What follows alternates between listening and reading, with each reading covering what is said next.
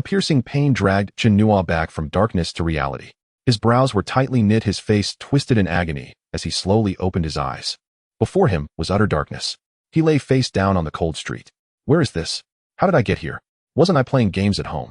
Chinua struggled to steady his breath, pressing his hands against the ground. But severely injured, he lacked the strength to rise. After great effort, he managed to flip onto his back. Lying on his back, Chinua gasped heavily. His head felt sticky. He wiped his forehead with difficulty.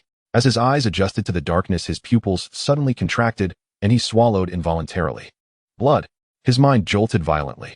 Dizziness gave way to a blinding light. With effort, he focused on a translucent interface before him. What is? Memories began to merge. Chinua had recently become obsessed with a trending post-apocalyptic role-playing game. Slow leveling and weak stats with no money to spend, he was constantly mocked by teammates. After several sleepless nights grinding levels, he discovered a terrifying truth. Without paying, he could never surpass others. Obsessed, he took a different path. He found an obscure website and after spending a month's allowance purchased a game modifier. But when Chinua excitedly downloaded the modifier, he found it was a ridiculously simple editing interface. It had strict limits, only allowed to max out attributes within the same level. For Chinua, who was already low level, it was utterly useless. It felt like the modifier itself was mocking him, thinking about the wasted month's allowance. In a fit of rage, and after days of sleep deprivation, Chinua's soul transmigrated. His gaze focused on the translucent interface. The modifier was still there. Host Chinua health 2560 bleeding mana unlocked strength 6 agility 6 constitution 6 spirit 2 talents none inventory unlimited note 2395929 until apocalypse. He glanced quickly, too pressed for time to study it fully. Health had dropped from 25 to 18. Only then did he notice the bleeding status marked after it. A strong sense of urgency washed over him. Would he die if health reached 0? He stared at the modifier and tried to alter it. Set my health to infinite. A buzzing sound, then a red warning: mana not unlocked, only basic function. Chinua cursed inwardly. Damn it, another piece of junk. How can you call yourself a modifier if you can't change? Cursing aside, survival came first.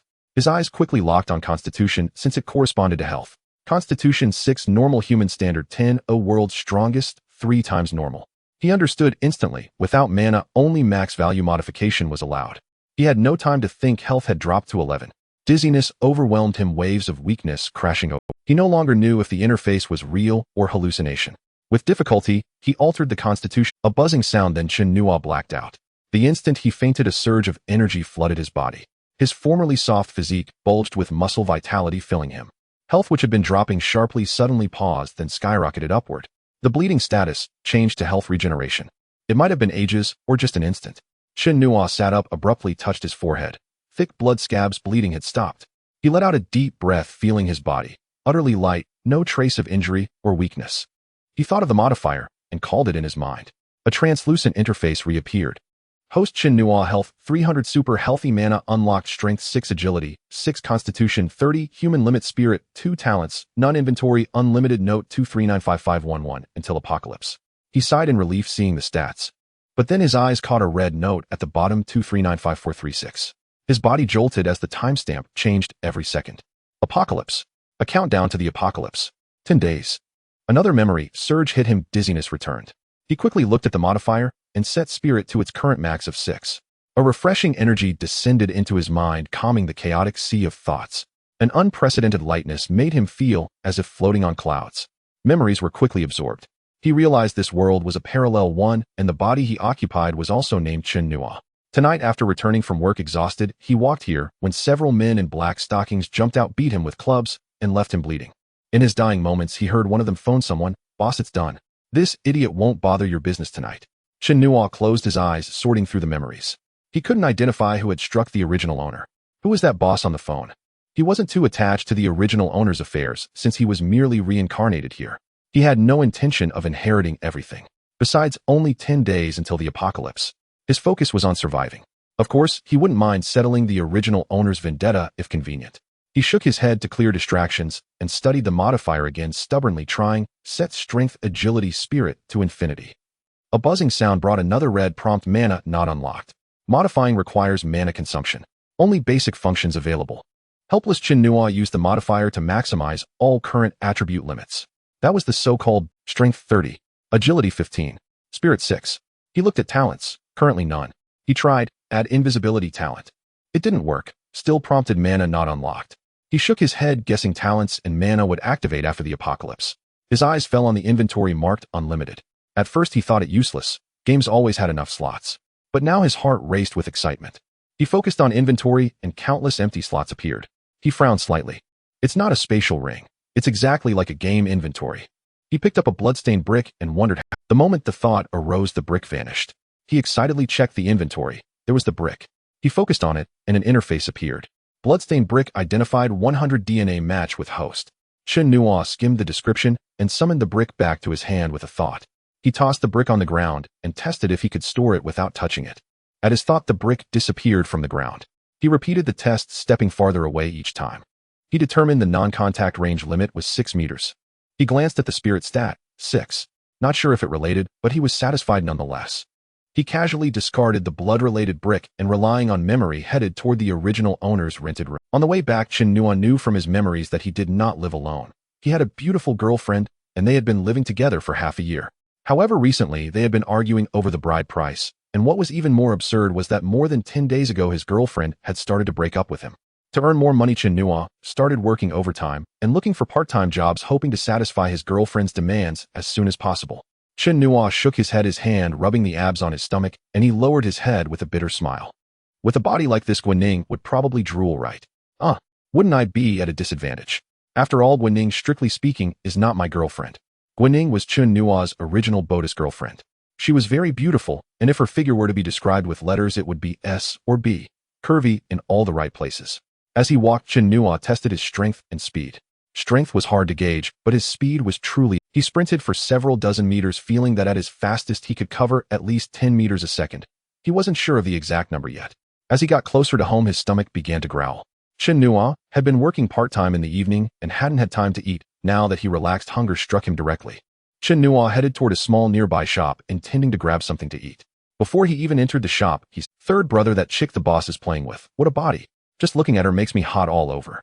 Hump, skinny dog, I advise you. Better watch your mouth. If the boss hears you, watch your skin. Third brother, I'm just talking. Why get so? Chen Nuo, standing at the door, heard every word clearly. One of the voices was the same as the one he had heard on the phone earlier. Chen Nuo's eyes narrowed. What a small world. Chen Nuo originally planned to wait for them to come out and teach them a lesson, but then he remembered what they had just said, and his heart tightened. No way. That woman should. Chen Nuo no longer had the heart to stay here. He could deal with these people later. He sprinted toward his home at top speed. People on the road felt only a strong gust of wind, as if a shadow had passed by them, but when they looked around, suddenly they broke out in cold sweat, shivering uncontrollably, and hurried home at a faster pace. Chen Nuo reached the building in less than 30 seconds. It was that kind of multi-story building, old and cheap with no elevator.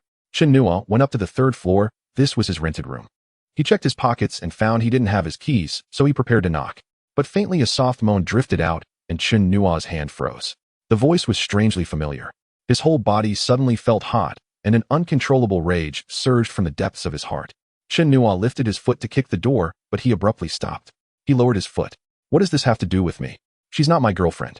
Chen Nuo took a deep look at the door. The sounds inside began to rise and fall. He sighed and said, "Oh, my friend, you really are buried deep in green." Chen Nuo went back downstairs and looked up at the 3rd floor. The dim lights seemed to flicker on and off. Chen Nuo looked around, and seeing no one, he nimbly grabbed the corner of the building. In a few leaps, he reached the bedroom window on the 3rd floor. He peered through the gap in the curtain. His throat moved as if swallowing. Chen Nuo shook his head, feeling agitated. He knew it was the influence of his original body. "Daddy, are you sure that poor loser won't be back? I don't want to be caught at home. Should we go to a hotel?" Henninger, rest assured. I just love the thrill of doing big things in someone else's home. Third brother just called. That kid has been taken down. Even if he wakes up, it'll be tomorrow. Don't say any more, come continue.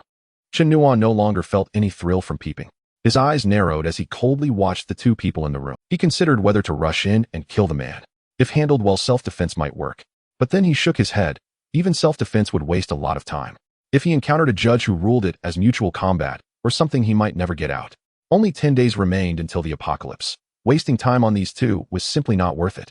Chen Nuo quickly convinced himself, but the anger in his heart still needed an outlet. So he looked at the two phones on the bedside table, and a twisted smile curled at the corner of his mouth.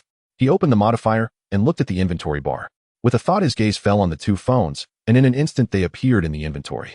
Chen Nuo took out one of the phones. It was Guanning's. He skillfully unlocked it and opened a live streaming platform called Tomato Live. He set the phone to silent, turned off all sounds, then started a live stream with the title "This Rooster in the Clouds and Rain." Chen Nua glanced at the room and then placed the phone in a hidden spot. The inventory bar allowed him to retrieve objects within 6 meters without contact and also to place them anywhere within 6 meters. Chen Nua then took out the middle-aged man's phone, turned it off directly, and put it back on the bedside table, doing everything silently. Chen Nua squinted as he watched the two people inside who were engaged in the most primal of collisions. He slowly climbed down the building and reached the ground. Looking up, he saw the shadows cast by the lights on the curtain, as if mocking him. Chen Nua took a deep breath. Consider this a little interest. When the apocalypse comes, I will avenge you. Chen Nua noticed a sun hat hanging outside a first-floor window, so he took it and put it on. He pulled the brim low, turned around, and walked toward a shop in the distance. After a few steps, he felt an itch on his forehead. He took off the hat, raised his hand to pick at the blood scab on his face, and touched his forehead. It was as smooth as a baby's skin. In the shop in the distance, Skinny Dog was looking at the Tomato Live app on his phone. In the beauty channel, a new title suddenly appeared. Someone sent gifts to alert everyone, and a live stream titled "This Rooster in the Clouds and Rain" was rapidly gaining popularity. Skinny Dog instinctively clicked in. What greeted him was a full dose of explicit content. Skinny Dog's voice turned shrill. "Third brother, come quick, this is huge. Look at that ass, those legs." Third brother and the other guys gathered around, their faces full of excitement, all expressing a parched and thirst. Suddenly, third brother's expression froze. He quickly snatched the phone. "Third brother, what are you doing?" "I was holding it fine." Third brother narrowed his eyes and glanced coldly at Skinny Dog. The others understood that third brother must have discovered something, and they all fell silent. Third brother looked closely and realized that the person on the screen was indeed his boss. "Damn, what's going on? That's the boss." Skinny Dog also leaned in and confirmed it was indeed the boss. He blurted out, "Could the boss be into this kind of thing?" Third brother looked at Skinny Dog, then took out his own phone to confirm. Whether it was true or false, it wouldn't hurt to check. The phone gave a power-off prompt. In this world, live streaming had no restrictions. If you were willing, you had absolute freedom. Third brother tossed Skinny Dog's phone back to him and prepared to go knock on the door and ask. But at that moment, his phone rang. He quickly looked at the screen and his eyes contracted. The name displayed was Boss. He took a deep breath and answered the call. A stern but slightly teasing voice came through. "Third, tell me, where is our boss Jiang? I want to go there and cheer him on in person." Lao San's grip on his phone tightened abruptly as he hesitated. "Madam Boss, there may be a misunderstanding." But the voice on the other end cut him off immediately. "Tell me your location. No excuses, no delays. And if you dare alert him before I arrive, you'll learn once and for all whether this household answers to me or to Jiang Yu." Lao San finally relented and gave her the address, then hung up with a sigh of resignation. By then, the internet had already erupted. After all, the protagonist was a local celebrity in Nana City. Jiang Yu, heir to the Jiang Group, had assumed leadership just over a year ago. The conglomerate spanned multiple industries, with supermarkets, cold chain logistics, and freight distribution forming its core operations. No one could have imagined such a man would stage an all-out brawl live on a streaming platform. Chen Nua was walking toward the shop, intent on confronting Sango and settling old scores, when suddenly the jarring tune, "So Beautiful Chicken," blared out. Chen Nua pulled his phone from his pocket. Its cracked screen made the contact label nearly illegible, so he declined the call outright. Yet the phone rang again instantly. After a moment's pause, he answered. "Hello? Chen Nua, where are you? Hurry, open the Tomato Live app, now." "Guaning, she's doing that inside your rented apartment." Chen Nua listened, straining to recall who was speaking. "Oh, it's Wang Chun. Guaning and I broke up. Whatever she chooses to do is entirely her own affair." Wang Chun fell silent for several seconds upon hearing Chen Nua's calm tone, then sighed deeply. "Well, maybe it's for the best. I'll introduce you to someone better soon. Still, that Guaning, she's outrageously manipulative, picking an older man like that." Chen Nua had no desire to dwell on Guaning. His sole focus now was meticulously planning the 10 days remaining before the apocalypse's arrival. Yet Wang Chun seemed utterly captivated and began recounting Jiang Yu's background instead. Chen Nua had been listening half-heartedly until he froze. "Wang Chun, did you just say that greasy middle-aged man belongs to the Jiang Group?" Wang Chun blinked, startled. He'd been talking for minutes, yet his friend had only just registered the detail. "Chen Nua, are you sure you're all right? Don't do anything reckless. I've got your back no matter what." Chen Nua's eyes narrowed, not from slowness, but because he wasn't the original occupant of this body and thus felt no visceral connection to its past. At last it clicked. The Jiang Group was where Chen Nua worked, and Jiang Yu was his employer. No wonder the man had seemed oddly familiar. Stripped of clothes and rarely seen recognition, just then a car sped toward him. Chen Nua leapt aside, barely avoiding impact, as his cap tumbled onto the pavement. He bent down and retrieved it. The vehicle halted nearby, then reversed slowly until it stopped directly before him. The window slid down, revealing a woman of striking beauty. Her gaze lit up, her tongue instinctively flicking across her lower lip. Young man, my apologies. I'm in quite a hurry, so I urged the driver to accelerate. Are you unharmed? Chen Nua exchanged a few hasty words with Wang Chun before hanging up and shoving the phone carelessly into his pocket. I'm fine, but perhaps drive more cautiously at night. His poised, unflinching composure struck Su Li like a sudden spark. She glanced back, retrieved a business card from her handbag, and extended it to him. This is my card. You may reach out anytime you need assistance. Oh, and young man, I'm heading to the Yi Yuan Yang residential compound. Is it nearby? Chen Nuo accepted the card. Her fingers brushed his, subtly, almost imperceptibly. He treated it as accidental, then studied the card, and his brow furrowed. Su Li, general manager of the Jiang Group. What an extraordinary coincidence. A faint, enigmatic smile curved his lips, a smile so compelling that even Su Li, seasoned in matters of allure, momentarily lost herself before swiftly regaining her poise. Oh, do you know someone at the Jiang Group? Chen Nuo lifted his gaze to meet hers. Though 37 time had touched Su Li lightly, bestowing not decay but a refined magnetic grace. Su Li held his gaze, her eyes gleaming with quiet intensity. Chen Nuo glanced at the phone she'd handed him. Its screen displayed both the Yi Yuan Yang residential compound and Li Min's store. That very compound was his home. He nodded, then pointed toward the softly lit storefront ahead. Yes, you've arrived. That's the Li Min store you're looking for. Chen Nuo tucked the card into his pocket and offered Su Li a lingering, inscrutable smile. She watched him walk away, until he dissolved into the deepening shadows, leaving her strangely breathless. Through the rearview mirror, the driver caught Su Li's expression, and a flash of envy crossed his eyes. Sister Su, shall we proceed now? Su Li turned sharply, her voice edged with irritation. Humph, must you always chatter? Drive.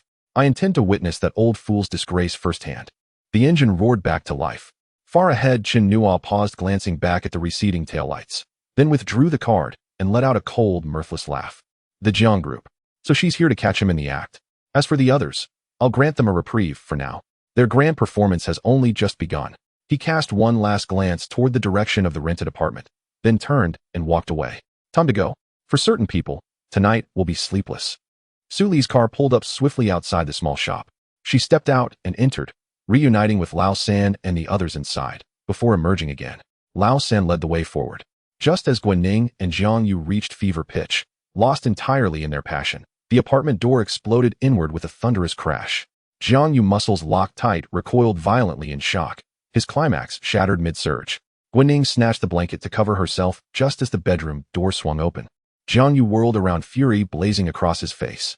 His first thought, Chen Nuo had returned, to usurp him, to claim what belonged to him. That penniless boy daring to covet his girlfriend. An honor beyond measure. But the figure stepping through the doorway was Su Li, clapping slowly, her gaze raking over Jiang Yu's naked form with amused disdain. Then she swept her eyes toward Guanning, still burrowed beneath the sheets, and smirked. Jiang Yu, you've truly outdone yourself. What kind of worn-out slipper do you think fits your foot now?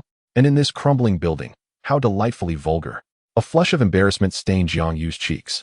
Su Li, his little wife, had been formally wedded to him by family arrangement. Their union was a strategic alliance between powerful dynasties. So long as he avoided utter scandal, both sides would tolerate his indiscretions. Lily, you misunderstand. I merely came to inspect my subordinates' living conditions. As he spoke, Jiang Yu hastily scrambled for his clothes strewn across the bed. His explanation ignited the online crowd, thrilled spectators now crowing that this live spectacle was in fact a masterclass in managerial care for subordinates. A lesson well learned. Su Li scoffed, her smile laced with mockery. She pulled out her phone, opened the live streaming platform, and waved it deliberately before Jiang Yu's eyes. Jiang Yu, this won't be settled so easily. You've just performed a live broadcast for thousands. I now hold every legal right to strip you bare and cast you out. Jiang Yu's brow nodded. He yanked on his trousers and stared at Su Li, bewildered. A live stream? What live stream? Su Li turned, scanned the room, and spotted a hidden phone, its lens pointed squarely at the bed. She snatched it up and hurled it toward Jiang Yu. He flinched, swallowing hard. Jiang Yu seized the device and stared at the screen, awash with messages. Thank you, teacher, for your devoted instruction. Rage detonated within him. Without hesitation, he hurled the phone straight at Guanning's covered head. It ricocheted violently off the wall before shattering on the floor, its screen splintering, its transmission severed. Thus ended the spectacle, abrupt, brutal, and irrevocable. Chen Nuo walked along the night road, contemplating the events of the next 10 days, preparing to find a place to stay. He took out his worn-out phone, which was quite unsightly, and looked up, discovering a phone shop in the distance. He decided to borrow a phone for the time being. He first glanced at the countdown on the Modifier 2391014. Then he walked normally in another direction, stopping at a distance from the phone store, looking around and noticing there were no cameras. Suddenly, he turned and sprinted towards the phone shop. In the blink of an eye, Chen Nuo reached the entrance of the store, slipping past as the night obscured him, leaving only a fleeting shadow captured by the camera. However, several phone display counters near the entrance abruptly vanished. Chen Nuo dashed past the phone store and quickly retraced his steps back to the previous spot. He adjusted his breathing and continued walking forward as if nothing had happened. As he walked, Chen Nuo glanced at the packaging area. 5 or 6 counters and more than 20 phones had been categorized and neatly arranged in the packaging area. Chen Nuo was a bit dazed. He had thought they would be together, but he didn't expect the packaging area to separate them automatically. Chen Nuo shook his head, deciding not to dwell on it, thinking that this arrangement was more convenient for him. He randomly picked up a phone, inserted his SIM card, and turned it on. He downloaded the online banking app and checked his savings, which amounted to over 900 accumulated from 2 to 3 years of work. This was still far from the 300 bride price proposed by Guanning. No wonder the original owner had to take on multiple jobs until late at night. Chen Nuo shook his head and headed towards a decent hotel. He remembered he wasn't going to skimp on himself. Arriving at the hotel entrance, he looked up at Yunong, where 2 Cupid statues flanked either side of the. He stepped up the stairs and walked into the hotel lobby. The young lady at the front desk, who was dozing off, quickly put on a professional smile upon hearing the noise. Chen Nuo approached the counter, inquiring about the price before booking a luxury suite for a total of 1,999 yuan. While he was checking in, a few drunken young men stumbled in. Chen Nuo cast a glance at them, 3 men in their early 20s and 2 unconscious women, dressed quite provocatively, swaying their hips. One of the men noticed Chen Nuo's gaze and approached, reaching for Chen Nuo's neck. "You little punk, what are you staring?" Chen Nuo raised his hand to gently block him. Su Hao, having drunk too much, wobbled and fell directly to the ground with a thud. Chen Nuo frowned slightly, not expecting that merely glancing at a woman's backside would lead to trouble. Who could he? Thinking this, Chen Nuo took another look. Surprisingly, she was quite fair. He swallowed hard. While Su Hao struggled to get up from the ground, his 2 friends were busy helping the women and didn't come to assist, instead laughing drunkenly. "Su Hao, you can't even stand. Why don't you just go back and rest? Don't worry, we can handle these 2 beauties." Su Hao, embarrassed and furious, swayed towards Chen Nuo, pointing a finger at him. "You little loser, do you believe I can make your life in Nanha City a nightmare with just one word?" Zhao Wei also slammed his hand on the front desk, turning to the young lady and shouting, "Get me a luxury suite, hurry up. My desires are unbearable." The front desk lady, appearing somewhat conflicted, replied, "I'm sorry, sir, but we have no luxury suites left. We have a king-sized room available. Would you like to book that?" Chen Nuo shook his head with a cold smile, simply staring deeply at Su Hao and the others. At that moment, the front desk lady handed him the key card for the luxury suite, and he reached out to take it. Suddenly, a hand shot out beside him and snatched the key card first. Zhao Wei was enraged, shouting at "What the hell? Isn't this a luxury suite? You dare to trick me, you little wench. Do you believe I can make you lose your job?" Li Shui showed a dissatisfied expression, but she still smiled, explaining to Zhao Wei, "Sir, this is our last luxury suite, and it has already been booked by this gentleman." Zhao Wei's eyes suddenly gleamed as he looked at Li Shui, realizing she was far more attractive than the woman he was holding. He grinned lewdly. "Sister, do you want a part-time job?" Li Shui frowned, understanding Zhao Wei's implication, feeling a bit angry, and coldly snorted, "Sir, please behave yourself." Jing Tao, hearing Zhao Wei's words, smirked, eyeing Li Shui's curves, realizing she had potential. Even the buttons of her outfit were straining. Seeing that Li Shui was not giving him face, Zhao Wei only gave a wicked smile and then turned to Chen Nuo. "Kid, you've offended our brother. If you can give us this luxury suite, we can let this slide." Su Hao, hearing this, was unwilling. If he weren't swaying on his feet, he would have rushed to fight them. Let it slide. Zhao Wei, are you drunk? No one in Nanha City dares to offend me, Su Hao. Su Hao stuttered, struggling to articulate his drunken words while continuing to babble. Zhao Wei waved his hand at Su Hao, whispering something in his ear. After hearing it, Su Hao looked at Chen Nuo with a sinister smile on his face. "All right, consider yourself lucky.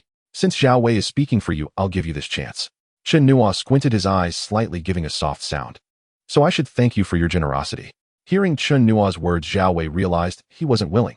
However, Chen Nuo continued, "But although I can't give it to you, I can resell this luxury suite to you." Jing Tao scoffed upon hearing this. "So you're just a poor loser. You should have said so earlier. If it can be solved with money, then it's not a problem. How much do you want?" Chen Nuo understood from their attire and arrogant words that these men were not short on cash. "Not much, 200,000. Jing Tao waved his hand, stating directly, "I thought it would be more, but..." Before he could finish, he suddenly felt a sharp pain in his tongue from biting it. "How much did you say?" Chen Nuo held up 2 fingers. 200,000. "Do the 3 young masters not even have this much money?" Chen Nuo said, shaking his head. "I thought you 3 were wealthy. Turns out you're just 3 poor losers." Su Hao and the others were enraged. Their monthly allowance was in the millions. 200 was just pocket change to them. We're poor losers. Say that again. Chen Nua, seeing their anger rise, calmly replied, there's no need to be angry. If you're truly wealthy, just throw money at me. Su Hao took out his phone from his pocket and shouted angrily, damn it, how dare you look down on me? It's just 200,000. We'll each give you 200,000, so you can see that 200,000 is nothing to us. Chen Nua shrugged slightly, looking at Li Shui and saying, they're the ones insisting on giving me money. If they accuse me of extortion, afterward you have to testify for me. The three of them, fueled by alcohol, were provoked by Chen Nua and took out their phones to transfer money to him on the spot. Chen Nua checked the online banking app and saw that 600 had indeed been transferred. Chen Nua looked up at the three of them. Their faces displayed a proud sense of having more money than sense. Since that's the case, the luxury suite is yours. He turned to Li Shui while the three continued to curse and boast about how worth it the luxury suite was. Chen Nua smiled at the astonished Li Shui as they walked towards the elevator. Sister, give me a king-sized room. Li Shui snapped back to her senses and hurriedly processed Chen Nua's check-in. Inside, she felt a twinge of envy. A luxury suite worth 1,999 yuan had just garnered 600 right in front of her eyes. Chen Nua took the room card to his room, casually glancing around. Finding the environment satisfactory, he pulled out his phone and decisively called the police. Hello, I want to report a crime. At the Yunong Wenong Hotel, in a room, there are 3 individuals with 2 drunken underage girls. They may be planning to commit illegal acts. Please dispatch someone quickly. Soon after, about 10 minutes, the sound of police sirens echoed outside. Chen Nua walked to the window and looked down, indeed seeing a police car parked in front of the hotel. Chen Nua adjusted his attire, glanced around the room, and stepped outside. He arrived at the front desk on the first floor, where Li Shui greeted him promptly. Hello, do you need any assistance? Chen Nua nodded. Just a moment. I would like to change my room. Li Shui was taken aback and quickly inquired. Is there something wrong with your current room? Chen Nua shook his head. Don't think too much, everything is fine, but I have a better option and you will know soon. Before long, a noisy commotion came from the elevator and the doors opened to reveal a group of people rushing out. Be careful, do you know who my mother is? Xu Hao's voice was still as arrogant as ever, and Jing Tao and Zhao Wei were also cursing. The 2 girls were dressed even more provocatively, their clothes disheveled, with smudged makeup, quietly sobbing. Why are you crying? Isn't it just about money? I have plenty of it. Chen Nua watched as the police escorted Su Hao and the others, who also noticed him. Chen Nua wore a smile and said to Li Shui beside him, change my standard room to their luxury suite. I feel they won't be staying here tonight. Su Hao and the others were momentarily stunned before being pushed out by the police. Before stepping out the door, Jing Tao gave Chen Nua a deep glance. The 3 sat in the police car, and Jing Tao took a deep breath. Officer, my father is the director of the city hospital. Can we make a call home? The responding officer glanced at Jing Tao and then at Su Hao and Zhao Wei. After a moment of thought, he nodded. While the car was still on the road, the officer's phone rang. He checked and then looked at Jing Tao before answering the call. Yes, it's me who brought them in. All right, I'll release them now. After the call ended, the officer stopped the police car and said to the others, release them. The director has... As the handcuffs were removed, the officer reminded them. You 3 need to handle the situation with these 2 girls properly, otherwise there will be big trouble later, do you understand? The 3 nodded and escorted the 2 girls out of the police car. Just as the police car was about to start, Jing Tao asked, Officer, can you tell me why you suddenly came to arrest us? The officer glanced into the distance and softly replied, we received a report from the Choyang community, which is... As the police car drove away, Jing Tao slammed his phone onto the ground. Damn, how dare they set us up? I will make him pay. Su Hao realized too late and frowned. Taozi, are you saying someone deliberately set us up? Zhao Wei recalled Chen Nua, who had been waiting at the door to change rooms, clearly aware that they would be caught. Taozi, is it that loser from the hotel? Jing Tao nodded. I bet it's him. You saw how he reacted when we were caught. He wasn't surprised at all and looked like he was enjoying the show. Who else could it be? Su Hao suddenly trembled, his face showing anger. So it's him. Let's go find him. How dare he provoke the 3 young masters of Nanha? He absolutely cannot be spared. As Su Hao spoke, he was about to go back to find trouble with Chen Nua, but Jing Tao stopped him. It's late tonight, and let's find some people tomorrow morning to teach him a lesson. As for tonight... Jing Tao glanced at the 2 girls beside him, revealing a lewd smile. Zhao Wei and Su Hao understood, having been forcibly taken away before they could fully enjoy themselves. Chen Nua had someone do a simple cleanup of the scene before walking inside.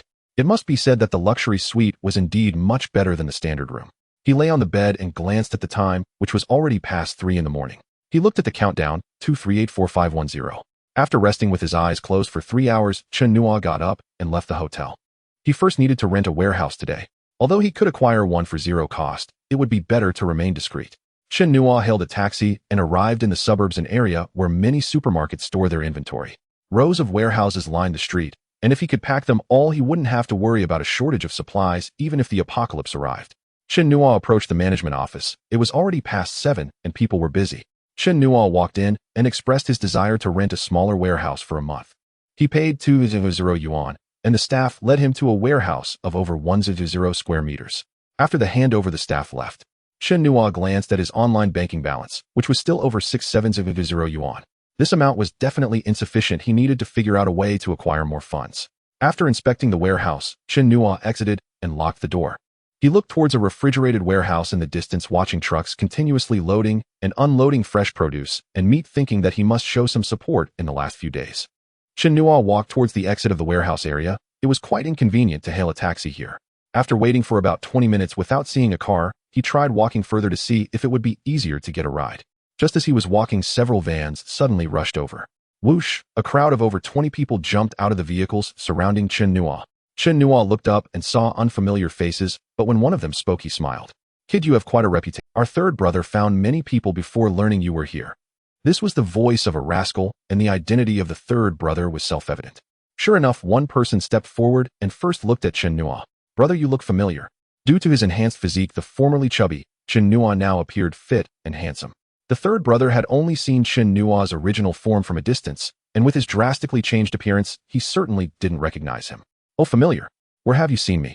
The third brother's brows furrowed slightly. He sensed something unusual about Chen Nua, but he couldn't afford to think about that now. Last night, he had been fired by his boss because he had been caught with the boss wife, completely losing his boss' trust. In his frustration, he received a big assignment early this morning. Jing Xiao, one of the 3 young masters of Nanha, reached out to him, offering 500 to have someone kidnapped. Initially hesitant about committing a crime, the third brother changed his mind upon hearing the offer of 500, indicating that everything was negotiable. Eventually, the price was raised to 1 million, and the third brother was completely convinced. Jing Tao and the others were eager to spend the 1 million just to vent their frustrations. "Let's go. Since you've offended Jing Xiao, you can only say that your luck is bad." Chen Nua vaguely understood what was happening, and without resisting, he followed them onto the van. The van took a long route, bringing Chen Nua to a villa area. After a while, the car stopped and Chen Nua was pulled. The group arrived in front of a villa, and Chen Nua looked around, noticing that there were almost no people. The door opened, and Chen Nua was led inside the villa. Upon entering, he saw 3 people casually sitting on the sofa with sticks and ropes carelessly thrown on the ground, along with a large burlap sack. Chen Nua glanced over and saw Jing Tao, Su Hao, and Zhao Wei.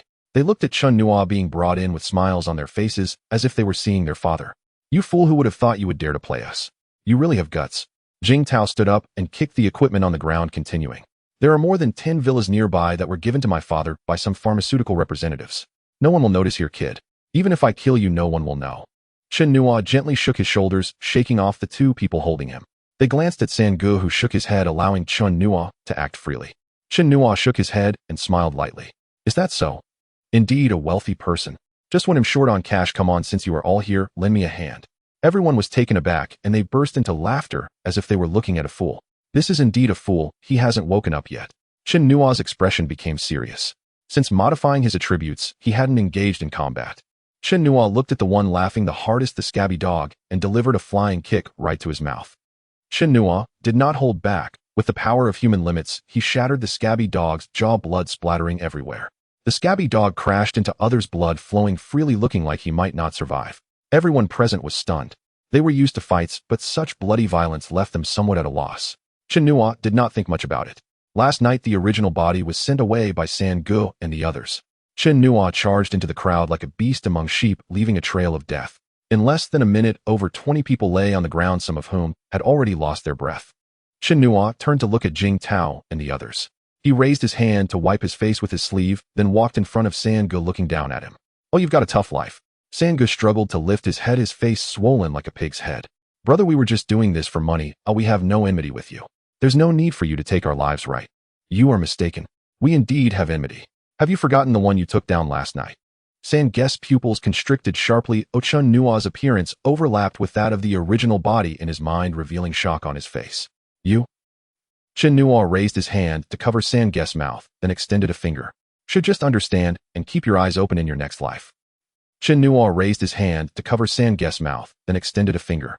"Should just understand, Chen Nua stood up, and San Guess I showed shock and regret, his gaze beginning to fade, but none of that mattered. Chen Nua looked at Jing Tao and the others, who were already paralyzed with fear, urinating in their pants. When they saw Chen Nua looking at them, they quickly knelt down.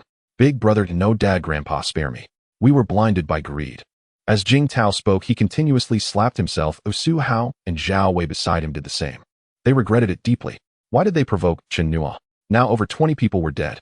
They dared not think further and could only hope Chen Nua would show some mercy. Jing Tao's mind was still sharp. He recalled that Chen Nua had mentioned being short on money. I have money, I'll give you everything. I also know where my dad hid the bribery money. Just let me go and he'll tell you everything. Chen Nua looked at Jing Tao with interest and asked, what exactly does your father do? When Jing Tao heard Chen Nua's voice, his body instinctively shuddered, and he hurriedly replied, my dad is the director of the municipal hospital. These 10+ villas were given by pharmaceutical representatives, and there is a lot of cash involved. As long as you spare me, I can give you all that cash. Don't worry, since this money was obtained through bribery, you don't have to worry about my dad suing you. Chen Nua nodded. Jing Tao was quite logical. He looked at Su Hao and Zhao Wei. What about you? Su Hao and Zhao Wei quickly introduced themselves. It turned out that Su Hao's mother was the deputy mayor of the city responsible for development in this area, while Zhao Wei's father was the richest man in Nana City. Su Hao stated that he also knew where his mother hid cash from bribery, and that developers had given his mother. However, Zhao Wei was different. Although his father was wealthy, he tightly controlled the finances. Chen Nua walked towards Zhao Wei and spoke plainly. Since you have no money, I cannot spare you. Chen Nua said, raising his fist to strike Zhao Wei. Zhao Wei's brain raced as he watched Chen Nua's fist getting closer, and he began to shout. Spare me. I just thought of something. I have money. Don't kill me. Chen Nua's fist stopped. Oh, tell me, and if you dare to deceive me, you know the consequences. Zhao Wei struggled to swallow, his face drenched in sweat, his entire body soaked. My dad is the richest man in Nana City, and his businesses cover all aspects. As long as you don't kill me, I can provide you with conveniences that will allow you to make a fortune. Chen Nua looked at Zhao Wei, thought for a moment, and then asked, does your family have a supermarket or any material-related business? Zhao Wei leaned back, realizing that since Chen Nua was inquiring, he had temporarily saved his life. Chen Nua waited a few seconds for Zhao Wei to adjust. Zhao Wei took a deep breath. The smell of blood and feces nearly choked him. My family is the second largest shareholder of Jiang Group, and we Zhao family completely monopolize all warehouse businesses in Nana City. Chen Nua's face showed surprise as he glanced at Zhao Wei, then picked up an iron rod from the ground. Zhao Wei's face showed fear. Chen Nua did not approach him, but turned to those who were on the ground. A few still had some breath. Their breathing sounded like a windbag, and he was ready to deal the final blow, or rather the final strike with the rod. Chen Nua raised his hand and knocked a few times on the heads of those people, then turned back to face the three. Now it's quiet. Those people's breathing was a bit too loud, which annoyed me. Jing Tao, Su Hao, and Zhao Wei were thoroughly terrified. They had learned many great principles from their parents. How could they not understand? Chen Nua was sending them a clear message. Jing Tao was the first to speak. Brother, from now on your words will be more effective than my father's. If you tell me to go west, I will never go east. Su Hao and Zhao Wei were clearly a beat slower, but they too began to pledge their loyalty. Chen Nua nodded, then forcefully bent the iron rod in his hands, twisting it like a thumb in diameter. Jing Tao and the others stared in shock as the iron rod was twisted together. Chen Nua casually threw it on the ground. Let's go up first, let's take a shower, then take me to see my little money. Jing Tao and the others stood up, trembling, glancing at Chen Nua before heading toward the bathroom. Each supported the other while Chen Nua watched their backs and spoke. You are all smart people, so don't do anything foolish. The three paused. In truth, Chen Nua was overthinking it. They were entirely stunned by the sight of him having killed over 20 people. All they wanted now was for Chen Nua to spare them, and they would be grateful. As for escaping, where could they run? Calling the police. What if the police were ineffective? Thus, whether it was escaping or calling the police, any misstep would only leave them with death. The three waited for a few seconds, and seeing that Chen Nua had stopped speaking, they continued toward the bathroom. Chen Nua watched as the three entered the bathroom, hearing the sound of water flowing from within, and then he averted his gaze. Looking at the ground, he noticed that over 20 people had already lost their lives, and this was why he had killed. One, it was a remote location, not easy to discover. Two, upon seeing the third brother and the others, there was a surge of resentment in Chen Nua's heart. Three, the apocalypse was about to descend, and with his attributes at their limit, as long as he was cautious, he could act without restraint. Chen Nua opened the modifier, focusing his thoughts on the corpse of the third brother. Buzz, the corpse appeared in the inventory, and Chen Nua looked at the third brother's body in the inventory. The corpse of the third brother was still warm. Should I have a taste? Chen Nua smiled. This inventory was indeed a miraculous tool for killing. Inside the bathroom, the three closed the door. Everything felt surreal. They exchanged glances before starting to take off their pants. They tossed their underwear into the trash bin stripped completely and began rinsing off. They dared not take too long, after a quick rinse they washed their pants. They wrung out their pants and quickly put them back on. Whether or not they were comfortable was no longer a concern. The bathroom door opened, and the three regained a bit of their spirits. They took a deep breath and stepped out. They looked up at Chen Nua, who was sitting on the sofa lost in thought. The three approached Chen Nua, but after just a few steps they all suddenly halted, their faces showing shock. In the hall the previous corpses had vanished, and the floor was bright and dazzling, not a single drop of blood in sight. If it weren't for the faint smell of blood lingering in the air. The faces of the three turned pale, indicating that if Chen Nua wanted to kill them, he could make them disappear without a trace.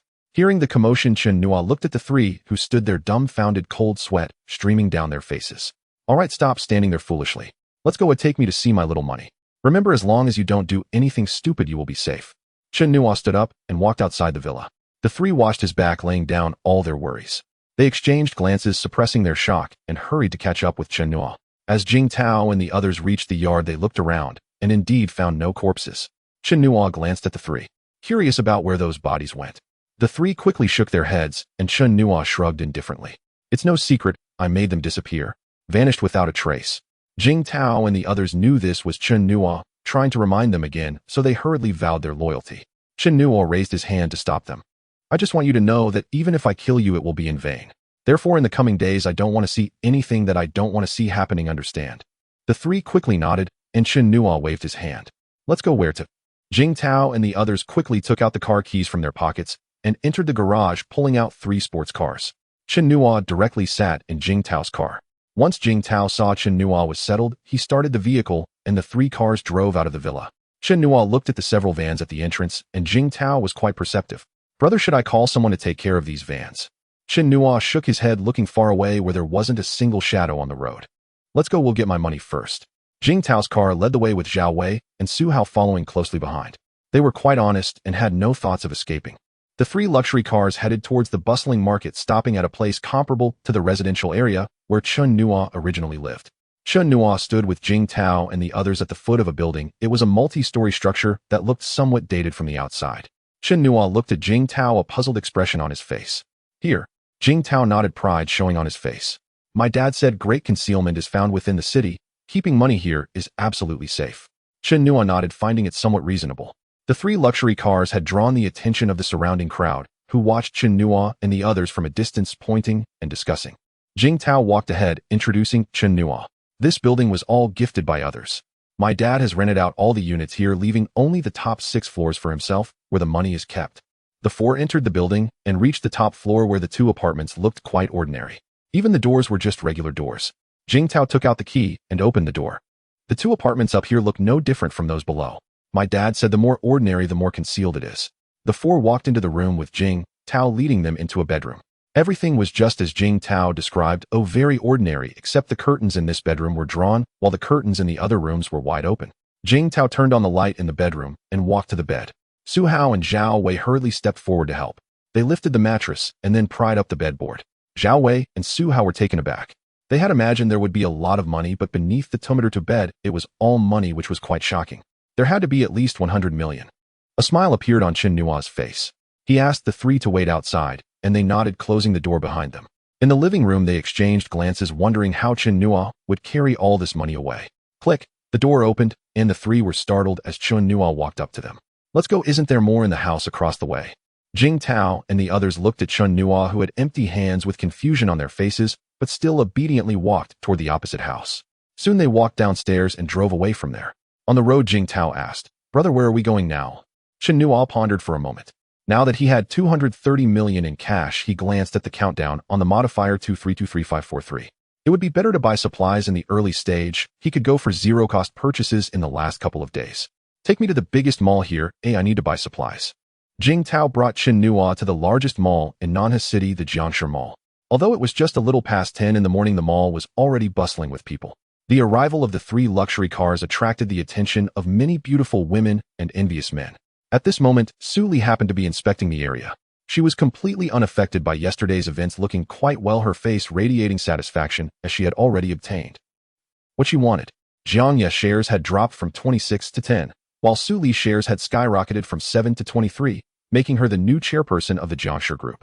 The rapidity of this change was due to a compromise reached between Jiang Ye's father and Su Li's father. The subsequent paperwork would be completed gradually. In short, Su Li had profited immensely from Jiang Ye's welfare livestream. Su Li's first stop after taking office was to the largest mall of the Jiangshi Group in Nanhe City, partly for inspection and partly to announce that she would be in charge of the group. Su Li watched the 3 luxury cars drive in from a distance, and the people next to her whispered, "Those cars seem to belong to the 3 young masters of Nanhe City." Su Li's face showed confusion as the person continued. "They are the sons of Deputy Mayor Wang Mei, Director Zhao Tianhe, and Dean Jinghua." Su Li's face showed surprise. Although she looked down on these wealthy sons, their parents were all prominent figures. Thus she prepared to personally greet them. As Su Li walked over, Zhao Wei and Su Hao got out of the car first. The people behind Su Li pointed out the identities of the two, but she was puzzled by the subsequent actions of the two. She saw them run to the front car and personally open the door. Everyone stared in astonishment, wondering what kind of big shot was coming out when Chen Nua stepped out of the car. Su Li paused, exclaiming softly, "It's you." Chen Nua looked up and saw Su Li staring at him in surprise. He smiled slightly. "Ms. So we meet again." Su Li quickly composed herself as she noticed Jing Tao and the others standing beside Chen Nua. She had already understood that Chen Nua was the main character. She walked up to Chen Nua, brushed her hair back with her hand, and then extended her fair hand. "Yes, I was just thinking that I should have asked for your contact information yesterday. Who would have thought we would meet so soon? What is charm in abundance?" Su Li's demeanor was exactly that. Every word and smile carried endless charm. Chen Nua reached out and gently shook her hand, momentarily stunned as he felt Su Li scratch him lightly. Their hands quickly parted. Seeing Chen Nua lost in thought, Su Li felt a flicker of delight within. "By the way, I still don't know your name. Also, why have you come to our Jiang family mall?" Chen Nua snapped back to reality, looking deeply into Su Li's bright and clear eyes which met his gaze. Chen Nua chuckled and shook his head. "My name is Chen Nua. The reason I came here is that Jiang Family Mall is the largest mall in Nanhe City, and I plan to purchase a large quantity of items here." Su Li's smile became even more radiant upon hearing that Chen Nua intended to make a large purchase. "Little brother, you are indeed my benefactor. I just got promoted to chairwoman of the Jiang Group today, and you come to present me with such a grand gift." Chen Nua was taken aback. He had completely overlooked Su Li's form of address and was merely curious. How could the Su Li who was still a general manager yesterday suddenly become the chairwoman today? He unconsciously said, "Promoted to chairwoman. Weren't you still the general manager last night?" Su Li smiled slightly. "So little brother, you are truly my benefactor. Tell me, what do you want to purchase? As long as we have it in our mall, I can sell it to you at the lowest price." Chen Nua didn't hear much besides the mention of the lowest price, which caught his attention. "Thank you, Su Dong. I have quite a few items to buy, and the lowest price will indeed save me a lot." Su Li's expression darkened, and she lightly pushed Chen Nua's arm. "Little brother, if you keep calling me Su Dong, I might just retract what I just said. Oh, just call me sister." Chen Nua raised an eyebrow and looked at Su Li. It dawned on him that she had been calling him little brother all along. He gazed at Su Li, thinking, this girl seems to have taken a liking to me. Those two, Jiang Yu and his wife, really are something. Jiang Yu took Chen Nua's girlfriend, and now Su Li. Are they really going to conquer everything like this? Su Li saw Chen Nua staring at her blankly and couldn't help but chuckle. "What? Not willing?" Chen Nua snapped back to reality and spoke directly. "How could that be? Having such a beautiful sister is my fortune." The two chatted and laughed while passers-by observed from a distance, curious about Chen Nua's identity, wondering how he could get the chairwoman of the Jiang Group to personally greet him and refer to each other as siblings. Guanning experienced a roller coaster of emotions last night. Her originally wealthy and prosperous life turned into a dream overnight. Jiang Yu, in a fit of rage, gave her a severe beating and then told her it was over between them. How could Guanning resign herself to this? Just recalling the scene of being pinned down by a greasy man made it even harder for her to let go. Thus, she needed to run into Jiang Yu and strive for his forgiveness. Therefore, she came to the largest mall of the Jiang Group, knowing that Jiang Yu would definitely come here to inspect the work. As soon as Guanning arrived at the mall, she was captivated by the scene in front of it. She saw Su Li. Although Su Li had only coldly watched her get beaten by Jiang Yu last night, she still felt a bit afraid to see Su Li. So she turned to leave, planning to avoid Su Li for now and come back later. However, as she turned, her gaze fell on Chen Nua. Though he had changed a lot, still retained his outline. The two had lived together for 6 months, and a strong sense of familiarity surged within her. She covered her mouth with her hands, her face filled with shock, shaking her head vigorously. How is this possible? It can't be him. If it were him, how could he have changed so much? Right, I called him yesterday. Guanning quickly took out her phone from her bag and dialed Chen Nua's number. Chen Nua and Su Li were happily conversing as they walked into the mall when suddenly, "The ringtone is so beautiful." Chen Nua suddenly stopped and a smirk appeared on Su Li's face. "Little brother, is that ringtone a reflection of you?" Chen Nua's face turned red. He couldn't handle Su Li's teasing. He pulled out his phone and saw the label got it. Guanning watched from a distance as Chen Nua took out his phone and had already confirmed it was indeed him. She was extremely surprised, not understanding how Chen Nua had changed so much. Moreover, he could still laugh and joke with that woman. Could it be? Guanning's face showed anger as she muttered, "You scummy loser, how dare you flirt with other women behind my back? Is what you have at home not enough?" Chen Nua directly rejected the call and put his phone in his pocket. "A nuisance call, let's go inside and talk." Guanning stared dumbfounded at her phone as the screen went dark, showing the label Little Chun. He actually hung up. How dare he? She angrily looked up, but there was no trace of Chen Nua in sight. Guanning took a few deep breaths, her alluring figure on full display as the man beside her looked on with an eager expression. Upon noticing this, Guanning spat and walked towards a nearby fast food restaurant, preparing to wait for Chen Nua to come out and confront him. Chen Nua followed Su Li into an office, and Jing Tao and the others tactfully did not follow inside. Su Li picked up a cup and poured water for Chen Nua, who watched her graceful silhouette from behind, finding her. Su Li noticed out of the corner of her eye that Chen Nua was secretly watching her, and her lips involuntarily curled into a smile. Chen Nua hurriedly averted his gaze, surveying the office environment. Su Li approached Chen Nua and handed him the cup. "Don't mind the hospitality, there isn't really anything good to treat you with. Next time sister will treat you to a meal." Chen Nua took the cup, took a sip, then set it aside. "You're too kinda, let's get down to business. I need to stock up on a large amount of supplies for unexpected needs." Su Li furrowed her brows, slightly a look of confusion on her face. "Stock up? Unexpected needs? Have you received some news?" Chen Nua did not elaborate, but decisively said, "I just want to know if you can fully supply me. Of course the payment will not be shortchanged." Su Li looked at Chen Nua's arrogant demeanor, a playful smile appearing on her face. She didn't quite believe what Chen Nua was saying. The Jiang Group fully supplying him was not something she took lightly. "Little brother, you might not fully understand the supply capacity of the Jiang Group." Chen Nua directly interrupted. "I will give you 200 million as a down payment. Oh, I want to order 1 billion worth of goods." Su Li was taken aback. 1 billion was not a small sum. She stared at Chen Nua for a few seconds. "Little brother, are you serious?" Chen Nua nodded, looking at Su Li, and then reached out to pull her hand. "Sister, I am very serious." Su Li's face flushed. Usually, she was the one teasing others. Unexpectedly, Su Li let out a playful laugh, shook off Chen Nua's hand, and rolled her eyes charmingly. "What? Little brother, do you want to use money and charm to bombard your sister?" "Sister is a married woman," Su Li said playfully, poking Chen Nua's chest with her finger. Chen Nua shrugged slightly. His reason for doing this was merely to play along. If he could gain some advantage, it would make it much easier for him to procure supplies from Su Li later. "Sister, in 10 days, as long as you use the power of the Jiang Group to fully assist me in purchasing supplies, I will settle all payments for you in 10 days. If I cannot settle the payment by then, you can completely take back the supplies, and the advance payment I give you will be considered as compensation for breach of contract." Chen Nua saw that Su Li was still looking at him, so he continued. "Rest assured, when the time comes, all the supplies will be stored securely at Alien Storage in Nana City. I will only touch those supplies after I have paid the final payment." Su Li put away her smile. She was still very cautious in business, and Chen Nua's words made her think deep. "Brother, if the Jiang Group fully supplies you with various living necessities within 10 days, its value is likely to exceed tens of billions.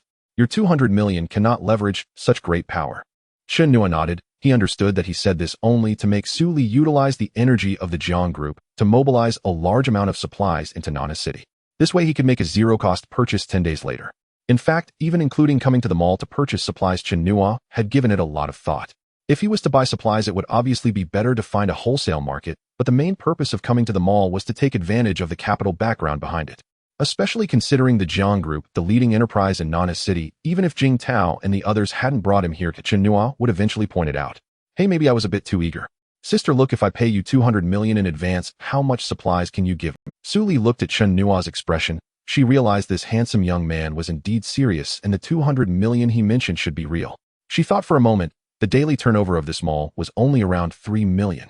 Previously, she had jokingly said that Chen Nua was her benefactor, but she didn't expect it to come true. Chen Nua thought that his 200 million was in cash, so he spoke up again. "My advance payment will be made in cash. That should be fine for you, right?" Su Li was taken aback. She glanced at Chen Nua, wondering why he didn't use a bank transfer. However, she didn't voice it, as business people usually do not restrict the payment method of their clients. "Of course, as long as your money is real, even if its source is illegal, I can help you launder it." Su Li added, "Brother, with the maximum authority I can get you up to 1.5 billion for your 200 million. However, as you said, once the supplies arrive, they must be stored in the warehouse first until you have paid the final payment." Upon hearing this, Chen Nua quickly reached out to grasp Su Li's hand. "Sister, you are truly my good sister. Rest assured, I will definitely pay you the final payment in 10 days. The two finalized the details and soon drafted the contract. Chen Nua asked Su Li to have someone prepare a large truck to collect the money. Su Li's face turned crimson. A contract involving 1.5 billion and 200 million in advance payment to be settled in 10 days was undoubtedly a great gift. Su Li had someone wait for Chen Nua outside the mall. She watched him intently, her breath becoming increasingly heavy. Brother, you have given me such a grand gift. I truly don't know how to thank you. Chen Nua shrugged slightly and replied to Su Li, sister, please don't say that. As long as you can fully meet my requirements in these 10 days, that would be the greatest gratitude for me. Su Li nodded. Brother, don't worry. As long as your advance payment arrives, I will immediately arrange for the group to supply you fully. Also tonight, I would like to treat you to dinner. You must give me this face. Otherwise, I won't be able to sleep at night. Chen Nua looked at the flush on Su Li's face, feeling a stir in his heart. He quickly shook his head. Su Li saw Chen Nua's expression and felt as if she had eaten honey. Brother, hurry and go. Tonight I'll call you. We'll have a good drink together. Chen Nua walked out of the office in a daze. Outside, Jing Tao and the others quickly approached him. Bro, where are we going now? Chen Nua snapped back to reality, glancing back at the office, feeling a shiver run through him. Let's go to Alien Storage in Nana City. Zhao Wei paused, surprised. Chungu, Alien Storage is my family's business. Chen Nua stopped in his tracks and turned to Zhao Wei. A few seconds later, a smile appeared on his face. All right, Zhao Wei, now you're actually of some use. Chen Nua took the lead, and Zhao Wei suddenly felt a sense of pride upon hearing Chen Nua's compliment, striding forward with newfound energy. Jing Tao and Su Hao felt puzzled. They exchanged glances, then looked at the motivated Zhao Wei and followed closely behind. The group arrived at the entrance of the mall, where Su Li's arranged person was already waiting. Chen Nua informed the person of the address and directly got into Zhao Wei's car, letting him lead the way as it was after all his family's industry. In the fast food restaurant, Guaning, who was waiting anxiously, saw Chen Nua walk out and quickly stood up, heading towards the door. Suddenly, a figure walked in and they bumped into each other. Ouch, that hurts. Are you blind? Guaning cursed a few times, thought of Chen Nua, and ignored the person who bumped into her. She walked out of the fast food restaurant, but by then the sports car had already started and was driving away. It was too late for her to chase. Helpless, she had no choice but to hail a taxi. Driver, catch up with those sports cars in front. The driver was taken aback and his lips twitched. Miss, with this configuration you want me to chase? The driver hadn't finished speaking when Guaning became furious. How do you talk? Who's the miss? If you can't talk properly, don't talk. The driver quickly apologized. It was just a reflexive comment. After all, Guaning's outfit was indeed quite revealing. Sorry, that was a slip of the tongue. Look at me, beautiful. Are you trying to catch up with the sports cars ahead? I just want to let you know that with our configuration, I can't guarantee we can catch up. Guaning showed her impatience. You really talk too much. Hurry up. If we don't chase now, we won't see their shadow anymore. In the city, the taxi could still barely keep up. The driver glanced through the rearview mirror at Guaning, who was looking anxiously ahead. Beautiful lady, you're quite good-looking with a great figure. Why do you need to chase after those rich second-generation guys? I tell you, those people are unreliable. Guaning felt pleased to hear the driver compliment her beauty, but her face remained serious. That sports car has my husband in it. I just want to follow him and see what he is going to do. The driver was taken aback. He glanced at Guaning's figure through the rearview mirror and swallowed hard. Is that so? I must say your husband is really lucky. A smile appeared on Guaning's face. When she saw Chen Nua sitting in the sports car chatting and laughing with Su Li, her impression of him had long since changed from before. She initially thought of Chen Nua as a rich second generation who was merely experiencing life. Now she felt proud to be with him and just wanted to hold him tight, vowing never to part. At that moment, the vehicles on the road had decreased and the sports car began to speed up. The taxi behind stepped on the gas to chase, but after 2 intersections, it was left far behind. After another turn, when the taxi turned, there was no trace of the sports car. The driver's lips felt dry. He licked them and said helplessly, Beautiful lady, I think it's better for you to call your husband. Oh, we've lost him with this configuration. Guaning's expression turned displeased. How could they have lost him? But if she returned like this, she would be unwilling. So she had no choice but to try to pull out her phone and dial Chen Nua's number. Chen Nua arrived outside Alien Storage in Zhao Wei's car. From a distance, the security guard raised the gate. 3 luxury cars drove directly into the storage yard.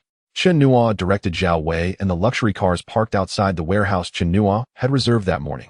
Chen Nua opened the car door, preparing to get out, when suddenly his phone rang. Damn it. Chen Nua took out his phone and saw the contact, Goddess Guaning. He frowned and thought to himself that he should change this contact name later. It was quite annoying.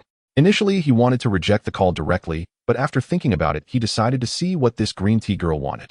The call connected, and before Chen Nua could say anything, Guaning's voice came through sweetly.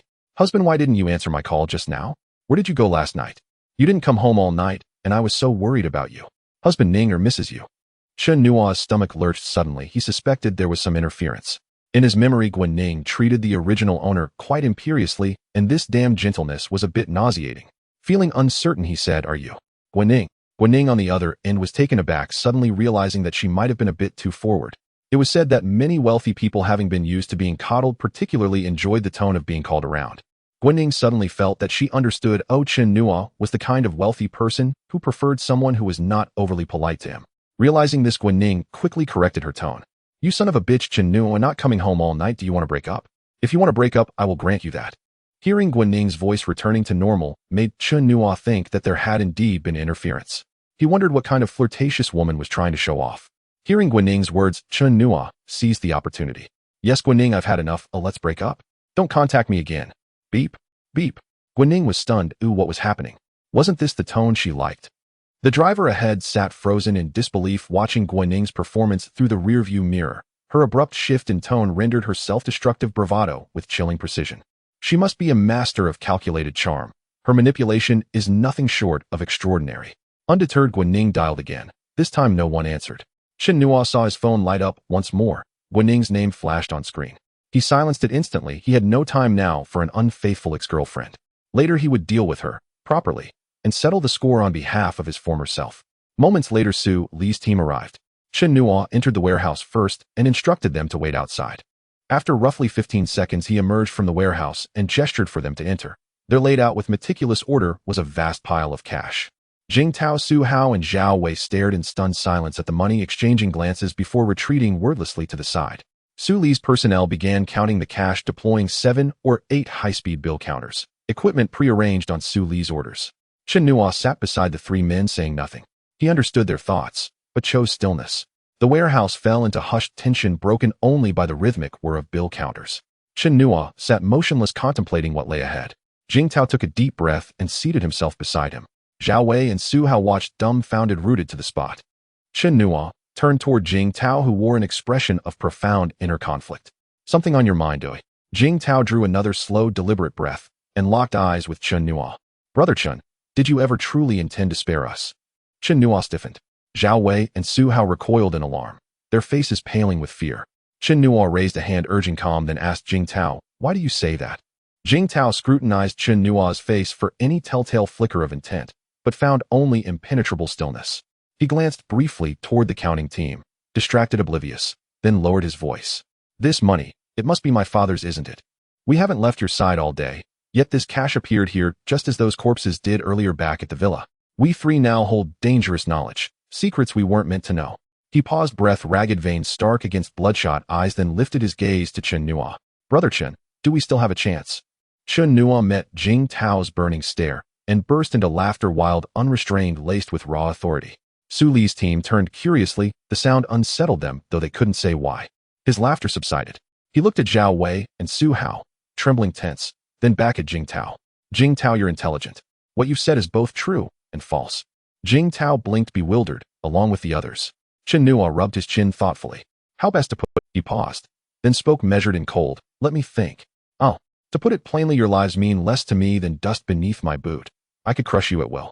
But don't rush to conclusions. Hear me out." Their hearts clenched tight. "Yet the ability to crush does not obligate me to do so. Consider this example." Chen Nua rose and pointed to a cluster of ants scurrying across the concrete floor. "To you, aren't these creatures effortless to kill, eh?" They nodded silently. "Then do you crush them idly, for amusement?" They sensed understanding dawning, yet remained uncertain, caught between clarity and doubt. Chen Nua gave a faint shrug, sat again, and plucked a single ant between thumb and forefinger, then crushed it without hesitation. "You're right, Jing Tao. You 3 know my secrets. Not fully perhaps, but enough to warrant elimination at any moment. But let me be unequivocal, I won't waste energy squashing ants without cause. There is, however, one condition: don't provoke me." He stood, brushed his palms clean, and walked away. The truth had been spoken. Now let them absorb it. Su Hao and Zhao Wei frowned deeply, grasping the implication that Chen Nua wouldn't strike without reason, yet certainty eluded them. Their eyes turned instinctively to Jing Tao, the strategist among them. Jing Tao offered a wry, resigned smile. "Brother Chen's message is simple, summed up in one phrase: obedience brings prosperity, defiance invites ruin. So long as we remain loyal, he'll leave us unharmed. And more." He glanced toward Chen Nua, who, sensing the gaze, gave a quiet, affirming nod. And consider this: if he can erase over 20 bodies without trace, and conjure such a fortune out of thin air, this may well be our greatest opportunity yet. Su Hao and Zhao Wei stared stunned. Opportunity. Jing Tao cast a glance toward the counting team, then leaned in voice low. You saw it, he's stockpiling supplies. Clearly he knows things we don't. If we commit fully to his cause, we ride his tide. And tell me, would he turn on those who help him? Their realization struck like lightning. Their mindset shifted, just as Jing Tao predicted. To oppose Chen Nuo meant certain annihilation. So why not become allies instead? Having reached consensus, the three approached Chen Nuo together. Su Hao stepped forward first, offering an awkward apologetic smile. Brother Chun, when shall we retrieve my mother's funds? She dares not spend a cent. Please take the burden off her shoulders. Chen Nuo glanced at all three. Fine. Once the cash is counted and contracts signed, we'll go. Zhao Wei spoke next. Brother Chun, is this warehouse large enough? Shall I arrange more? Or better yet, clear out every vacant warehouse under my control for you? Chen Nuo studied Zhao Wei, then swept his gaze across the warehouse, recalling the recently ordered 15 billion yuan shipment, and nodded. Yes, but you'll need to disable the surveillance cameras nearby. He left the sentence unfinished. Yet Zhao Wei understood instantly. Understood. I'll handle it immediately. As Zhao Wei hurried off, Jing Tao, eager to contribute, strained his mind until inspiration struck. Brother Chen, I don't know why you're stockpiling supplies, but medicine qualifies, doesn't it? I can't promise everything, but pharmaceuticals. I can leverage my father's connections to secure substantial quantities. A flash of genuine delight lit Chen Nuo's face. What a difference between reluctant compliance and willing initiative. He clapped Jing Tao firmly on the shoulder. Well noted, Jing Tao. I do require medicines, and in considerable volume. Procure as much as possible, within 10 days. Should funding be needed, let me know. Su Hao's mother's funds will cover it. Jing Tao waved his hands dismissively. No need, Brother Chun. Given my father's standing, pharmaceutical reps wouldn't dare utter a word, even if unpaid for a full month. Chen Nuo considered this, then replied deliberately. Keep this from your father. Push the reps to deliver immediately. 10 days is the deadline. Act boldly. Afterward, should they come knocking, I'll stand between you and consequence. A faint tremor crossed Jing Tao's lips. He dared not imagine the fallout, but having chosen Chen Nuo, he would stop at nothing, even deception, to fulfill his duty. Chen Nuo's eyes gleamed with renewed intensity. With Jing Tao, Su Hao, and Zhao Wei now aligned, his path forward grew markedly smoother. Jing Tao, Su Hao, do either of you have access to? He raised a single finger, subtle, unmistakable. Jing Tao and Su Hao froze. Then Su Hao whispered, Brother Chun, are you referring to firearms? Chen Nuo nodded. Do you have connections? Both men swallowed hard, wondering if he intended revolution itself, hoarding essentials, securing medicine, now seeking arms. Reading their expressions, Chen Nuo knew precisely what they feared. Rest easy. Since you've pledged yourselves to me, I'll reveal this much: I stockpile not for whim, but because I know what lies ahead, knowledge beyond your reach. His gaze held theirs unwavering. I am gathering strength. Jing Tao and Su Hao heard Chen Nuo's confident words and felt their doubts ebb. Jing Tao asked softly, Brother Chen, do you have a way to take things away without a sound? Chen Nuo was momentarily taken aback, but he paid it no mind. After all, the money had appeared in the warehouse out of nowhere, and Jing Tao was astute to suspect as much. He nodded. Jing Tao and Su Hao drew deep breaths, excitement lighting their faces. At that moment, Zhao Wei walked in. Brother Chen, I have it arranged. We left the northernmost warehouses untouched, and I had the surveillance systems there. Zhao Wei finished and looked at Jing Tao and Su Hao, who were brimming with fervor. He felt a bit baffled. Did I miss some thrilling development? Su Hao licked his lips, pulled Zhao Wei aside, and whispered their conjecture. Zhao Wei's eyes lit up. Was this not the sort of ability reserved for protagonists in novels? For a moment, the three men's resolve strengthened. Jing Tao told Zhao Wei about Chen Nuo's intention to procure firearms. Zhao Wei's brow tightened slightly. Brother Chen, you know our country's control over firearms is extremely strict. If you intend to get guns, it won't be a mere one or two. Large quantities of weapons belong only to the military. Chen Nuo nodded. Watching the three of them frown and scheme on his behalf, he felt a peculiar sense of the absurd. Su Hao paced a few steps, then stopped abruptly. Excitement had flushed his face. If Brother Chun can spirit things away silently, we could infiltrate the military district and have him take all the equipment: armored cars, tanks, self-propelled artillery. If possible, securing a few Dongfeng missiles would be even better. Hearing this, Chen Nuo hurriedly asked, So you have a way into the military district? Su Hao's face immediately turned sheepish. Chen Nuo, seeing his expression, realized he was merely indulging in fantasy. Jing Tao took up the thread. Brother Chen, only a division is garrisoned in Nana City, but it is very hard to enter the military district unless someone from inside escorts us.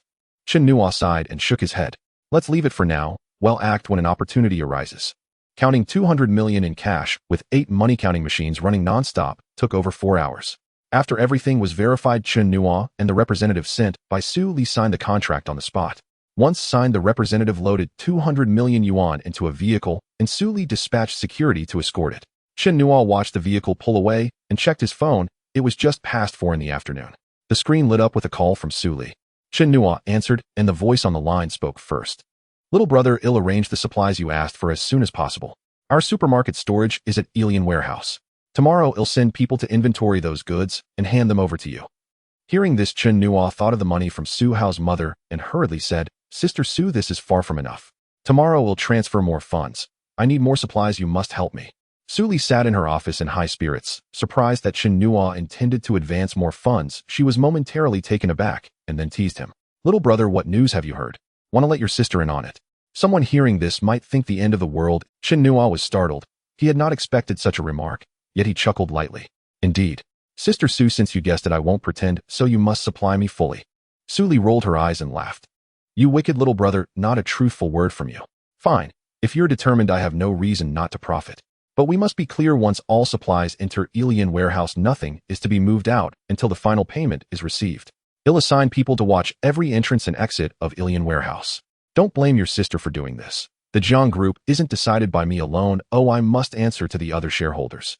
Saying this, Su Li complained, Little brother, you don't know how fiercely they opposed me when I proposed a 200 million advance for 15 billion in supplies. They nearly tore me apart, she said. Only after I laid out our prior terms, sealing and storing all goods and the penalties for breach, did they relent. As Chen Nua listened, he thought about how to get Jiang Group running at full capacity.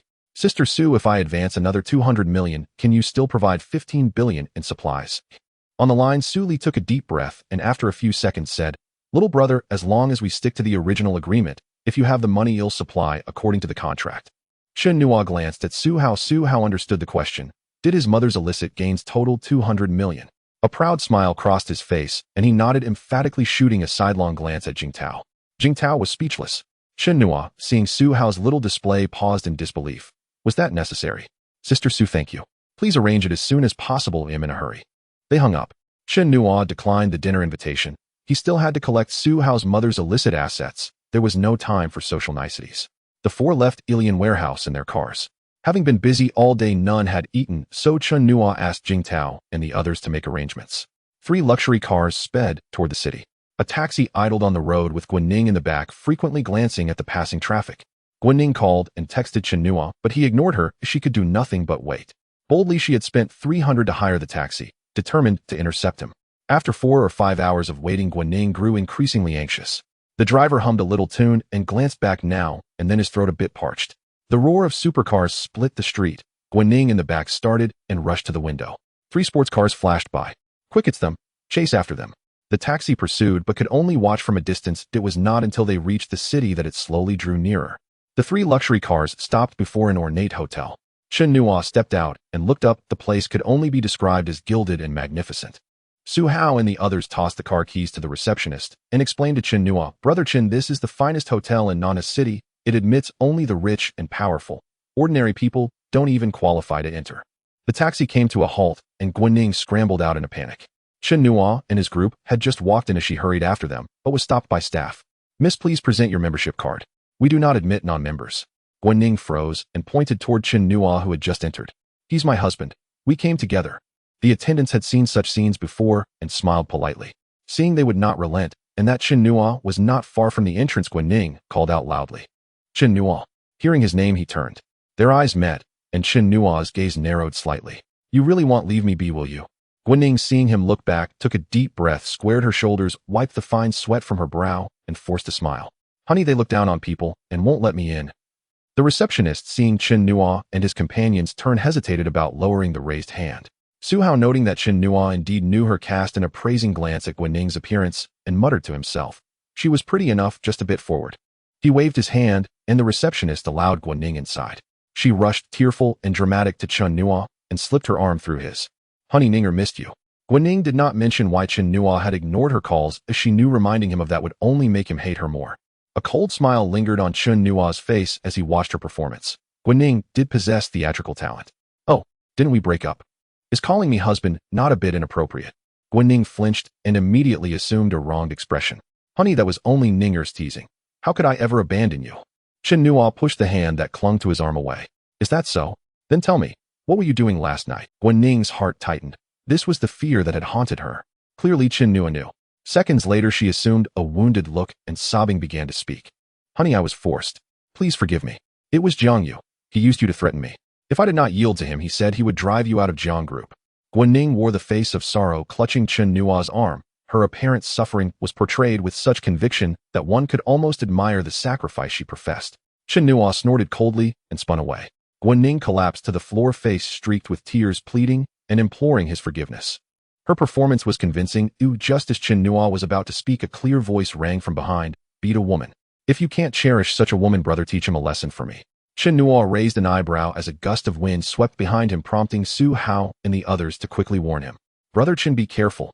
Chen Nua dodged the attack from behind with a swift move. Turning around, he saw a tall young man standing where he had just been. Su Hao shouted, Gaojin, what are you doing? Gaoing, make your brother stop. Gaoing snorted coldly, looking elsewhere, implying she wanted her brother to hit Chen Nua. Chen Nua's ability to evade Gaojin's sneak attack surprised Gaojin a little. He unfastened the buttons of his sleeves and flexed his arms. So you're a fighter. Come on, show me your skills. Chen Nua watched as Gaojin launched a fierce kick toward him. He flicked his hand and moved to meet the attack. Bang! Chen Nua's arm blocked the kick. Gaojin attempted a spinning kick, but Chen Nua felt that with his physical condition at level 30, Gaojin's strength could hardly shake him. Chen Nua raised his hand again to block. Gaojin unleashed a flurry of punches like raindrops, but Chen Nua appeared completely at ease. Watching the fight, Gaoing frowned slightly. She knew her brother's strength as a special forces soldier. Most people couldn't withstand even one of his punches. Yet, Chen Nua understood from their exchange that although Gaojin was formidable, there was still a considerable. Though Chen Nua didn't practice martial arts, his strength, speed, and physique had reached human limits. During his spar with Gaojin, he swiftly absorbed fighting experience. After dozens of exchanges, Chen Nua felt bored. He raised his hand, gripping Gaojin's fist.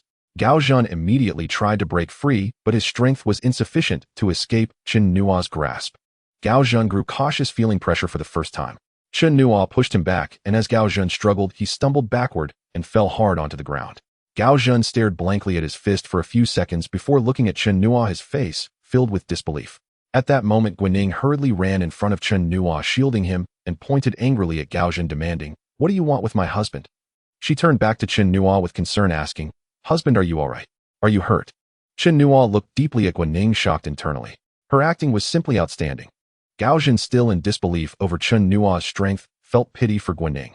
It's no wonder they thought that her performance was indeed impressive and quite misleading. Chen Nua looked up at Gaoing, who was strikingly beautiful, sparking a moment of admiration. When Gaoing noticed Chen Nua's gaze, she snorted and said irritably, What are you looking at?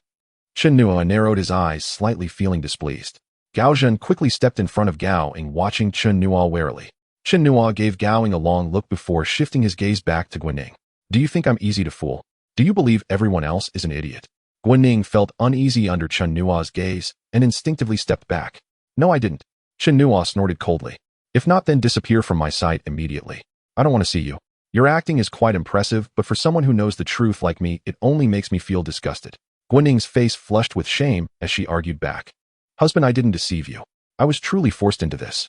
Jiang Yu is the boss of the Jiang Group, and since you work there, he threatened me. What could I do? Chen Nua sneered. Keep making up stories. Was it fake that I was ambushed on my way home? Were all those live broadcasts false? Guan's heart raced with anxiety. Her face showed a mix of grievance and helplessness. She shook her head repeatedly, her demeanor evoking a strong urge to protect her. Hearing Chen Nua's words, Gaoing frowned. She glanced at the pitiable Guan, then at Chen Nua's expression, feeling uncertain. Could it be that this woman is truly acting? Did I misunderstand this man? Gaoing shook her head again, feeling uncertain about Guan's pitiful appearance. This was largely due to her straightforward personality, which made her easily believe superficial appearances. Just as Gaoing was conflicted, her brother furrowed his brows and spoke. Brother, could there be some misunderstanding between you? It seems to me that if she truly didn't love you anymore, why would she come close to you and endure such humiliation? If you claim she is with someone else, couldn't she simply ignore you?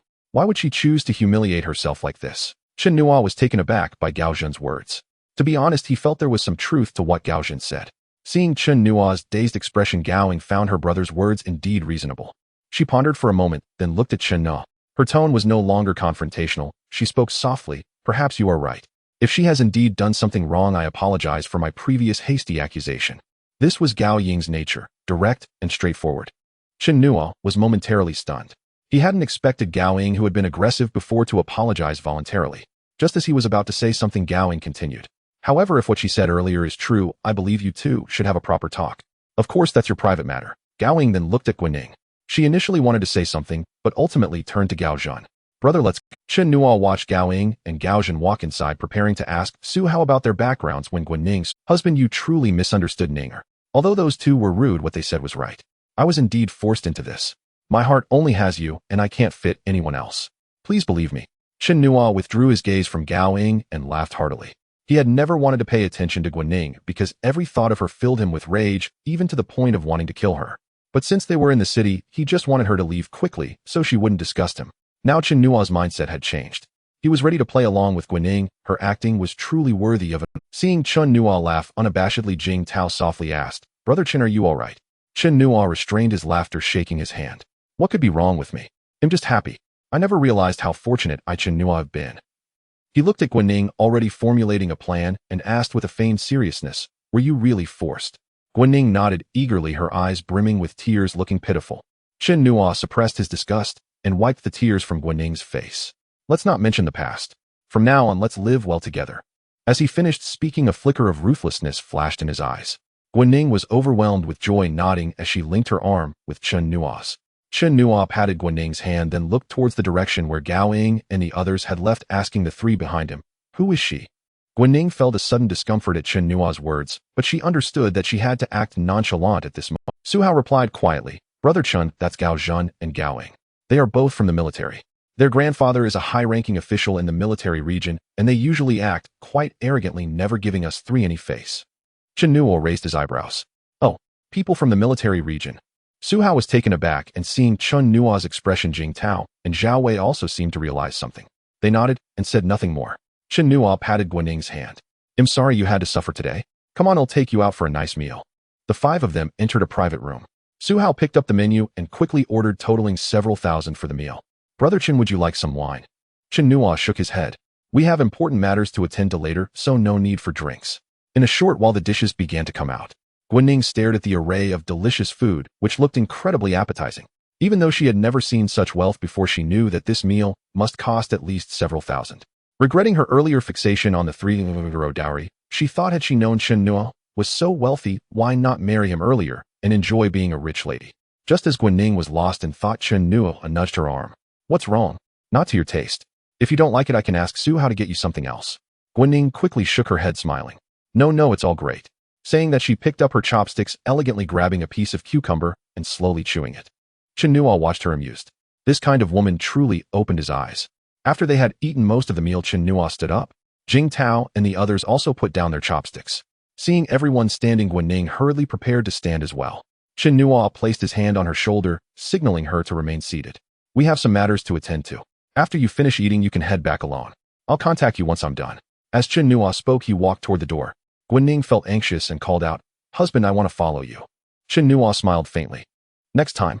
Today's situation is a bit inconvenient. Guaning's face lit up with a smile. Husband, I'll listen to you. You go ahead and get busy, don't worry about me. Be careful on the way. Chen Nuo nodded and exited the room. His eyes gleamed as he turned to Su Hao, saying, Go tell the restaurant staff that all expenses will be settled by that woman inside. Su Hao was taken aback, looking at Chen Nuo with confusion in his eyes. Jing Tao, noticing Su Hao's expression, lightly kicked him. What are you standing there for? Hurry up and do as Brother Chen instructed. Su Hao regained his senses, quickly nodding. Seeing Su Hao turn, Chen Nuo spoke again. Remember, we forgot to settle the bill due to some matters, understand? Su Hao immediately understood, walking towards the counter in the hall, while Chen Nuo and the others headed outside. The three waited outside for a moment until Su Hao came out and nodded at Chen Nuo. This time Chen Nuo got into Su Hao's car with Su Hao leading the way. The three luxury cars stopped at a neighborhood not far from the city government. Before Chen Nuo could ask, Su Hao said, My mom said it's safest to keep the money near the city government. This is called hiding under the lamp. Chen Nuo smacked his lips and then followed Su Hao to the place where the money was hidden, which was quite similar to the situation at Jing Tao's side. Seeing the cabinet full of money, Su Hao and the others tactfully stepped back. Chen Nuo stored the money in the bag, totaling 120 million. Chen Nuo exited the bedroom, and the three quickly looked at him. He nodded. Su Hao closed the door, and after they went downstairs, Su Hao drove them to another location. On the way, Guanning called. Chen Nua glanced at the phone and set it to silent. Upon reaching their destination, Chen Nua took in another 100 million. According to Su Hao, there were over 10 such places to hide money. Chen Nua had to follow Su Hao around the city. Suddenly, Su Hao's phone rang. After answering, he looked at Chen. Brother Chen, it's Gao Ying. She wants you to take the call. Chen Nua frowned. This woman was quite attractive, but had a sharp tongue. After thinking for a moment, he still picked up the phone. Hello, is there something? Gao Ying, on the other end, took a few deep breaths, seemingly trying to control her emotions. Why didn't you guys pay the bill for the meal with a woman left here? Chen Nua was startled, and suddenly everything clicked. It turned out that Guanning, after eating her fill, was stopped when she tried to leave, being told to settle the bill. Guanning was bewildered. If it were a few hundred yuan, she would have paid without a second thought, but this was over 40,000. After hearing this, she became reluctant and thought about calling Chen Nua, thinking they might have forgotten to settle the bill. However, after several calls, no one answered. Just as she was entangled with the waiter, Gao Ying and Gao Zhan happened to be heading back, and they noticed Guanning, who also saw them. Thus, Gao Ying approached to inquire about the situation, and that led to her directly calling Su Hao. After Chen Nua understood, he exclaimed in surprise. Oh, is that so? Let me ask Su Hao. Immediately after, Gao Ying heard Chen Nua's voice asking Su Hao. Since it was on speakerphone, Guanning heard it clearly, and her heart finally felt relieved. Then they heard Chen Nua's voice. Gao Ying, I'm very sorry. Please tell Guanning that my phone is on silent, so I didn't hear it earlier. Let her pay the bill first, and I will reimburse her when I get back. Just leave it at that. I'm busy right now. You heard what he said, right? Gao Ying looked at Guanning. He said you can pay first, and he'll reimburse you later. Guanning frowned and nodded. She was reluctant to pay, considering it was over 40,000, equivalent to several months of her salary. Gao Ying, seeing her expression, thought she was short on money. Being generous, she offered. Do you want me to lend you some? When he gives you the money, you can pay me back. Guanning felt a rush of joy. This was exactly what she wanted. She quickly displayed a conflicted expression. Would it be too much trouble for you to help me like this? Gao Ying waved her hand casually and patted Guanning on the shoulder. If you're so conflicted, then forget it. I was just casually suggesting it. Let's go, brother. This left Guanning in a daze, ultimately having to grit her teeth and settle the bill. Outside the hotel, Gao Zhan looked at his grinning sister, a bit confused. Sister, weren't you sympathetic towards her? Why are you teasing her now? Gao Ying turned back, glancing through the window at Guanning paying the bill, and then spoke meaningfully. Brother, have you heard that saying, the prettier the woman, the better she lies? This woman. Well, forget it, you're such a blockhead. I won't say more, let's go. Meanwhile, after Chen Nua hung up the phone, he let out a cold chuckle. An hour and a half later, he had to admire Su Hao's mom's capabilities. Indeed, there were 13 hiding spots around the city government. The phrase hiding under the lamp was truly appropriate. With a total of 1,700,000,000 in cash, just as Chen Nua was marveling at Su Hao's mother's abilities, Su Hao mentioned that if Chen Nua needed real estate, his mother had over 300 apartments. Chen Nua checked the time. It was almost 7 o'clock. He glanced at the countdown, 2230,422. Almost 16 hours had passed. Chen Nua instructed Jing Tao and the others to head to the villa district from that morning. He planned to rest there for the night, since there were still a few vans that needed to be handled. The 3 sports cars arrived at the villa area. After entering the villa, Chen Nua told them to wait for him in the living room. He then walked out to the front of the vans, opened the storage compartment, and stored the vans inside. Chen Nua looked at the vans in the storage compartment. The second-hand vans had many issues, but at least they were 4-wheeled vehicles. The descriptions of the several cars were all quite similar. When Chen Nua returned to the living room, the 3 understood. They knew he had gone to deal with those vans, and they felt as anxious as cats on hot bricks. Chen Nua looked at their expressions and chuckled helplessly. Haven't you all already guessed it? Why are you still so curious? It's exactly as you guessed. Zhao Wei smiled. Brother Chen, can you let us have a look? Knowing about it is one thing, seeing it is another, and we're all itching to see it. Chen Nua looked at Jing Tao, and Su Hao, seeing them both looking at him expectantly, he shrugged. It's not impossible to take a look. Saying this, Chen Nua approached the sofa, placing his hand on it. The 3 stared intently at Chen Nua, as if they were trying to uncover a magician's trick, scrutinizing every detail. Buzz! The sofa unexpectedly disappeared. Although the 3 knew this would happen, they were still dumbfounded when it suddenly reappeared. See, there's no need to be so shocked, it's nothing serious. The 3 listened to Chen Nua's words, all looking bewildered. Was this really nothing serious? Chen Nua sat on the sofa, and then addressed the 3. You've seen my ability. There are 10 days left. No, strictly speaking, only 9 days. I need you to get money if you have it, and goods if you have them. In any case, within these 9 days, we must do our best to stockpile more living supplies. By the way, how big is this villa area? Also, do you know any builders? I want to enclose some land. Su Hao immediately. Brother Chen, my mom is in charge of urban development. Oh, I can handle the construction. After Su Hao finished, Jing Tao responded to Chen Nua's earlier inquiry. Brother Chun, this villa area has a total of around 70 to 80 villas, and this section has 13, all gifted to my dad by the pharmaceutical representatives. Chen Nua shook his head. If there were other residents, establishing a wall would entail quite a bit of trouble. He set that thought aside and said to the three, let's put this aside for now. You guys think of a way to get some generators in the next couple of days, whether they are gasoline, diesel, or new energy ones. Look into your connections and see if you can get some. As I said before, if you can buy on credit, do so. If you can, a down payment is fine, but the final payment must be after 10 days. The three of them expressed their understanding. Chen Nua glanced at them, noticing they seemed to have something to say. If you have something to say, go ahead. Since you've chosen to follow me, there's no need to hold back. It's for your best interest. The three of them quickly nodded, and finally Jing Tao stepped forward. Brother Chen, we've been out having fun these past 2 days and haven't had the chance to report back. We want to head back tonight and check and then promptly take care of the tasks you assigned us tomorrow morning. Upon hearing this, Chen Nua thought it was something serious and waved his hand dismissively. What did you think? Go back. Remember to take care of what I assigned you tomorrow. The three were taken aback, their faces showing surprise. Brother Chen, can we really go back? Chen Nua looked at them and after a few seconds asked, are you going to disappoint me? They quickly shook their heads and Chen Nua shrugged slightly. Since that's the case, what do I have to worry about? Hurry up and go. Once you're back, sleep early tonight, and tomorrow morning get right on with my tasks. The three of them walked out of the villa in a daze.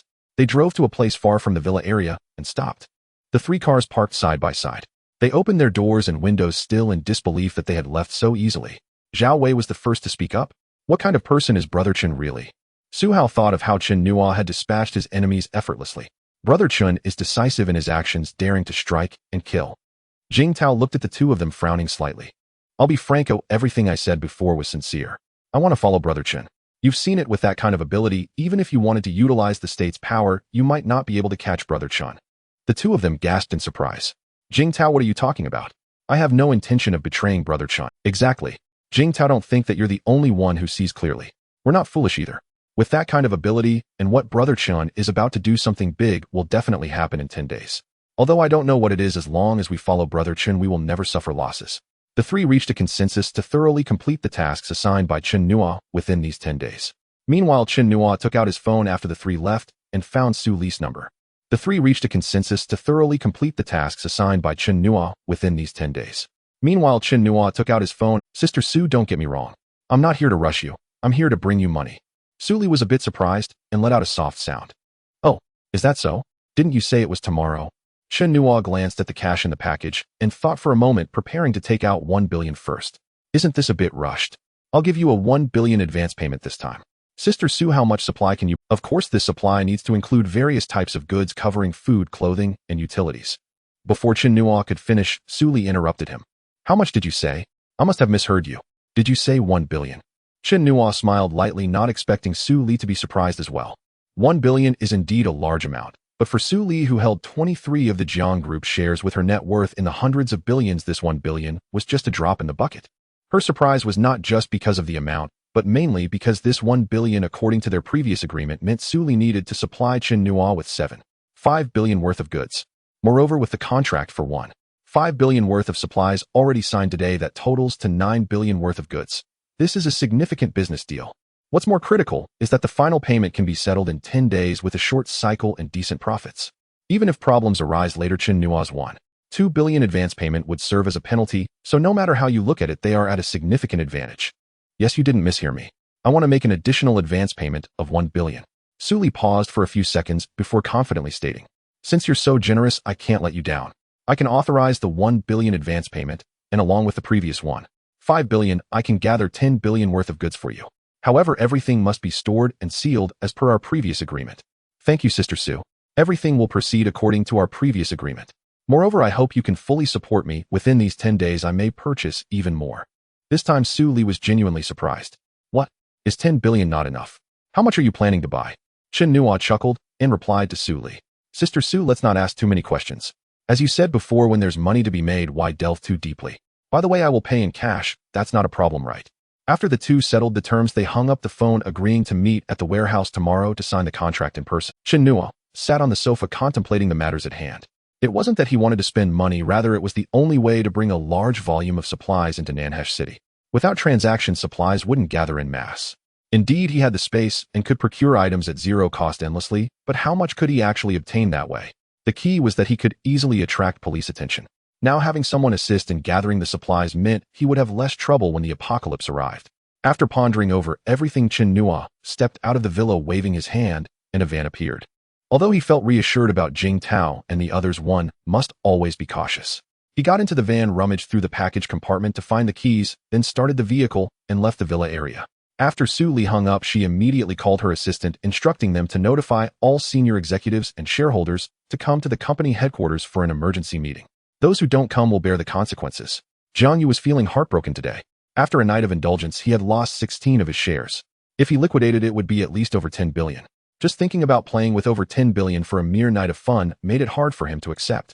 Thus he thought of Guanning. Although he was furious, the thought of her alluring figure made him touch his pants and swallow hard. He took out his phone, found Guanning's number, and dialed. When Guanning returned home, she had been thinking about Chen Nua. Not the type to do housework, she had cleaned the house thoroughly today. Suddenly her phone rang, and without even checking who it was, she answered directly. Honey, when are you coming back? Ninger misses you. Jiang Yu was taken aback by her voice, which was sultry, and made him feel hot all over. Oh, is that so? You little minx, just wait at home for me. Your godfather will be there soon. Upon hearing the voice, Guanning froze. She quickly checked the phone note, and her face turned pale instantly. President Jiang. No. I'm sorry. I thought it was my husband. President Jiang, my husband will be back. Jiang Yu frowned, slightly displeased. What President Jiang? Call me godfather. And that poor guy returning is just perfect. I plan to toy with you in front of him. That way I can make up for that over 10 billion I lost. Guanning's heart tightened. She took a deep breath. If she didn't know Chen Nua was the son of a wealthy family, she might have entertained some fantasies about Jiang Yu. Now she would never be that foolish. If she were to run into Chen Nua again, that would be her loss. President Jiang, please speak respectfully. I only love my husband. If you continue to threaten me, I will report you for rape. Jiang Yu was stunned, but only for a few seconds before excitement bubbled up inside him. He thought Guanning was playing hard to get. Awesome. I love this back and forth vibe. Just wait, I'll be there soon. Guanning was dumbfounded. Is this person crazy? Jiang Yu hung up the phone, tidied his outfit, and sprayed a bit of perfume on himself. Just as he was about to head out, his phone suddenly rang. He originally didn't want to answer it, but when he saw the note, it turned out to be his father, Jiang Tianhai. Jiang Yu's expression darkened. He had been very upset due to yesterday's events, all because his father Jiang Tianhai and Su Li's father Su Ji had caused it. Jiang Yu adjusted his breathing and answered the call. Hello, Dad. Su Li has notified all shareholders and executives that there will be an emergency meeting. You need to get to the company quickly. Beep, beep, beep. The call ended. Jiang Yu looked at the dimming phone screen, wanting to inquire further, but after contemplating for a moment about Guanning, he hesitated for 2 to 3 seconds before sighing and sending a message to her. Guanning, uncertain about what to do, called Chen Nua, but he did not answer. Suddenly the screen lit up, and she hurriedly looked at her phone, seeing that it was a message from Jiang Yu. Her heart raced, thinking that Jiang Yu had really come over. She anxiously opened the message and finally breathed a sigh of relief. At 8:30 in the evening, all shareholders and executives of Jiang Corporation were notified for a meeting. They arrived at the conference room, each exchanging puzzled glances. Old Jiang, what urgent matter does Director Su have? Can't this meeting wait until tomorrow? A shareholder asked. Old Jiang shook his head, unsure himself. Sitting beside him, Jiang Yu snorted coldly, remaining silent, while others refrained from provoking him, though everyone was pondering over yesterday's welfare live stream. The men couldn't help but swallow their saliva, while the women were bolder than the men, their faces full of teasing. After a few minutes of casual conversation, Su Li pushed open the door and entered the conference room, all eyes focusing on her. Su Li was radiant, exuding confidence that added a unique charm. While others were astonished, they couldn't help but glance at Jiang Yu, wondering how such a wonderful woman could be so flirtatious. They couldn't help but shake their heads. Even old Jiang looked somewhat dazed. Jiang Yu, however, was mesmerized, having never realized how captivating Su Li was. Compared to Su Li at this moment, Guanning seemed utterly lacking. Su Li greeted Jiang Tianhai first, then looked at the other shareholders and executives. Finally, seeing Jiang Yu staring foolishly at her, she snorted coldly, rolled her eyes, and ignored him. Jiang Yu's heart raced. The allure in that glance left him feeling almost unable to resist. I know gathering everyone for a meeting on such short notice is a bit rushed, but it's unavoidable. As you all know, I just signed a contract worth 1.5 billion. Everyone listened, waiting for more. Just an hour ago, the client called again. A minor shareholder furrowed his brows and spoke up. But are they planning to breach the contract? If they breach the contract, then the down payment will be the penalty. Su Li shook her head, a broad smile appearing on her face. The client isn't looking to breach the contract. They want to increase their order. They plan to make an additional down payment of 1 billion tomorrow. I've already agreed, and combined with the signed contract, we will supply them with 10 billion worth of goods. What? 10 billion? The conference room erupted into chatter, with everyone discussing. Jiang Tianhai coughed lightly, and everyone quieted down. Xiaoli, is it still according to the previous agreement? Su Li nodded. All goods must be stored securely, and the final payment is due in 10 days. If there are any issues, the down payment will serve as a penalty. Jiang Tianhai furrowed his brows and spoke softly. So to put it simply, with a down payment of 1.2 billion, we need to provide them with 10 billion worth of goods, with the final payment due in 10 days. All goods must be stored securely, and if there are any issues, the down payment will serve as a penalty. Jiang Tianhai looked towards the others. Everyone, please share your thoughts. Can we proceed with this deal? Of course we can. As long as we send someone to oversee the warehouse, everything will be fine in 10 days. Even if the other party runs into issues, as long as the goods are intact, we can collect the penalty of 1.2 billion. This is practically free money. Zhao Wei's father Zhao Tianhe was also present, being a shareholder of Jiang Corporation, and thus notified. Let's use my alien storage for the warehouse, it's more secure. Su Li smiled slightly. Uncle Zhao, the client originally specified alien storage. Zhao Tianhe was taken aback. Oh, is that so? That's good. Oh, everyone can rest assured. As long as the goods enter alien storage, I guarantee nothing will leave before the final payment is made. Su Li continued, Uncle Zhao, my client is good friends with your son Zhao Wei. It's likely that your son arranged alien storage for that client. Zhao Tianhe was even more shocked. His usually idle son surprisingly had this serious matter to handle, but he looked relaxed. Is that so? This brat didn't inform me at all. I will have to ask him about this when I get home. Seeing that everyone had no other concerns, Su Li directly issued her instructions. I want to elaborate on the importance of this transaction to our corporation. I hope everyone can fully cooperate. The client has stated that within 10 days our corporation must do our utmost to supply him, and there will be more transactions to come. Jiang Tianhai was taken aback and inquired, Xiaoli, there will be more transactions. What does this client want to do? Are they facing a shortage of goods? Zhao Tianhe laughed heartily. Old Jiang, you're just being overly cautious. Even if our corporation does our utmost to supply, what does that little bit of goods mean to the entire country and the world? Su Li nodded in agreement. Dad, why overthink? As long as there's money to be made, why should we be concerned about that? Even if there's a real shortage, as long as we have money, can we still worry about not being able to buy things? Others nodded in agreement with Su Li's words. Right, what Director Su said is correct. As long as we can get the money, why do we care what they want to do? Indeed, Director Su is truly impressive. On her first day as chairperson, she lands a deal worth hundreds of billions. Jiang Tianhai thought for a moment and found it quite reasonable, so he shook his head and laughed. It seems I really am getting old. Xiaoli, your decisions are sound. As long as you can bring benefits to the corporation, we all support you. Everyone reached a consensus to do their utmost to supply Chen Nua with the goods. Beside them, Jiang Yu felt somewhat displeased hearing everyone praise Su Li as if they were implying he was useless before. The excitement he felt earlier faded away. Su Li added, the client requires that we have everything they need, including food, drink, and clothing, all in appropriate proportions. We should adjust according to our market's proportions. This matter must not be taken lightly. Thinking of how Chen Nua had always emphasized maximizing her assistance, Su Li contemplated for a moment and spoke again. I've decided to assign each person a specific area of responsibility. The client hasn't specified the source of the products, so I will leave this to everyone. However, I must state up front that the basic quality must be ensured, otherwise.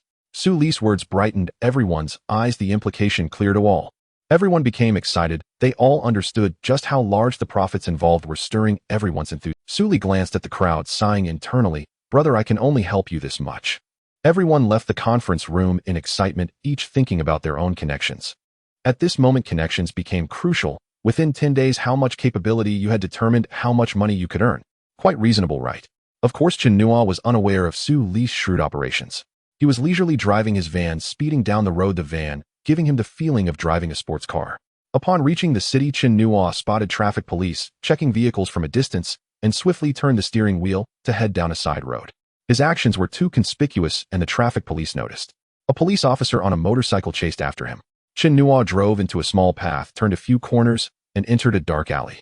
He immediately turned off the engine and got out of the van, hiding it in a concealed spot, then pretended to be a passerby as he walked out of the alley. At that moment, the traffic police whizzed past. He raised his hand to hail a taxi, giving the address of the Yunong Wenong Hotel. The taxi stopped. Chen Nua paid and got out. Upon entering the hotel, Li Shui's eyes brightened upon seeing him. Mr. Chen, you're here. Chen Nua nodded. Still the same room as yesterday. Oh, book it for me for a week. Li Shui was taken aback then. Mr. Chen, if you book for a week, we have a discount. I can arrange it for you at 1300. Chen Nua didn't care about this small amount of money, but saving a bit was certainly good. He wasn't a fool. Oh, is that so? Then thank you, miss. After checking in, Chen Nua lay directly on the bed, pondering if there was anything lacking. Suddenly, he thought of something, sat up, found a piece of paper, and then set it on fire. Chen Nuo watched as the paper ignited and placed it into his inventory. The burning paper blazed fiercely, consuming my remnants. Chen Nuo looked at the paper in his inventory, then took it out again. Indeed, everything in the inventory was still, but once taken out, the paper continued to burn. This indicated that Chen Nuo could simply purchase ready-made food and store it in his inventory, allowing him to eat directly when the apocalypse arrived. So he took out his phone and first called Jing Tao, conveying his request. Jing Tao was momentarily taken aback, but quickly understood what Chen Nuo wanted and nodded in agreement. I see. Is it a full Manchu Han imperial feast? I will arrange for a restaurant to prepare a large quantity and have everything delivered to alien storage. Chen Nuo hung up and then called Su Hao, followed by Zhao Wei. Zhao Wei was in his study being questioned by Zhao Tian. Zhao Wei, I heard that you have made a friend who is collaborating with the Jiang group and is using our alien storage. Zhao Wei was taken aback, looking at Zhao Tianhe in astonishment. Seeing Zhao Wei's expression, Zhao Tianhe smiled and said, "What? You still want to hide it from your father? Haha, it seems you've grown up. This friend you've made is quite good. I always thought you were idle, destined to be a rich second generation, living off your family's fortune. Unexpectedly, the son does not disgrace the father. I won't ask much. The alien storage will be under your full authority for these 10 days. Remember, although that person is your friend, a promise is a promise. All supplies entering alien storage must not leave within 10 days. Do you understand?" Zhao Wei thought Zhao Tianhe had discovered their dealings, but it turned out to be a false alarm. Just then Chen Nuo's call came through. When Zhao Wei saw it was Chen Nuo calling, he said to Zhao Tianhe, "Dad, it's my friend calling." Zhao Tianhe nodded and waved his hand. "Go ahead, make more friends like this in the future. Remember, pay attention to the task I just gave you. I don't let your guard down just because he is a friend." Zhao Wei nodded and understanding, walked out of the study, closed the door, and took a deep breath, his eyes shimmering with. Zhao Tianhe watched Zhao Wei leave the study, thought for a moment, and then took out his phone to dial the number of the person in charge of alien storage. "Old Lu, this is Zhao Tianhe. For the next 10 days, my son Zhao Wei will be managing alien storage. Just ensure that the entrances and exits are tightly controlled and that no supplies leave. Tomorrow check with Zhao Wei for specifics. You need to pay attention. This is my son's first time handling serious business, and we need to properly train him. That's all for now, we'll talk later." Zhao Wei hurried into his bedroom. Once the call connected, he apologized. "Chen Ge, my dad was asking about you, so I took a bit longer to answer." Chen Nuo was momentarily surprised and softly exclaimed, "My affairs." Zhao Wei paused, then said, "My dad went to a meeting at the Jiang group today and called me into the study when he got back. He must have heard something from them. He has entrusted the entire alien storage to me, saying that I should keep a close watch on the supplies entering the warehouse." Zhao Tianhe could never have imagined that his son had clearly conveyed his words to Chen Nuo. Chen Nuo smiled. It seemed that heaven was truly helping him. With Zhao Wei's assistance, things became much more. After instructing Zhao Wei about finding a restaurant, he hung up and casually glanced at his phone, where Tomato News was pushing international events. Chen Nuo was drawn to a headline. The 6 aircraft carrier fleets of the great beautiful country are conducting military exercises with other countries. What are their intentions? Chen Nuo shook his head, lacking even the desire to click into watch. After all, in 10 days the apocalypse would arrive, rendering everything irrelevant. He carelessly tossed his phone onto the bed, then suddenly sat up. What if I were to store these 6 aircraft carrier fleets in my inventory? Would I still lack for weapons? Chen Nuo quickly picked up his phone, found the news, and clicked in. His eyes sparkled with excitement, clearly eager to. At 6 o'clock the next morning, Chen Nuo got up and left the hotel. He stood at the hotel entrance and glanced at the countdown to 125415. He waved his hand, signaling a taxi to stop. Chen Nuo got into the taxi and headed straight for alien storage. On the way, he called Su Li, asking her to send someone early and to gather more people, since 10 billion in cash was no small matter. Just counting it would take several hours. After arriving at the warehouse, Chen Nuo took out the 10 billion in cash and piled it in the center of the warehouse, creating several heaps that looked visually striking. However, Chen Nuo felt nothing.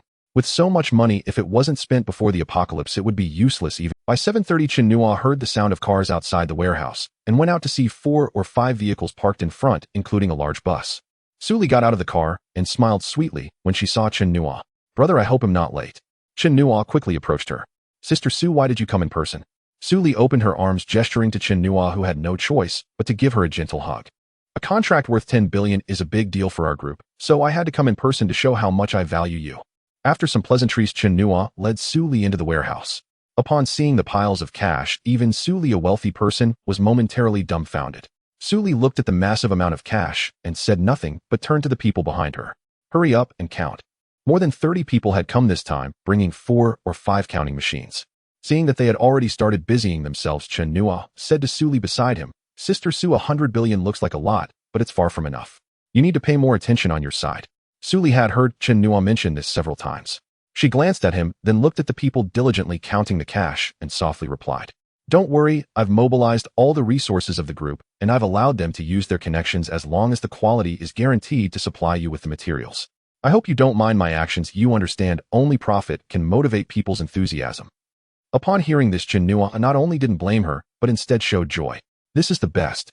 If they gain benefits, they'll be more proactive in seeking supplies. Sister Su, I should be the one thanking you.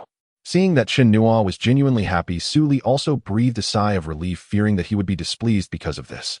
"I'm glad you understand. If you hadn't insisted on full cooperation, I wouldn't have said this. By the way, since this will take a long time, let's go check out our group's warehouse here."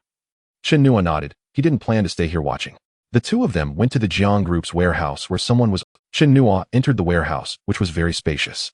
His own warehouse was only about 1 to 0 square meters, while this one measured at least 4 to 5,000 square meters. It was merely one of the Jiang group's warehouses. As Chen Nua looked around, the warehouse was filled with all sorts of goods, electronics, food, clothing, everything one could think of. Suli led Chen Nua through several such warehouses, even showing him the cold storage primarily for vegetables, fruits, and meats. There were 7,000 to 8,000 tons of vegetables alone, and the frozen meat stock was around 6,500 tons, with rice flour and oil totaling 143,000 tons. This was just the inventory from John's market. Ilian storage also had inventory from other markets. Just thinking about this made Chen Nua feel exhilarated. Brother, actually, with just this inventory, it can sustain the consumption of over 10 million people in Nanha City for half a month. I'm not sure of its exact value, but it must be worth tens of billions. However, to maintain the normal supply of Nanha City, I will reserve a day's worth of supply. The rest can be handed over to you. Additionally, the group has already begun sourcing from other places, and the 10 billion in supplies will arrive soon. Chen Nua took a deep breath, grasped Suli's hand. Suli struggled a bit, but didn't break free, her face flushing as she spoke softly. "Brother, quickly let go of me. It wouldn't be good if someone saw us." Chen Nua not only did not let go, but his thumb was also caressing Suli's hand. Suli giggled at Chen Nua's words. "What's wrong? Little brother, do you have thoughts about your sister?" Chen Nua hurriedly nodded, his eyes filled with affection. "I only regret that when we met you had already become someone else's wife. Alas, it's too late to say anything now, or I can only say that my brother is out of luck." Suli was a bit stunned by Chen Nua's words, and at that moment, she truly had the thought of hurrying to divorce Jiang Yu. Suli snapped back to her senses. She withdrew her hand and lightly tapped Chen Nua's chest with her finger. "You naughty little brother, always talking nonsense. All right, I will have someone take away the supplies needed for today and leave everything else for you. You can take a look, and once the amount is confirmed, we can seal the warehouse." Chen Nua nodded, and as they exited the warehouse, they saw Zhao Wei and a middle-aged man hurrying over from a distance. "Brother Chen, him here." Chen Nua nodded to Zhao Wei. "Have you eaten? If not, go eat something first. There's nothing happening here for now." Old Lu, who was behind Zhao Wei, was taken aback. It was the first time he had seen someone speak so casually with Zhao Wei, and the key point was that Zhao Wei was being so respectful. "I've eaten. Now, by the way, Brother Chen, have you eaten yet? If not, I can get you something." Chen Nua suddenly remembered that he indeed hadn't eaten. However, since Suli was nearby, he said directly, "I came here after eating. Since there's nothing going on, you can go over there and keep an eye on things for me." Zhao Wei, upon hearing this, hurriedly walked over while old Lu did not follow. He looked at Chen Nua in surprise, and then at Suli. "Director Su, our boss, has informed me that within these 10 days all supplies can only come in and cannot go out. We've increased personnel at all entrances and exits. I want to ask, once this warehouse is sealed, will we still need someone to oversee it?" Suli glanced at Chen Nua, who appeared calm, then turned to old Lu. "Old Lu, for such a large warehouse, there's no need to assign someone to watch it. Just ensure the entrances and exits are secure." 2 hours passed in the blink of an eye. Chen Nua and Suli sat in the car chatting idly when the personnel in charge of managing the warehouse approached. In fact, if one were to assess the value of the inventory, it would be easy. All the supplies are recorded. It took this long to move a day's supply. "Director Su, all the supplies in the 9 warehouses are clearly recorded, totaling over 2.73 billion. Please take a look." Suli took the report, glanced casually at it, and then handed it to Chen Nua. "Little brother, do you want to verify this?" Chen Nua took the form and gave it a quick glance. "Let's go take a look. After all, it's worth tens of billions. It's better to have a look." Chen Nua did not examine it too closely. He simply took a tour of the 9 warehouses, which were filled with supplies. Whether it was tens of billions or not had become irrelevant. What mattered was that all of this would soon belong to him. "Sister, you must not limit it to 10 billion on your side. I will definitely increase the purchase amount later, so go ahead and arrange it. Within 10 days, as long as you can get it, I can take it." Suli felt a bit worried, but since the advance payment had already been made, she was not afraid, even if something went wrong. She thought for a moment about whether to buy insurance. In case of problems, the insurance company would back her up. However, spending extra money like this made her a bit reluctant. Perhaps she should first discuss it with the other shareholders. Little brother, don't worry, sister will keep this in mind, and will urge them when I get back. The two of them walked out of the warehouse, which was locked up again. From this moment on, the warehouse was considered sealed. Little brother, those vegetables and fruits can be stored in the cold storage for half a month without any problem, and the meat for 3 months. If you're worried about the vegetables and fruits spoiling, I can supply the vegetables and fruits to Nanhesh City first, and in the last few days I will replenish them for you. Chen Nua thought for a moment. Let's do it this way. Although it's not easy to preserve the vegetables and fruits, half a month is sufficient. Su Li didn't understand what Chen Nua meant by sufficient. However, since Chen Nua didn't care, she chose not to mention it again. The two arrived at the previous warehouse, which was almost done. After another 10 minutes, the person in charge indeed came out. Director Su, it is indeed 1 billion, not a cent less or more. Next was the loading of the goods. Chen Nua and Su Li voided the previous contract and signed a new contract for 10 billion, agreeing to the same terms as the previous contract. Su Li reluctantly bid farewell to Chen Nua. She still needed to coordinate the layout. Although their previous inventory was 23 billion, that was only the result of continuous replenishment. To fulfill Chen Nua's request for 10 billion worth of supplies, even if their group operated at full capacity, it would still take 3 to 5 days. Chen Nua watched Su Li's convoy leave and then turned to Zhao Wei beside him. Where are Su Hao and Jing Tao? Zhao Wei had already contacted both of them and replied to Chen Nua, Jing Tao is busy with the medicine and Su Hao is trying to arrange for a generator. Chen Nua nodded and turned to lock the warehouse door. Suddenly, he remembered the news he saw yesterday. Zhao Wei, I need dozens of sets of professional diving equipment. Go find a way to get them for me. As before, if you can get credit, do so. If not, just pay in advance and settle the payment in 10 days. Upon hearing this, Zhao Wei took out his phone. He indeed knew someone who sold diving equipment, and his father was the richest man in Nanhesh City, so these connections were easily accessible. Chen Nua watched as Zhao Wei dialed the number. When the other party heard it was Zhao Wei, they directly agreed to settle payment in a month. Chen Nua couldn't help but sigh. Having connections certainly makes things easier. After Zhao Wei discussed things on that end, he asked Chen Nua, Brother Chen, do you need anything else? If it's just these, I'll have them deliver the diving equipment here. Chen Nua thought for a moment. Get more oxygen tanks, the kind for deep-sea diving. Zhao Wei understood and repeated Chen Nua's request. After informing the other party of the address, he hung up the phone. Brother Chen, it's all sorted out. What do you need the diving equipment for? Chen Nua had no intention of hiding it. He glanced around to ensure no one was paying attention and spoke in a low voice. I saw in the news that there are military exercises happening in the South China Sea, and I heard there are 6 aircraft carrier groups. I want to take a trip this way. Not only will I have weapons, but also planes and missiles. Zhao Wei's body trembled, and he felt a bit dizzy as he looked at Chen Nua in shock. Chen Nua patted his shoulder. Look at your ambition, isn't this basic operation? Zhao Wei swallowed hard, a look of intense excitement on his face. Brother Chen, when are you going? Can I come with you? Chen Nua shook his head and disappointment flashed in Zhao Wei's eyes. Chen Nua said with sincere earnestness, Zhao Wei, we need you to keep an eye on things here. As you have seen, I've already signed a 10 billion purchase contract with Jiang's group, and supplies will continuously arrive in the next few days. You need to help me keep track of these supplies. Upon hearing this, Zhao Wei understood Chen Nua's considerations. Indeed, they could not do without personnel here. Hey, I just wanted to see Brother Chen driving out foreign invaders. Don't worry, Brother Chen, I will definitely keep an eye on our supplies. While the two were chatting, several middle-aged men suddenly approached, causing Zhao Wei to furrow his brows. What are they here for? Chen Nua glanced at the group of people, but did not recognize them. Do you know them? Zhao Wei nodded. They are all bosses of large shopping malls, and some in the hardware and building materials business. Chen Nua raised an eyebrow, and he vaguely sensed something. At this point, the group had arrived before them. Young Master Zhao, long time no see. My daughter has been talking about you lately. Zhao Wei was taken aback, and then looked at the middle-aged man with a plump face and big ears. Oh, Uncle Chong, it has indeed been a while since I saw Chongling. When I have some free time, I will definitely invite her out to play. Chong Jianjun nodded, then turned to Chen Nua, and this is... Zhao Wei didn't understand the other party's intention, and could only glance at Chen Nua, who directly extended his hand. I am Chen Nua, a good buddy of Zhao Wei. Upon hearing this, Zhao Wei's heart raced, and a look of surprise spread across his face. Chong Jianjun shook hands with Chen Nua. Hello, I am Chong Jianjun. I own 2 large shopping malls in Nanhesh City. I came here today rather presumptuously because I heard some news that Jiang's group received a 10 billion order, so I came to inquire whether there is an opportunity for cooperation. The others also introduced themselves. They were all doing business, some in fruits and vegetables, some in hardware and building materials, some in meat trading and more. A glimmer of joy appeared in Chen Nua's eyes. As he had expected, a 10 billion order would undoubtedly attract the attention of other business people. They would certainly find ways to inquire about him. This was exactly the effect Chen Nua wanted. Only when everyone was mobilized would more supplies come to Nanhesh City. Oh, are you suggesting that I purchase your supplies? Chang Jianjun and the others nodded, their faces revealing anticipation. Chen Nua glanced at them, not speaking immediately, but pacing back and forth. Do you know how much profit Jiang Group has given me? Chang Jianjun had already uncovered the terms of the contract, otherwise he wouldn't have come directly to Chen Nua. 1. 2 billion in advance payment, a contract worth 10 billion, and in 10 days the final payment must be settled. Before the final payment is settled, all materials must be stored and sealed. Chen Nua looked at Chang Jianjun, who met his gaze, and Chen Nua nodded. You're right. I didn't expect that such a big company as Jiang Group would have its contract details known so clearly by you. You are impressive. Chang Jianjun took a deep breath, not underestimating Chen Nua because of his youth.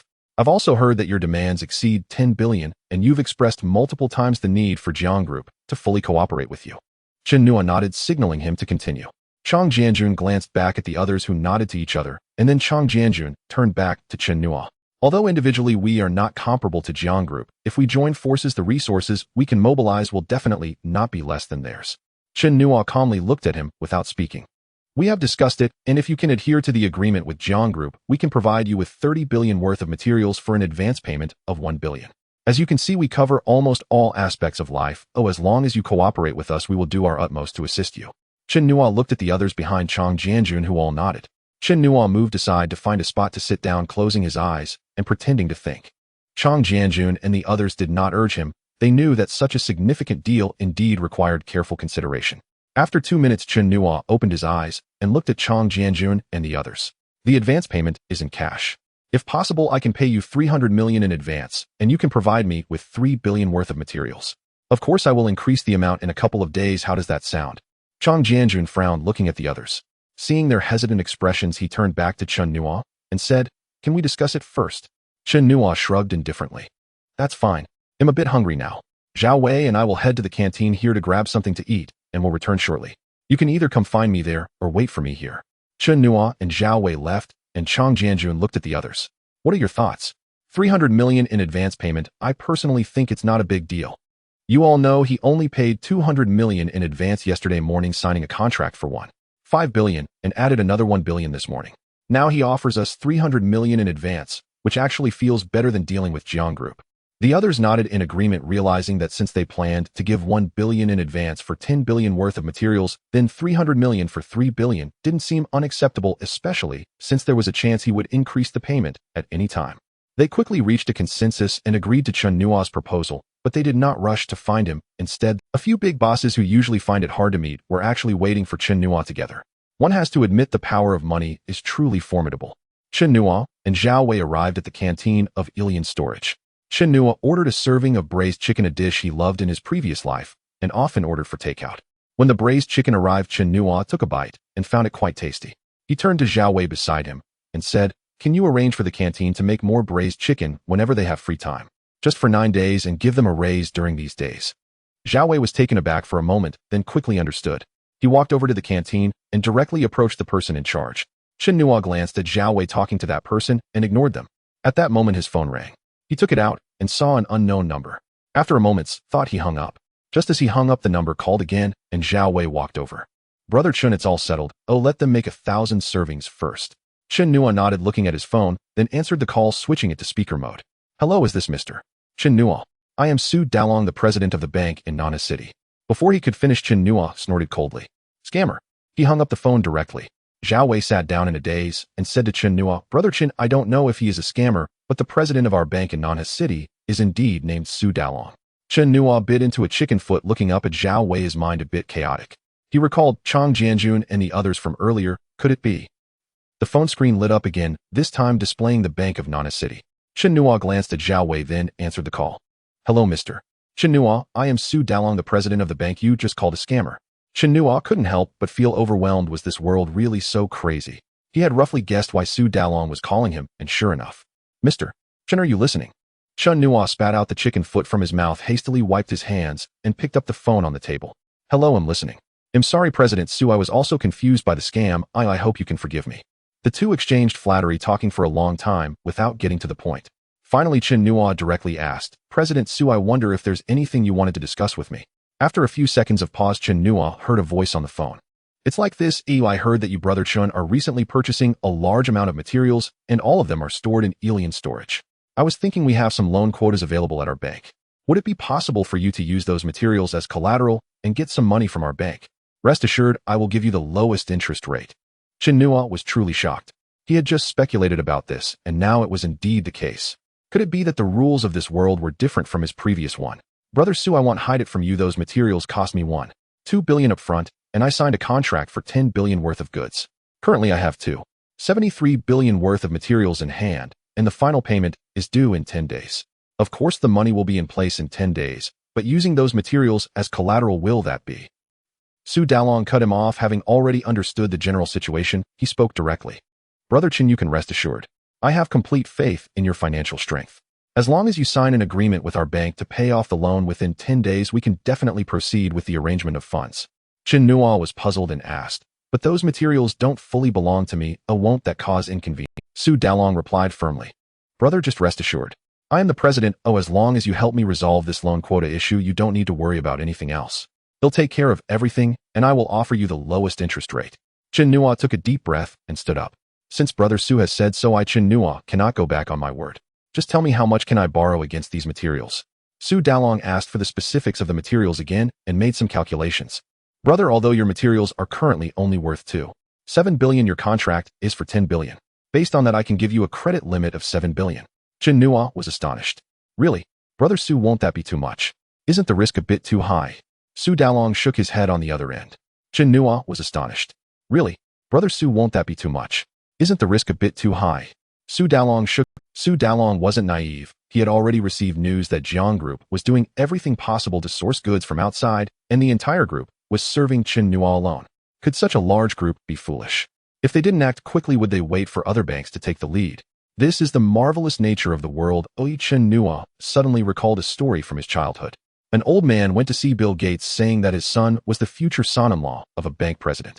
Bill Gates then promoted the old man's son, and the old man went to the bank president claiming that his son was a confidant of the world's richest man, leading the bank president to betroth his daughter to the old man's son. The current situation was no different. Chen Nua and Su Dalong quickly finalized the time, with Su Dalong saying he would bring people to Ilian storage to find Chen Nua shortly. Chen Nua hung up the phone, still somewhat unable to believe the authenticity of the matter. The two walked out of the cafeteria and returned to the warehouse, where they saw Chang Jianjun and the others waiting. From a distance, Chang Jianjun and his group jogged over. Brother Chen, we have discussed and decided to proceed as you suggested. Chen Nua, upon hearing this, immediately shook his head. Chang Jianjun and the others felt a sudden tension. Could something have gone wrong? What's the matter, Brother Chen? Seeing that the others were getting anxious, Chen Nua quickly waved his hand to reassure them. Gentlemen, there's been a misunderstanding. I shook my head because I feel that the 300 million advance payment is indeed too little. I am prepared to increase the advance payment to 2 billion. I wonder how much supply you can provide me. Chang Jianjun and the others were taken aback, their hearts racing. A middle-aged man directly took out a bottle of medicine from his pocket. Chen Nua watched the man, genuinely worried he might pass out. Brother Chen, are you saying 2 billion? Chen Nua nodded. He did not hide anything and shared with them the details of the bank loan he had received. Upon hearing this, Chang Jianjun was filled with joy. Everyone, let's first discuss the supply volume you can provide for the 2 billion advance payment. Chang Jianjun tentatively spoke. 200 billion. Chen Nua smiled, but did not respond. Instead, he walked toward the warehouse. Brother Chen, don't go. We can still negotiate. Chen Nua continued walking, and Chang Jianjun became anxious. Brother Chen, just tell us how much we will follow your lead. Hearing this, Chen Nua finally stopped. That's more like it. When doing business, there should be an attitude. I initially proposed a 300 million advance, and now I have raised it to 2 billion. You must make a concession as well, right? Chang Jianjun and the others promptly nodded. I am not being unreasonable either. For a 2 billion advance payment, I propose a contract for 23 billion worth of supplies with the same agreement as with the Jiang Group. All materials will be stored and sealed, and the final payment will be settled after 10 days. How about that? Chang Jianjun looked back at the bosses behind him, who all nodded. With a 10-day turnover period and all materials sealed, even if there were issues, they would only profit and not lose. In fact, they wished Chen Nua would breach the contract, or just a simple 10-day inventory could earn them tens of billions. It was almost like robbing them. After they reached an agreement, they all waited for Su Dalong to arrive. Half an hour later, a car stopped at the warehouse entrance, and Chen Nua and the others walked out to see a middle-aged man accompanied by a young man and a beautiful woman getting out of the car. Zhao Wei introduced Chen Nua. Brother Chen, that person is Su Dalong. Chen Nua nodded and then walked towards Su Dalong. Is it Brother Su? Su Dalong laughed heartily. Brother Chen, it's truly a shame we have met so late. I didn't expect you to be so young. The two embraced almost like long-lost relatives. Seeing Chun Nua and Su Dalong so affectionate, Chang Jianjun and the others felt greatly encouraged. After parting, Su Dalong pointed to the beautiful woman beside him. Let me introduce you, this is my daughter Su Shanshan. You are all young people, so get to know each other better from now on. Su Shanshan's face showed a hint of redness as she subconsciously glanced at the young man beside her. Seeing her reaction, Chen Nua looked at the young man, who indeed appeared somewhat uncomfortable, and Chen Nua immediately, Brother Su, you've made them awkward. Although I am young, I can tell at a glance that these two are a perfect match. They complement each other wonderfully. Su Dalong, upon hearing this, looked at Su Shanshan and Feng Yu without much reaction. Haha, look at what you're saying. I'm just introducing my daughter to you, you're thinking too much. Feng Yu looked gratefully at Chen Nua, and Chen Nua nodded back at him. Come on, Brother Su, let's take a look at the supplies so you can evaluate them as well. Su Dalong nodded. It was at this moment that he noticed Chang Jianjun and the others, who were all familiar faces, leading to more business flattery. When Su Dalong learned that Chen Nua was going to sign a contract for 23 billion with Chang Jianjun, he was overjoyed. Su Dalong directly asked, Boss Chang, how much inventory do all of your supplies have in this warehouse? Chang Jianjun shook his head. We are not sure of the exact quantity.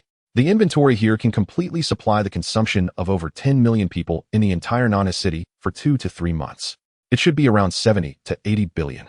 Su Dalong's eyes lit up as he nodded, then pulled Chen Nua aside. Brother Su, is there anything wrong? Su Dalong smiled slightly. Brother, if I give you a credit line of 20 billion, can you handle it? Chen Nua was momentarily stunned, his face showing contemplation. In fact, he was overjoyed inside. He had roughly guessed that Su Dalong was likely thinking of using their supplies as collateral because of his cooperation with Chang Jianjun. Wouldn't that be a bit inappropriate for you, Brother Su? After all, with so much money, what if I... Chen Nua had not finished speaking when Su Dalong hooked his shoulder. Brother, what could possibly go wrong? This money is collateralized with these supplies for the loan. If you can't repay the money later, I will naturally go to them. Your advance payment will include a portion of mine. If you pay it back later, I will have completed my target task. Chen Nua was utterly amazed. He swallowed hard and hesitantly said, Then let's do it, as you say, brother. Su Dalong patted Chen Nua on the shoulder. Of course. Su Dalong directly informed Chang Jianjun of his idea, and they did not refuse, as they all trusted Chen Nua's financial strength. Thus a nested scheme emerged. Chen Nua first signed the contract for 23 billion with Chang Jianjun. Then they organized the inventory at Elian storage, which turned out to be a staggering 5 billion. This was essentially all the inventory in Nanha City. They only left 1 day's worth of supply to maintain the city's operations. Su Dalong directly took photos of the inventory as collateral, sealing everything on the spot, waiting for 10 days. Su Dalong arranged for Chen Nua to receive a Nanha City bank card on site, and then left with Su Shanshan and Feng Yu. The funds quickly arrived, and Chen Nua initially thought it would take several days. Just an hour later, Chen Nua received a notification from the bank about the deposit. Shortly after, Su Dalong called. Chen Nua chatted with him briefly before hanging up. He opened the online banking app and saw an unfamiliar number of zeros, the first digit being 2. Chang Jianjun and the others beside Chen Nua had long been anxious, watching him eagerly. Chen Nua, 200 billion has been credited. Give me your bank card number, and I will transfer the 2 billion advance payment to you now. Chang Jianjun provided Chen Nua with a bank card number. Under their watchful eyes, Chen Nua began to transfer the 2 billion. Just as he entered the password, his phone rang. Chen Nua looked and saw it was the Nanha City Bank, inquiring whether the large transfer was being initiated by him. After a while, the money was transferred. Seeing the funds arrive, Chang Jianjun and the others shook hands with Chen Nua one by one, celebrating their successful cooperation. Chen Nua sent off Chang Jianjun and the others who were preparing to supply him. Just as he sat down, Zhao Wei's phone rang. Brother Chen, it should be that batch of diving equipment arriving. I'll go greet them at the door right now. Chen Nua nodded, watching Zhao Wei leave. He casually sat on a step, reflecting on the day's events. Initially, he was thinking of how to acquire some money, but unexpectedly, he found he no longer needed to. At this moment, Chen Nua recalled the wealthy companies from his previous life, which often had debts in the tens of trillions. Thinking about this 200 billion, he sighed. It was still too small a scale. While Chen Nua was lost in thought, he heard some noise and looked up to see many cars approaching. He frowned and stood up to watch the cars stop in front of the warehouse. Zhao Wei approached Chen Nua. Brother Chen, I just received another call from the restaurant. They've sent over the full banquet they prepared today. Chen Nua was taken aback, remembering this matter. The day's events had left his mind a bit scattered, and he had forgotten. Chen Nua opened the warehouse door, and all the dishes were brought inside. The delivery personnel did not concern themselves with the reason for this arrangement. They simply focused on their work. Next came the diving equipment, all top-notch gear suitable for deep-sea diving. Oh, as long as a person could withstand it, they could dive hundreds of meters. The oxygen tanks had a maximum capacity reportedly able to support a person's breathing underwater for 1 to 2 hours. The specifics were uncertain, with a total of 100 oxygen tanks and over 30 sets of diving suits. Half an hour later, everyone left, and the warehouse was left with only Chen Nua and Zhao Wei. Zhao Wei, go close the door, I will take care of these items. Zhao Wei hurriedly went to close the door, glancing outside before locking the warehouse door from the inside after confirming no one was there. Chen Nua had already begun collecting the food. Wherever he passed, the meals within 6 meters abruptly vanished. Strolling leisurely within a short while, all the food and diving gear were gathered into the wrapping section. Chen Nua's face lit up with excitement. The full banquet totaled over 300 sets, each consisting of 108 dishes, which took considerable effort from Jing Tao and the others to arrange through various connections. Chen Nua approached Zhao Wei, lifting his hand. A food box appeared. Indeed, all the dishes were delivered in food boxes. It was impossible to use plates from such a distance. Zhao Wei looked at Chen Nua's skill with envy. Zhao Wei, have them keep cooking, sending meals here every day. By the way, as I mentioned before, I will be heading to the South China Sea in a couple of days. If I'm not around, put the meals in the cold storage. Although reheating won't be as good as fresh out of the pot, it will have to do for now. Speaking of hot meals, call Jing Tao and Su out to get some gas cylinders. We need to stock up on those too. Chen Nua also thought of gasoline and diesel, wondering whether he should steal some oil. Sai, there are too many preparations, and it feels like nothing is enough. The time for the apocalypse is drawing near, and Chen Nua was unsure of what it would be like. One thing he could be sure of was that there would definitely be zombies, as it was playing a zombie game that led him to this world. Zhao Wei, help me get a visa to the Philippines. I plan to visit there. Zhao Wei paused, then said to Chen Nua, brother, Chen, don't you remember? Due to economic integration, ASEAN countries canceled visas a few years ago. You can go to the Philippines anytime. Chen Nua frowned. In his original world, that cancellation did not exist. However, since it was not needed, it made things more convenient. After thinking for a moment, he said, that's even better. Book me a flight to the Philippines for tomorrow afternoon, preferably arriving in the evening. Zhao Wei nodded, took Chen Nua's ID number, and after a while booked a flight for Chen Nua to the Philippines at 6 p.m. the next day. Zhao Wei sent the flight information to Chen Nua, who prepared to validate a previous thought. Before putting his phone away, he noticed Su Li calling. With a smile, Chen Nua answered the call. Sister Su, I was just about to call you. Is there something you need? You go first. Su Li hesitated for a few seconds before speaking. Brother, I heard you signed a 23 billion supply contract with Chong Jianjun. Chen Nua was taken aback. He didn't expect the news to spread so quickly. Sister Su, you really are well informed. Su Li was anxious. She was currently in a conference room with all the executives and shareholders listening, and particularly noticing Jiang Ye's unpleasant expression as he listened to the sibling conversation. Brother, we were cooperating well. Why did you seek them out again? You really didn't need to. Our Jiang group can supply. Chen Nua understood Su Li's concerns and quickly interrupted her. Sister Su, please calm down. I was just about to call you to discuss this matter. In the conference room, everyone felt a sense of anticipation, eager to hear what Chen Nua would say. Sister Su, I'm ready to pay in advance of 5 billion. Can you tell me how much supply you can provide? The previously anxious atmosphere in the room suddenly shifted, faces lighting up with surprise. Su Li was momentarily stunned. The eldest Jiang was the first to regain composure, lightly tapping the conference table. Su Li snapped back to reality, glancing at the astonished and delighted crowd, taking a deep breath. Brother, are you serious? Chen Nua replied casually, Sister Su, would I lie to you? I won't hide it from you. The bank reached out to me today and offered a 20 billion loan, so don't worry about the money. All were astonished as they had not yet received news of the bank's loan to Chen Nua. Simultaneously, they were shocked by Chen Nua's influence. The bank was so generous. Usually one had to beg for money, but Chen Nua had the bank eager to give him funds. This indirectly proved that the bank had great trust in Chen Nua, further boosting everyone's morale. Sister Su, are you still listening?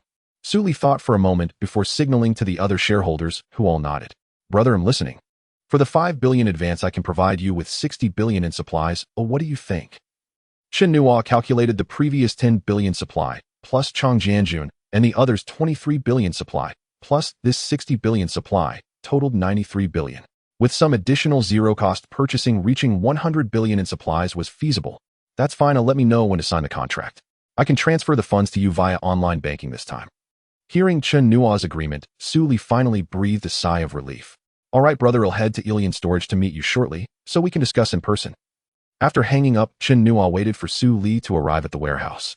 At that moment, someone in Nanha City's network spread the news that Jiang Group had signed a 10 billion contract and was about to sign a 60 billion contract. Initially, Jiang Ye's welfare livestream had caused Jiang Group's stock price to drop slightly, but with this news, the stock price skyrocketed, delighting the shareholders and boosting their morale. Chang Jianjun and the others observed Jiang Group's stock price surge due to the contract news and felt envious. Thus, they also leaked the news about their own 23 billion contract, and indeed their company's stock price also hit the ceiling. The sudden influx of several hundred billion orders naturally caught the attention of the city government. They learned through connections that Chen Nua was friends with Su Hao, the son of Deputy Mayor Wang Mei. In the mayor's office, Wang Mei was in a daze, unable to regain her senses for a long time. She couldn't believe that her son, who usually did nothing proper, was suddenly praised by the mayor. Had she not discovered the truth later, she would have thought the mayor was drunk. After Chen Nua waited for Su Li to arrive, the two signed the contract with all terms as agreed. Chen Nua transferred the 5 billion advance to the bank account Su Li provided. After seeing the funds received, she instructed others to wait outside, while she had something to discuss with Chen Nua. As others left, Su Li glanced at Zhao Wei, who was still standing in a daze. Realizing something, he exited the warehouse. Chen Nua looked at Su Li, unsure of what she wanted to say. Once everyone had left, Su Li turned around and closed the warehouse door. After Zhao Wei left, he sensed something and led the others far away to wait. Su Li turned her gaze fixed on Chen Nua, making him feel awkward under her intense stare. Sister, without speaking, Su Li slowly walked up to Chen Nua, close enough for them to hear each other's breaths, their gazes. In a daze, Chen Nua seemed to understand something as Su Li instinctively bit her lip. Kiss me. Chen Nua's mind jolted. He seemed to lose his rationality, directly embracing Su Li. Their passionate embrace spoke volumes of mutual support, lingering attachments, and the struggle to contain their emotions, words that would make anyone blush upon witnessing. Uncertain how much time had passed, Su Li felt fatigued, while Chen Nua was brimming with excitement. With his physical limits reached, had Su Li not intervened, he could have continued for an entire day. Su Li's gaze was hazy, her breathing heavy. Brother, I'm tired. Oh, everyone is waiting outside. I can't stay too long. Let me handle your matters first, and then I'll be back for you. Chen Nua regained his composure, forcibly removing his hands from Su Li's body. Chen Nua assisted Su Li in straightening her clothes and the short skirt that had slipped down to her waist. Once she regulated her breathing and her flushed face calmed, she stepped out of the warehouse. Chen Nua watched Su Li leave, their gazes seemingly glued together until the car turned a corner, at which point he retracted his gaze, licking his lips, savoring the taste of Su Li. Zhao Wei observed everything and asked with a grin, Brother Chen, how was it? Chen Nua instinctively replied, indescribably wonderful. After Chen Nua's response, he suddenly froze and kicked at Zhao Wei with his foot. Zhao Wei quickly dodged. Get lost. Nothing happened between us. Don't you dare spout nonsense. Chen Nua added, glancing back towards the direction the car had just left, while Zhao Wei suppressed his laughter. Chen Nua caught a glimpse of Zhao Wei's expression, snorted coldly, and walked outside. He had intended to verify a prior thought had it not been for Su Li's call. Zhao Wei hurriedly followed. Brother Chen, what are we doing now? Chen Nua shot him a glance, remaining silent. Zhao Wei had no choice but to keep up. After walking a few steps, Chen Nua's phone rang again, prompting him to complain. This phone is really incessant. Pulling out his phone, he saw it was a call from Su Hao and answered immediately. Su Hao, how's the generator situation? Su Hao glanced at his mother beside him. Wang Mei was taken aback, thinking her son was merely friends with Chen Nua, not realizing he was actually assisting him. This revelation made Wang Mei regard him with newfound respect. Brother Chen, I've already contacted the seller for the generator. That's not what I called about. I have something else to discuss. Chen Nua paused and asked, what is it? Between us, you don't have to hold back. Just say it. Upon hearing Chen Nua's words, Wang Mei internally concluded that her son and Chen Nua shared a special relationship, and a smile spread across her face. Finally, her son was coming to his senses. Brother Chen, hey, race the thing, my mom wants to meet you. Chen Nua's face showed confusion as he couldn't understand why Su Hao's mom wanted to see him. Since she had Su Hao call him, it surely wasn't about money. Oh, is there something specific? Su Hao glanced at Wang Mei, then replied to Chen Nua. Brother Chen, I'm a bit confused. It might be better for my mom to explain. Chen Nua agreed, and Wang Mei took the phone. Chen Nua, I'm Su Hao's mother. You can call me Aunt Wang. Chen Nua responded. Hello, Aunt Wang. What instructions do you have? Wang Mei could sense a shift in Chen Nua's tone, which was more respectful than the casual tone he used with her son. Wang Mei felt pleased at having such a friend around. Her son finally put her at ease. Hey, race the thing, the several contracts worth billions you've signed in the past couple of days have significantly boosted the GDP of Nana City. The Jiang Group and other businesses are working hard to fulfill these contracts, which has spurred the overall development of the city. The municipal government is well aware of all this. Chen Nua immediately understood that the city government, like Su Dalong from the bank, was coming to offer him conveniences. He quickly expressed his gratitude. Thank you for the city's attention, Aunt Wang. Just tell me directly what you need me to do, and don't hesitate.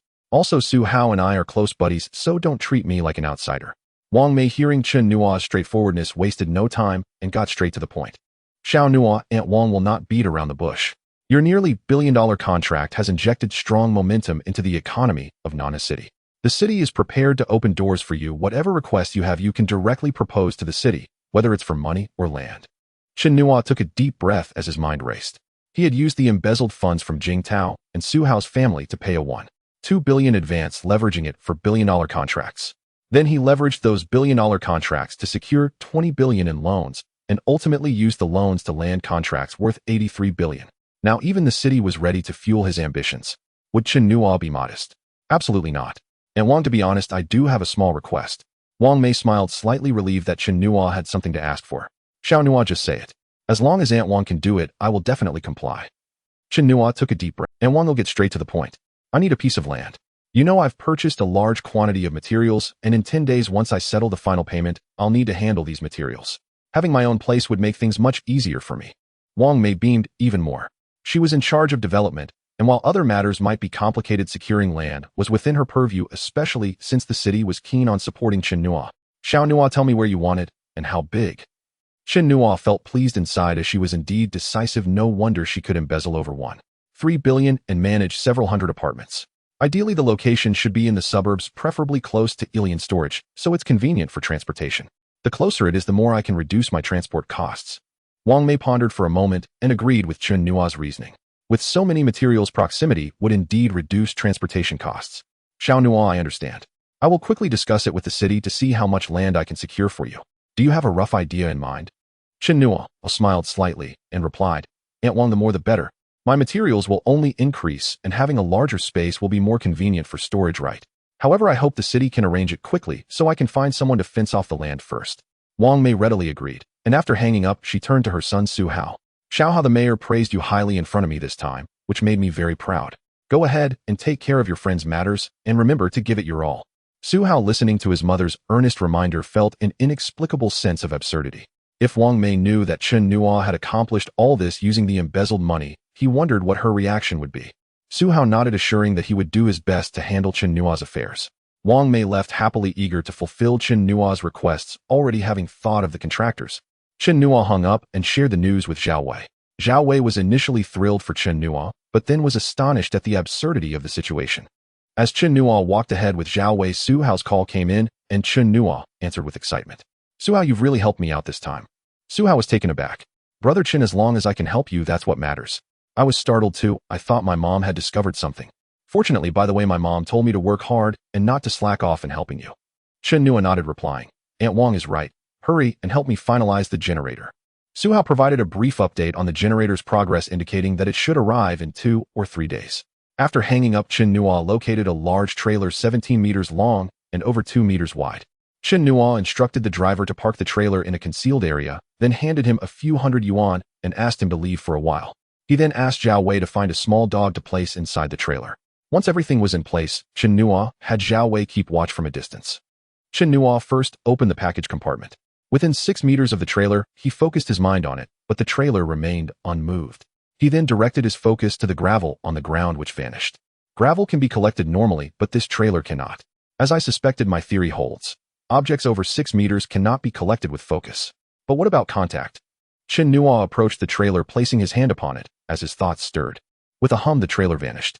Zhao Wei had witnessed Chen Nua collect items several times, but the sudden disappearance of the 17-meter trailer was still visually striking. On the ground, a small dog whimpered in pain, unable to be collected by the parcel area. As the trailer disappeared, the dog fell from it. Chen Nua glanced at the small dog, then took out a food container from the parcel area. Inside was a pork knuckle, which he opened and tossed to the dog. Upon seeing the pork knuckle, the dog pounced on it, completely forgetting its pain. Chen Nua looked at the trailer in the parcel area. Trailer for transportation 17. 5 meters long, 5 meters wide. If one were to steal a single trailer, could carry it all away. Chen Nua looked at the description, finally feeling relieved. He raised his hand to return the trailer to its original place and walked towards Zhao Wei, who asked with some confusion, Brother Chen, what do you mean by this? Chen Nua glanced at Zhao Wei. Aren't I going to the Philippines? I need to test whether the space can collect large objects. You know, destroyers and aircraft carriers are over 100 meters long. Zhao Wei nodded, still puzzled. Then why bring a dog? Chen Nua halted, staring blankly at Zhao Wei, who felt embarrassed under the gaze.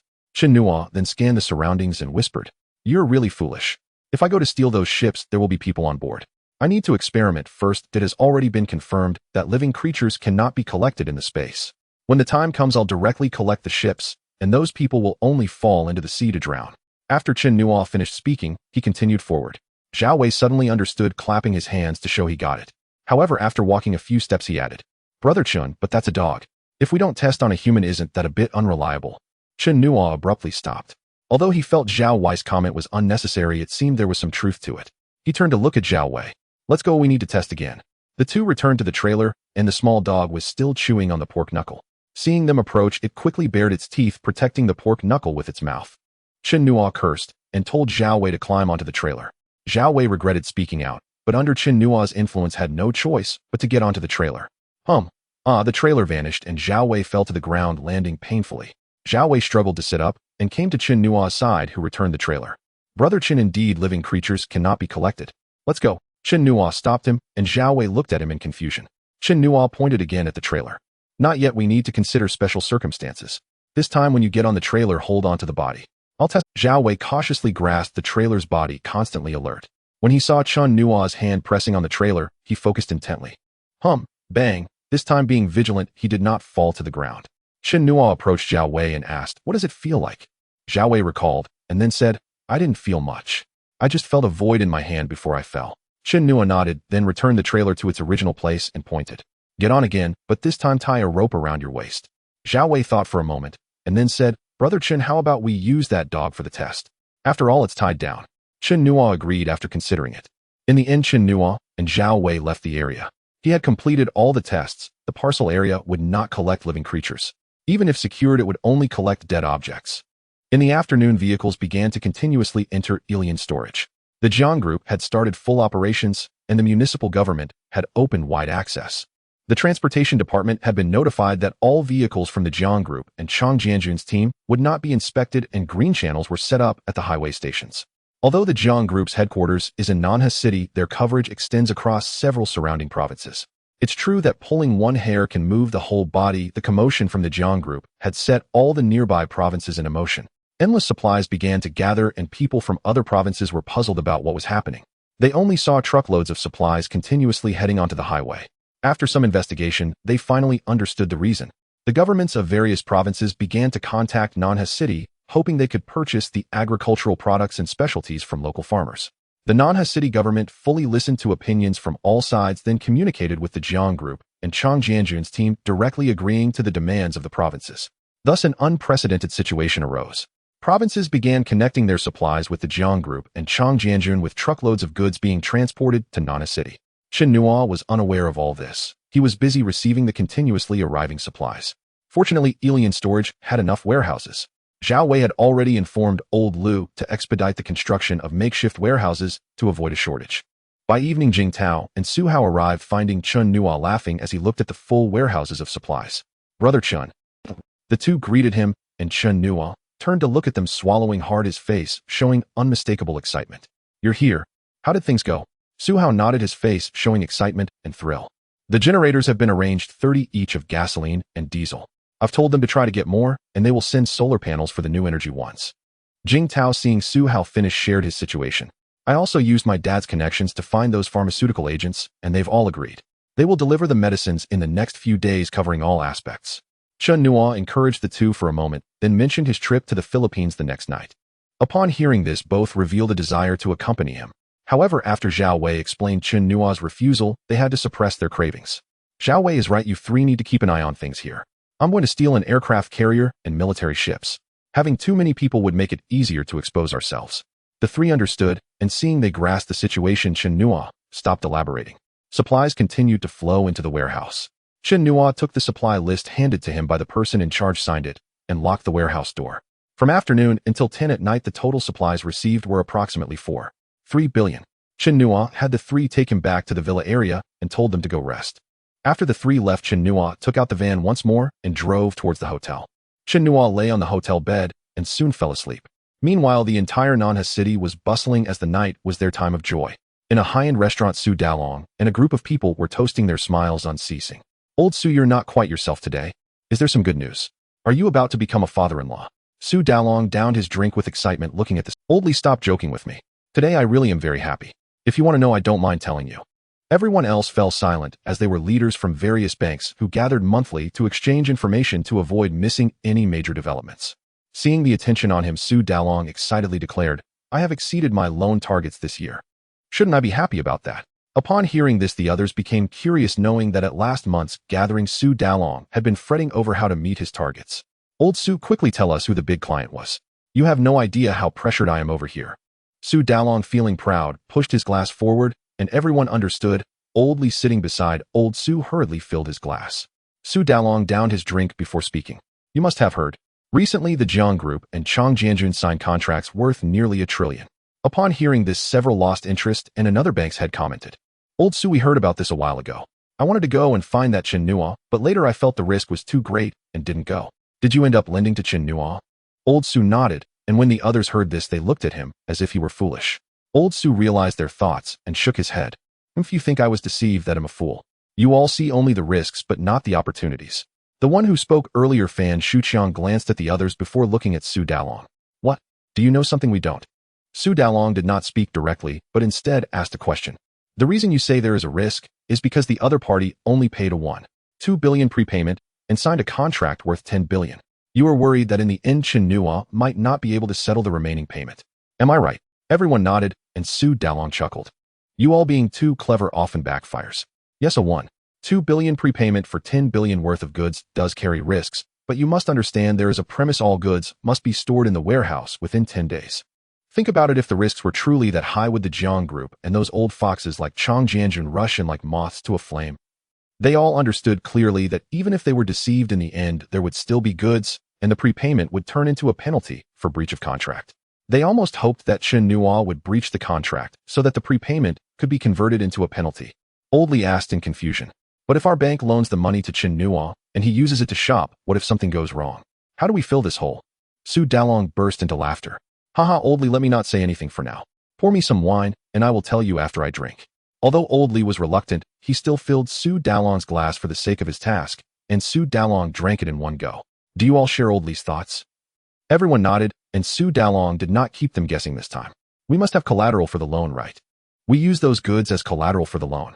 If Chen Nua really cannot repay the loan, those collateral items were purchased with real money. This means that no matter how many goods he buys, as long as the remaining payment is not settled, all the goods will be stored in the warehouse, right?" Others listened attentively as Su Dalong picked up his chopsticks and took a bite of food. "This is equivalent to our bank's money being turned into goods stored in the warehouse. After 10 days, if Chen Nua defaults, our money would have been stored in the warehouse for 10 days, while his prepayment would become everyone's cake. As the largest creditor, do you think we should take a slice of the cake?" Everyone suddenly understood, and Su Dalong did not say anything further.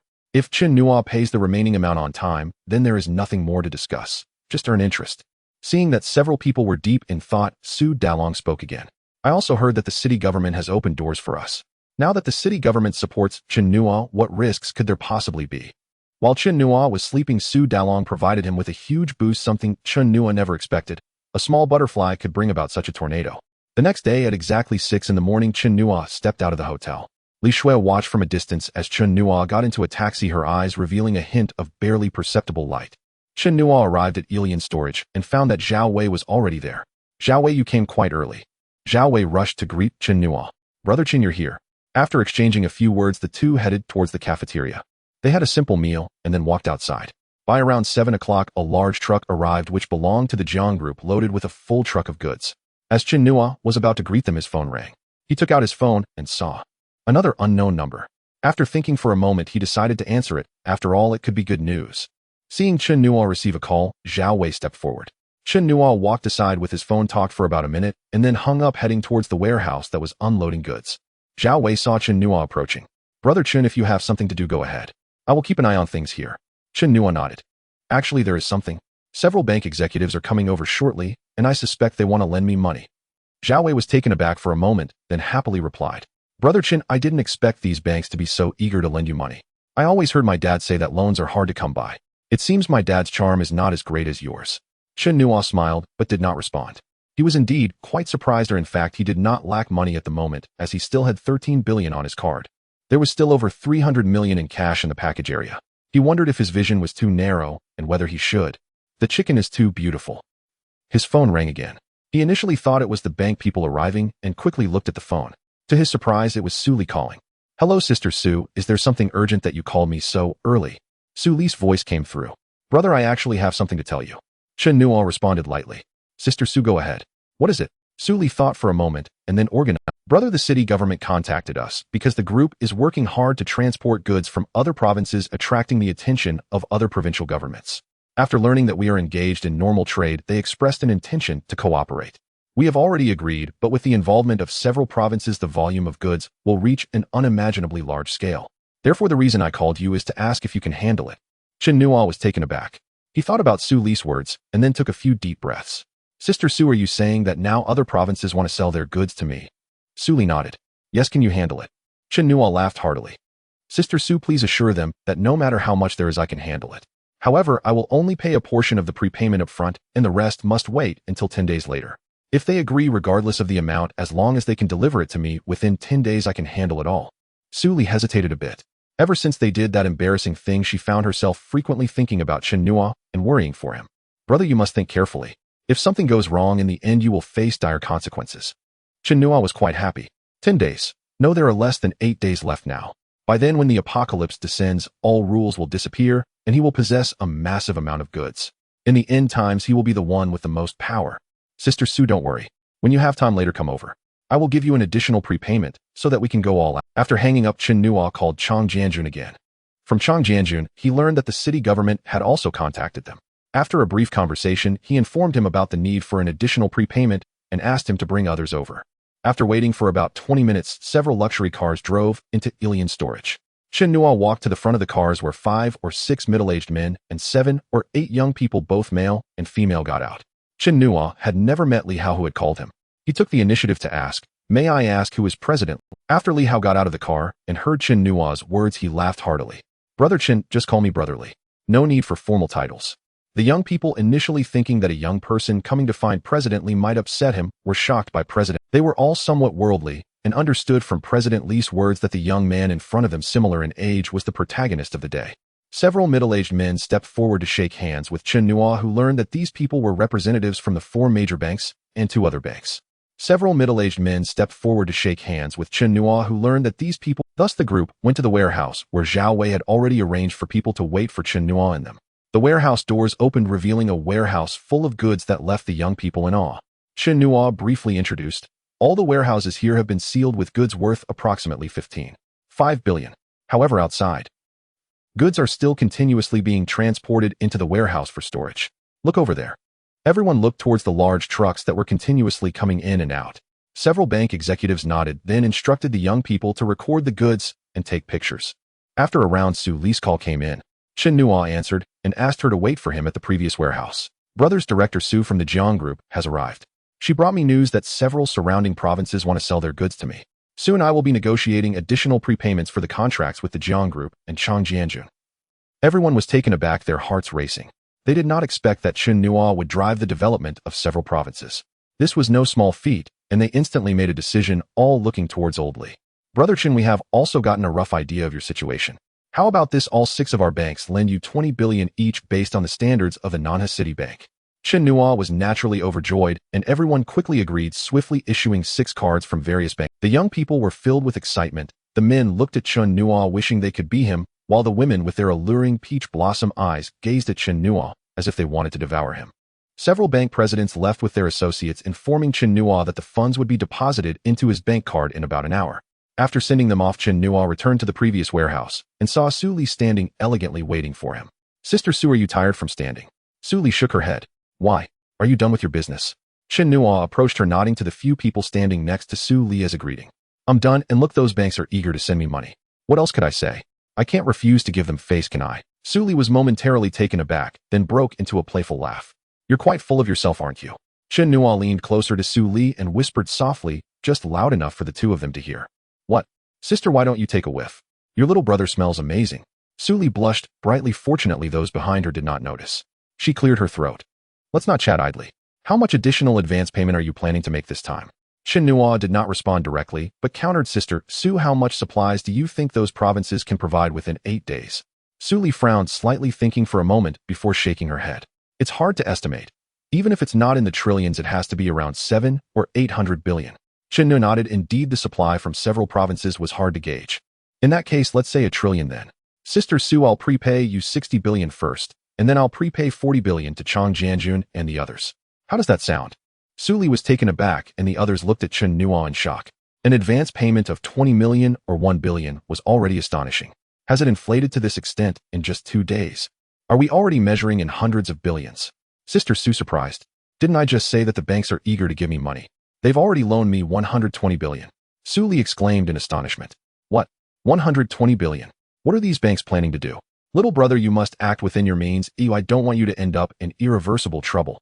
Looking at Su Li's genuine concern, Chen Nuo felt a bit dazed. What was supposed to be a mere game of pretense turned serious. He gently patted Su Li's arm. Sister Su, don't worry. Since I dare to do this, I have complete confidence in myself.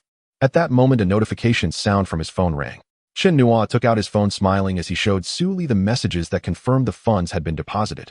Upon seeing the messages, Su Li believed it. Chen Nuo really did have 120 billion. Su Li took a deep breath and dialed Jiang Tianhai's number. At that moment, Jiang Tianhai and the other shareholders were waiting in the conference room. When Jiang Tianhai saw it was Su Li calling, he quickly answered, and everyone else fell silent. Xiaoli, how much advance payment does Chen Nuo want to add? Su Li conveyed Chen Nuo's proposal to them. Jiang Tianhai put the phone on speaker, and the other shareholders listened clearly. When they heard Chen Nuo was prepaying 60 billion, they were stunned, their expressions filled with shock, as if ordinary people had never seen such a massive amount of money. They began to breathe rapidly. Just as they were about to agree, they heard that Chen Nuo was going to allocate 40 billion to Chang Jianjun and the others, and immediately they were unwilling. They expressed that the Jiang Group could fully handle this 100 billion advance payment and the trillion supply. For the first time, Jiang Tianhai felt that giving Jiang Yu shares to Su Li was the right decision. After all, this was a trillion contract. How much was their entire group worth? Thinking about it made his head spin. Xiaoli, you must secure this deal even if. Jiang Tianhai glanced at Jiang Yu beside him, his eyes shimmering with determination. Even if you do something unkind towards Jiang Yu, as long as you can secure this trillion deal, you can go and divorce Jiang Yu tomorrow, and it won't affect your shares. Jiang Tianhai knew that his son and daughter-in-law had no feelings for each other. They were merely maintaining appearances for the two families. From the last call between Su Li and Chen Nuo with their sibling-like terms of endearment, he could tell that even if there was no manipulation, there was some ambiguity. However, as long as they secured this trillion contract, their group's stock price would rise again. This was a once-in-a-lifetime opportunity.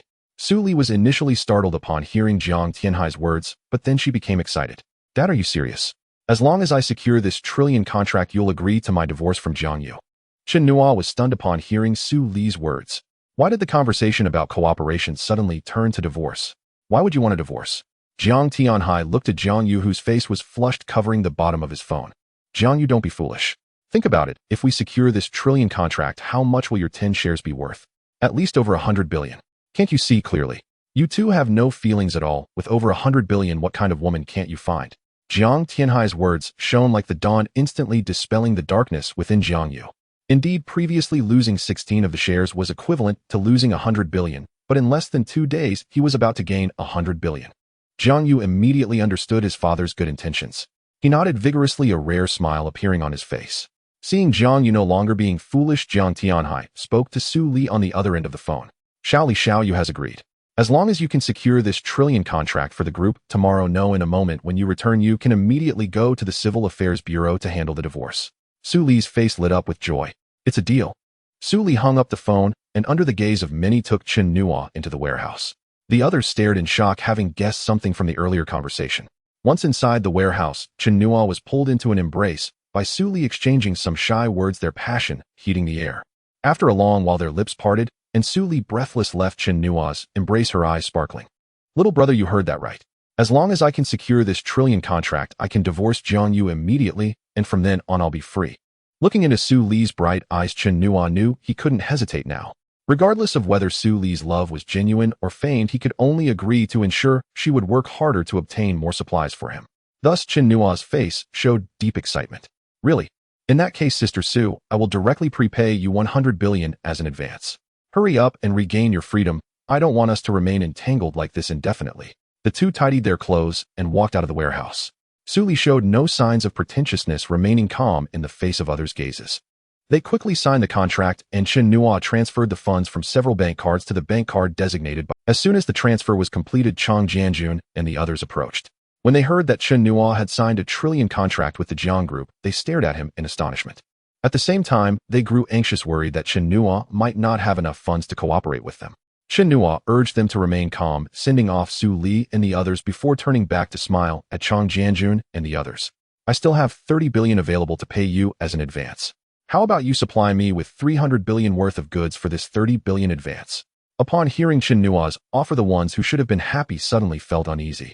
Given the previous trillion contract, they were unsure why this 300 billion contract suddenly didn't seem as appealing. Chen Nua noticed their expressions, a look of confusion creeping onto his face. What? Unwilling?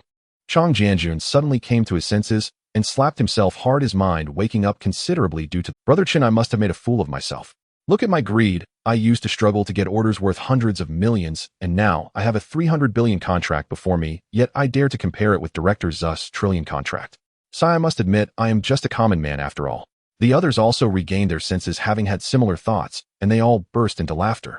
Chen Nua was taken aback when he saw Chang Jianjun slapping himself. After he finished speaking, Chen Nua understood it was a misunderstanding and said nothing further.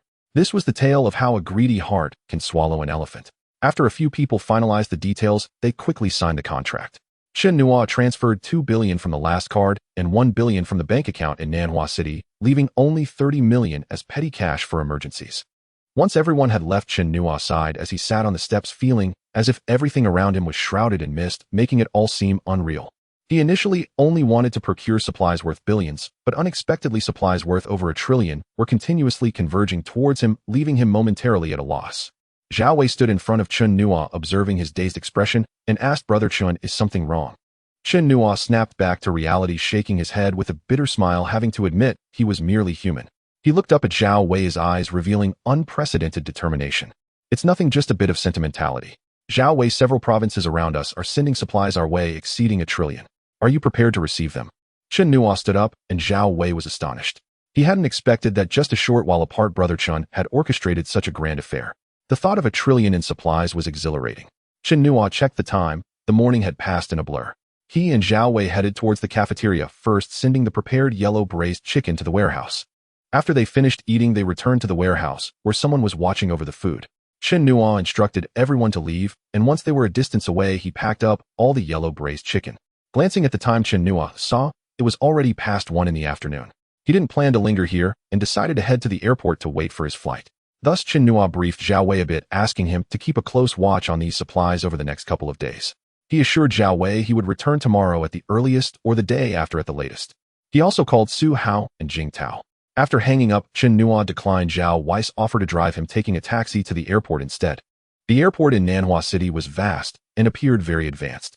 Chen Nua took out his phone to check the time. It was just past 2 in the afternoon, so he found a spot to sit. Just as he was feeling bored, Su Li called. Brother, I just got divorced, or I just came out of the Civil Affairs Bureau. Su Li's voice carried a sense of liberation. At that moment, an announcement echoed in the airport, surprising Su Li, who quickly asked, Brother, are you at the airport? Chen Nua was genuinely happy for Su Li, as he could tell that her happiness over the divorce was heartfelt. Yes, Su Jie, first of all, I must congratulate you on regaining your freedom. Once I return from the Philippines, I will definitely celebrate with you. Su Li asked in surprise, what are you doing in the Philippines? Do you need my help? Hearing Su Li's concern, Chen Nua felt a stir in his heart. Su Jie, don't worry, I'm just going to handle some matters, and we'll be back tomorrow. Su Li saw that Chen Nua didn't elaborate on what it was, so she wisely chose not to pry further. Instead, she reminded him to be careful and prioritize safety. The two chatted sweetly for about 20 minutes before she reluctantly hung up. When the time was right, Chen Nua got up to check in for his flight. The plane took off smoothly, and everything seemed normal. He did not encounter any issues with seat hoggers or flight attendants offering special services. Nanhua City is inland, and it took more than 4 hours to fly from there to the Philippines. After getting off the plane, Chen Nua checked his phone and saw it was almost 11 in the evening. At the front desk of the Yunong Wenong Hotel, Li Shui occasionally glanced at the door, feeling a bit anxious as she muttered to herself, why hasn't he returned yet? Could something have happened? Li Shui took out her phone and then put it back down. Finally, unable to bear it any longer, she dialed the phone number that Chen Nua had registered. Chen Nua had just gotten off the plane and checked the time when he saw an unfamiliar number calling. Now Chen Nua felt a strange familiarity with unfamiliar numbers and answered without hesitation. Chen Nua had just gotten off the plane and checked the time when he saw an unfamiliar number calling. Now Chen Nua, I'm Li Shui from the Yunong Wenong front desk. I noticed you hadn't returned yet, so I thought I'd call and ask if you're still coming to rest here tonight. Chen Nua was momentarily stunned recalling Li Shui's charming appearance and instinctively let out a soft "oh." Oh, could it be that I really attract girls? Li Shui's face quickly flushed at Chen Nua's words. Realizing he had misspoken, Chen Nua hastily defended himself. Hello, can you hear me? Sorry, there may have been a misunderstanding earlier. Li Shui, thank you very much for your concern. I'm busy with something outside today, so I won't be going over tonight. I'll come back tomorrow. Again, thank you for your concern. Li Shui blushed and hung up the phone, pressing her forehead hard against the table. So embarrassing, Li Shui, you really have no shame. Chen Nua hung up, shaking his head with a chuckle, and walked towards a taxi by the roadside. Hello. Oh, you're Just as Chen Nua was pondering how to communicate, the driver started speaking to him in Chinese. Chen Nua exchanged a few simple words with the driver before giving a location. The location was quite a distance from the military base of the great beautiful nation. He couldn't just ask the driver to take him directly to the base, as that would be highly suspicious. After dropping Chen Nua off at the location, the driver left. Chen Nua stood on the dark road, glanced around, and then took the van out of the package compartment. He didn't get in the car directly, but walked to the back, violently removing the license plate, then went to the front and removed that license plate, as well stowing both plates in the package compartment. He dusted off his hands, opened the car door, sat in the driver's seat, and took out his phone to open the 7-star navigation system before starting the van.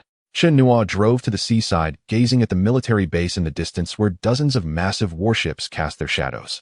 From the package compartment, Chen Nua retrieved a set of diving equipment that could effectively evade sonar. As for radar, it was not very sensitive underwater, so he wasn't worried.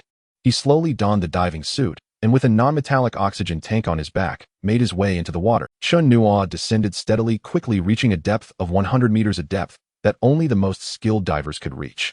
Chen Nua felt no pressure at all. His extraordinary physique allowed him to continue diving. It wasn't until he reached 150 meters that he felt a slight pressure, but this little pressure was nothing to him. Instead of continuing down, he floated up 10 meters and then swam towards the military base. Chen Nua had always thought these warships would stop at sea or patrol during the night, so he was very cautious and worried about being discovered. To his surprise, they were all docked at the base. Rather than a drill, it seemed more like a play. It took Chen Nua over half an hour to swim near the base, carefully observing his surroundings, but he didn't see any signs of submarines. Looking up from underwater, the massive shadows of the warships were quite oppressive. This was the first time Chen Nua had seen such large warships up close, leaving him utterly astonished. Previously, he had only seen destroyers over 200 meters and aircraft carriers over 300 meters in the news. Those were merely numbers, without any direct experience. Chen Nua adjusted his state. Instead of surfacing immediately, he first swapped out his oxygen tank for a new one. He didn't want to run out of oxygen while doing something important. Chen Nua swam underneath the largest shadow, which was likely the aircraft carrier, the main objective of his trip to the Philippines. A nuclear-powered aircraft carrier with nearly unlimited power could carry 600 personnel. Chen Nua looked around and noticed that this was the biggest one. There were about 20 to 30 other warships nearby. The so-called 6-aircraft carrier fleet reported in the news was clearly exaggerated, and he didn't even spot a single submarine. The aircraft carrier, over 300 meters long, has a displacement of around 10 tons, with a draft of more than 10 meters and a height above water equivalent to more than 20 floors. Suddenly, the aircraft carrier vanished, and those resting on it were abruptly thrown into the air, awakening in an instant. However, there was no time for anyone to call for help before they crash-landed into the water, followed by towering waves crashing down. Over 600 people aboard fell from a height of 50 to 60 meters into the water, many losing consciousness instantly, only to be battered by the immense waves which flattened them, turning the sea red with blood. Chen Nua was also startled. He gazed at the vast vacuum that had suddenly appeared, with waves surging up, and he quickly swam deeper. After swimming a considerable distance, he turned to look back. The night made visibility poor, and he couldn't see clearly. As the water current slowed, he began to ascend. Knowing time was running out, he had to speed up. Such a massive disturbance on the sea naturally caught the attention of other warships, but they were clueless about what had happened. The warships shook violently as if struck by a magnitude 10 earthquake, throwing everyone off balance and causing a cacophony of cries. Chen Nua swiftly approached a destroyer, pressing his hand against the bottom of the warship. The crew on the warship were dazed and hadn't regained their senses before they suddenly fell into the water from a great height, the giant waves crashing down and sweeping them away. Chen Nua quickly gathered 6 or 7 warships, but he realized the opportunity was lost as the distant warships had long left the area. If he pursued further, he would not only fail to catch up, but also risk being discovered. With reluctance, Chen Nua took one last look at the warships before turning back towards the shore, where he had previously entered the water. The base was already in an uproar, with air raid sirens blaring. Reaching the shore where he had entered the water, Chen Nua hid in the shadows, removing his diving suit and changing into his own clothes. Then he packed his diving suit into a bag, turned to glance at the illuminated military base, and walked to the roadside, retrieving a bread truck to head towards the airport. Chen Nua did not leave immediately, but found a hotel near the airport to check in. Lying on the hotel bed, Chen Nua took out his phone and called Zhao Wei, asking him to book a flight back for the next. Brother Chen Yu. Chen Nua knew what Zhao Wei was about to ask and directly interrupted him. We'll talk when we get back, it's not convenient now. Zhao Wei, filled with excitement, hung up the phone and promptly booked a flight for Chen Nua to return home the next morning, then sent the details to him.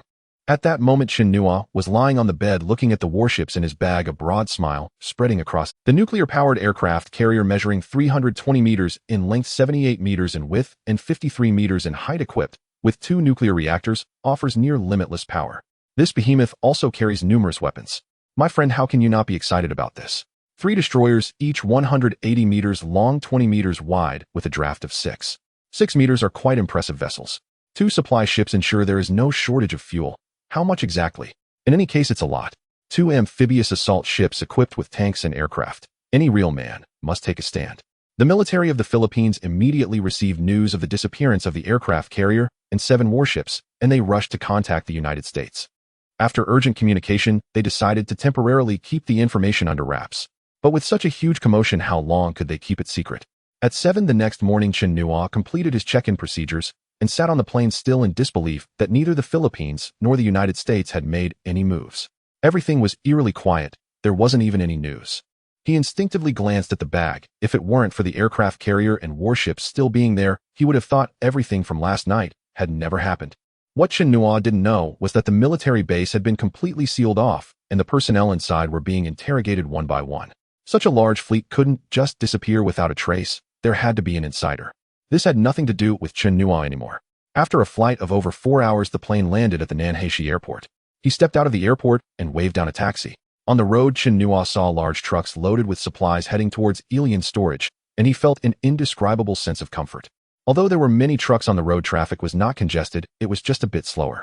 Chen Nua noticed that police officers were maintaining traffic at regular intervals, understanding that this was a convenience arranged by the city government for him. The taxi arrived at alien storage. After paying, Chen Nua got out and looked up to see Jing Tao, Su Hao, and Zhao Wei waiting eagerly at the entrance. The 3 rushed up to Chen Nua in excitement. Once the taxi drove away, they glanced around at the passing vehicles, ensuring no one was paying attention. Su Hao lowered his voice to ask, "Brother Chen, did you really steal them?" Chen Nua nodded and smiled. "This isn't stealing, it's borrowing." The 3 chuckled awkwardly and then followed Chen Nua into the warehouse. Once inside, Chen Nua turned to them and said, "You all go and close the door." Zhao Wei and the others hurriedly turned back to shut the door, knowing Brother Chen wanted to show them the big hall. Chen Nua walked to the center of the warehouse, and then, V-room, a fighter jet suddenly appeared, and Chen Nua walked a few steps forward. V-room, a tank. Then a helicopter along with numerous armored vehicles and other weapons appeared one by one in the warehouse. The 3 swallowed hard, approaching the fighter jet, nervously touching and inspecting it. After waiting for them to take a look around, Chen Nua stored all the equipment back. The 3 looked at the now empty warehouse, feeling unsatisfied, while Chen Nua smiled at them. "This is just a small part of the haul this time. Overall, we have 1 aircraft carrier, 3 destroyers, 2 supply ships, and 2 amphibious assault ships, with a total of 73 various types of fighter jets, 28 helicopters, 35 tanks, and numerous armored vehicles, along with over 6,000 barrels of fuel, plus countless missiles and ammunition." The 3 listened to Chen Nua, their faces a mix of excitement and shock. This equipment surpasses that of most countries. Chen Nua let them digest this for a moment before asking, "When will the medicines and generators arrive? By the way, Su Hao, once the generators arrive, don't purchase any more for now." Su Hao instinctively asked, "When will the medicines and generators arrive? By the way, Su Hao, once the generators arrive, don't purchase any more for now." Su Hao instinctively asked. Su Hao understood and nodded, then asked, "Brother Chen, should we also pause the solar panels?" Chen Nua, "The solar panels can be increased in purchase as they essentially have no consumption." After Su Hao finished speaking, Jing Tao stepped forward. "Medicines, a batch arrived this morning, roughly around 700 million, and Zhao Wei has already stored them securely." Zhao Wei took out his phone, opened the gallery, and handed it to Chen Nua. "Brother Chen, the supplies stored yesterday amounted to 28.7 billion. The city government is fully cooperating with us, and new makeshift warehouses are being rapidly constructed. Starting from 5 this morning, trucks have been continuously delivering supplies without a break. Everyone has been working non-stop. Today's supply is expected to exceed 50 billion. Chen Nua nodded. This was quite normal. After all, he had signed a contract for over 13 trillion in supply materials. With only just over 5 days left to fulfill the contract, they needed to ensure 200 billion of supplies were stored each day. At this point, whether they complete the contract or not was no longer important. Is the warehouse sufficient? This is trillions worth of supplies. Alien storage shouldn't have enough warehouse capacity for this, right? Speaking of this, Su Hao recalled something. Brother Chin, my mom has already gotten the land approved for you not far from here. The exact size wasn't specified, but the city government has arranged for builders to enclose the area with walls. They will establish numerous makeshift warehouses and will also begin transporting some supplies there. Chen Nua was taken aback. He hadn't expected the city government to be so efficient. Su Hao, thank Aunt Wang for me. The kid is too beautiful. The phone rang, and he glanced at the caller ID, frowning slightly. It was a call from Guaning. Chen Nua waved his hand, pointing at his phone, and said to the three of them, "You go keep an eye on the supplies and record everything. We'll take a call first." The three nodded and left the warehouse together while Chen Nua answered the phone. "Hello, is there something?" Chen Nua's cold tone made Guaning's heart tighten, and she forced a smile. "Honey, why haven't you come home these past 2 days?" Chen Nua casually made an excuse, saying he was busy with something, and then hung up. Guaning sat dumbfounded on the sofa, staring blankly at her phone. She deeply felt that Chen Nua had changed, no longer the devoted lover he once was. Having spent years deeply entrenched in the game, she clearly realized that Chen Nua was playing tricks on her, and a trace of hatred gradually appeared in her eyes. "Humph, Chen Nua, I accompanied you for half a year in bed, and you don't even appreciate the bond we shared. Humph, I am not someone who can't live without you." Guaning gritted her teeth and opened her text messages, glancing at the information above. "Ninger, Godfather, we are already divorced. Godfather admits that he acted improperly that day. Please consider it carefully. Godfather is waiting for your reply." Guaning took a deep breath. Jiang Yu had been calling her these past few days, but because she still harbored fantasies about Chen Nua, she had been unable to make a decision. Now she had come to terms with it. She and Chen Nua were no longer possible. Instead of being strung along, it would be better to settle things with Jiang Yu first. Having made up her mind, she dialed Jiang Yu's number, and after a few seconds the call connected. "Hello, Godfather, Ning has made up her mind." Just after Chen Nua hung up on Guaning, his phone rang again. Looking down, he saw it was his good friend Wang Chen calling. "Hello, Chen Nua, your phone is really hard to reach. I called you last night, but it kept saying it was off. I tried again today, and it kept saying busy." Chen Nua was taken aback. Last night, he had his phone off while taking a flight, and then put his phone in the bag after stealing an aircraft carrier and a warship. No wonder Wang Chen couldn't get through. "My phone's a bit faulty. Wang Chen, did you call me for something?" "Not really, just wanted to know if you're going to the class reunion tonight." Chen Nua was stunned. What class reunion? I didn't know about it." "Haven't you seen the notice in the group? They've been talking about it for days. For our classmates staying in Nanha City are gathering tonight." Chen Nua thought about it. He could go or not. "I think I won't go. I've been a bit busy." Upon hearing this, Wang Chen bluntly replied, "Busy with what? Are you still not over the blow from that green tea?" Guaning, "Let me tell you, the best way to recover from a failed relationship is to start a new one. Chen Nua, let's go tonight. I tell you, our class flower is still single." You know what I mean." As Chen Nua listened to Wang Chen's lewd laughter, he felt a strange itch in his heart. He thought about how the news always reported the absurdities of class reunions. Maybe it would be good to see the class flower. "All right, send me the time and place to my phone, and I'll head over directly." After hanging up, Chen Nua helplessly shrugged. Just treating it as a way to relax is fine. Just as Chen Nua put his phone into his pocket, it rang again, still that familiar rhythm. "Hey there." Chen Nua quickly answered the phone. "Oh, little brother, you're quick to pick up this time." Hearing Su Li's voice, Chen Nua laughed. "How could I not be quick for sisters us call?" Su Li's playful laughter came from the phone. "Isn't that right? So why didn't you call me first when you came back? If I hadn't called to ask about Zhao Wei's situation, I still wouldn't have known you were back." Chen Nua groaned.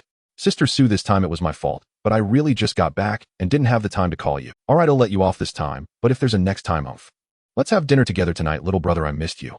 Chen Nua felt a wave of warmth in his heart. Su Li's last few words were in a coaxing tone. However, he suddenly froze, recalling that he had just promised Wang Chun to attend the class reunion. "Sister Su, I miss you too, but I have an unexpected situation here. Just now my classmate told me there's a class reunion tonight, and I just agreed to go with him." Originally, Chen Nua thought Su Li would be unhappy to hear this, but Su Li responded with a soft, "Oh, a class? Can I bring a guest?" Chen Nua instinctively replied, "It should be fine." "That's good, how about I accompany?" "Of course, as long as you want him, fine with it." After they agreed, they hung up, and Chen Nua forwarded the information Wang Chun had just sent to Su Li. Chen Nua found Jing Tao and the others asking Zhao Wei to take him to the cold storage to collect the full Manchu Han Imperial Feast and the prepared braised chicken sent yesterday. Zhao Wei let them keep cooking, the more they make the better. In the afternoon, the four of them were busy receiving supplies until 5:30 p.m. when Wang Chun called again. "Chen Nua, I'm ready over here. It's a bit far from the restaurant. I'm leaving now. When will you arrive?" Chen Nua thought for a moment. "I'm also getting ready to head out. They'll contact you when I arrive."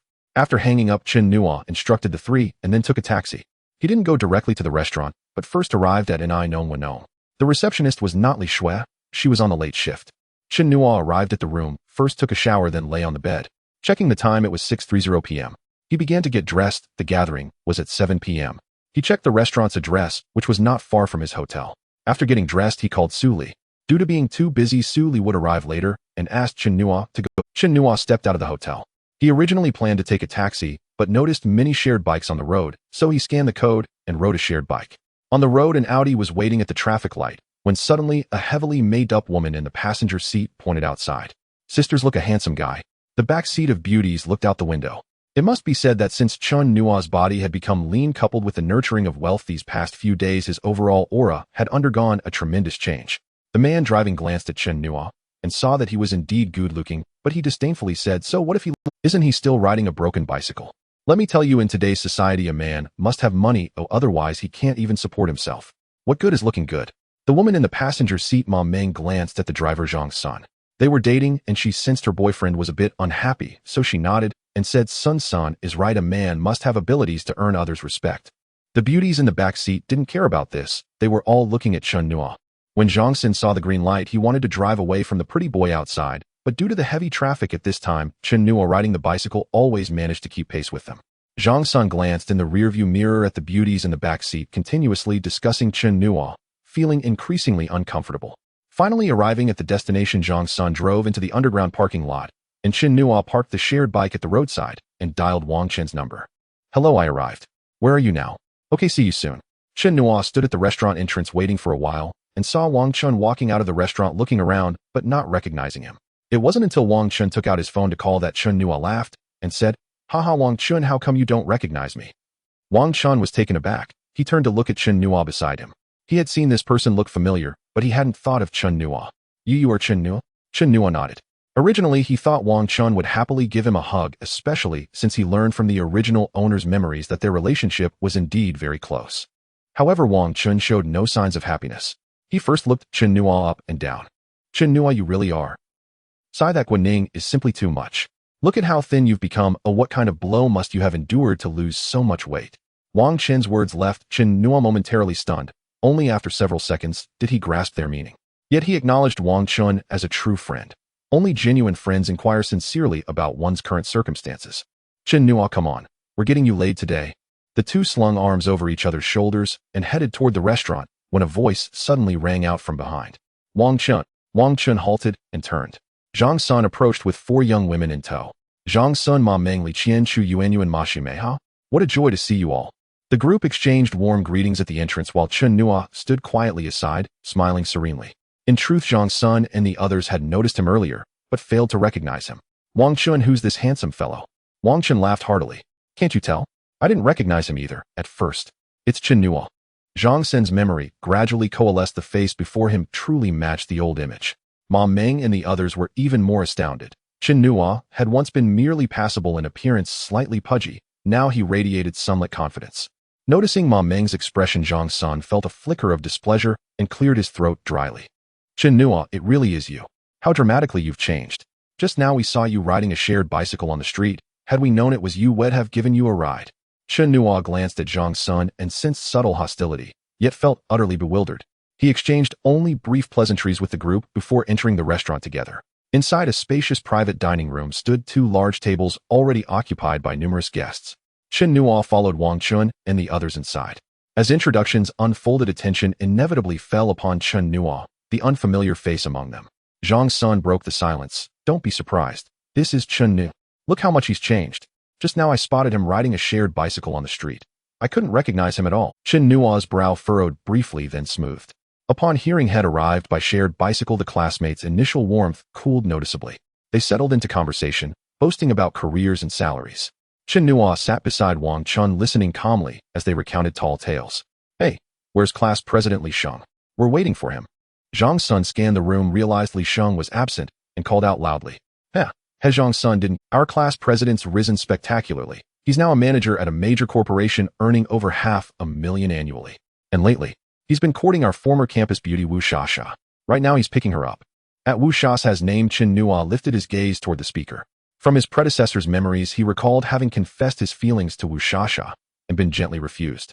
Lu Xinliang, catching Chen Nuo's glance, teased lightly, "Speaking of campus beauties, I remember Chen Nu once declared his love to her."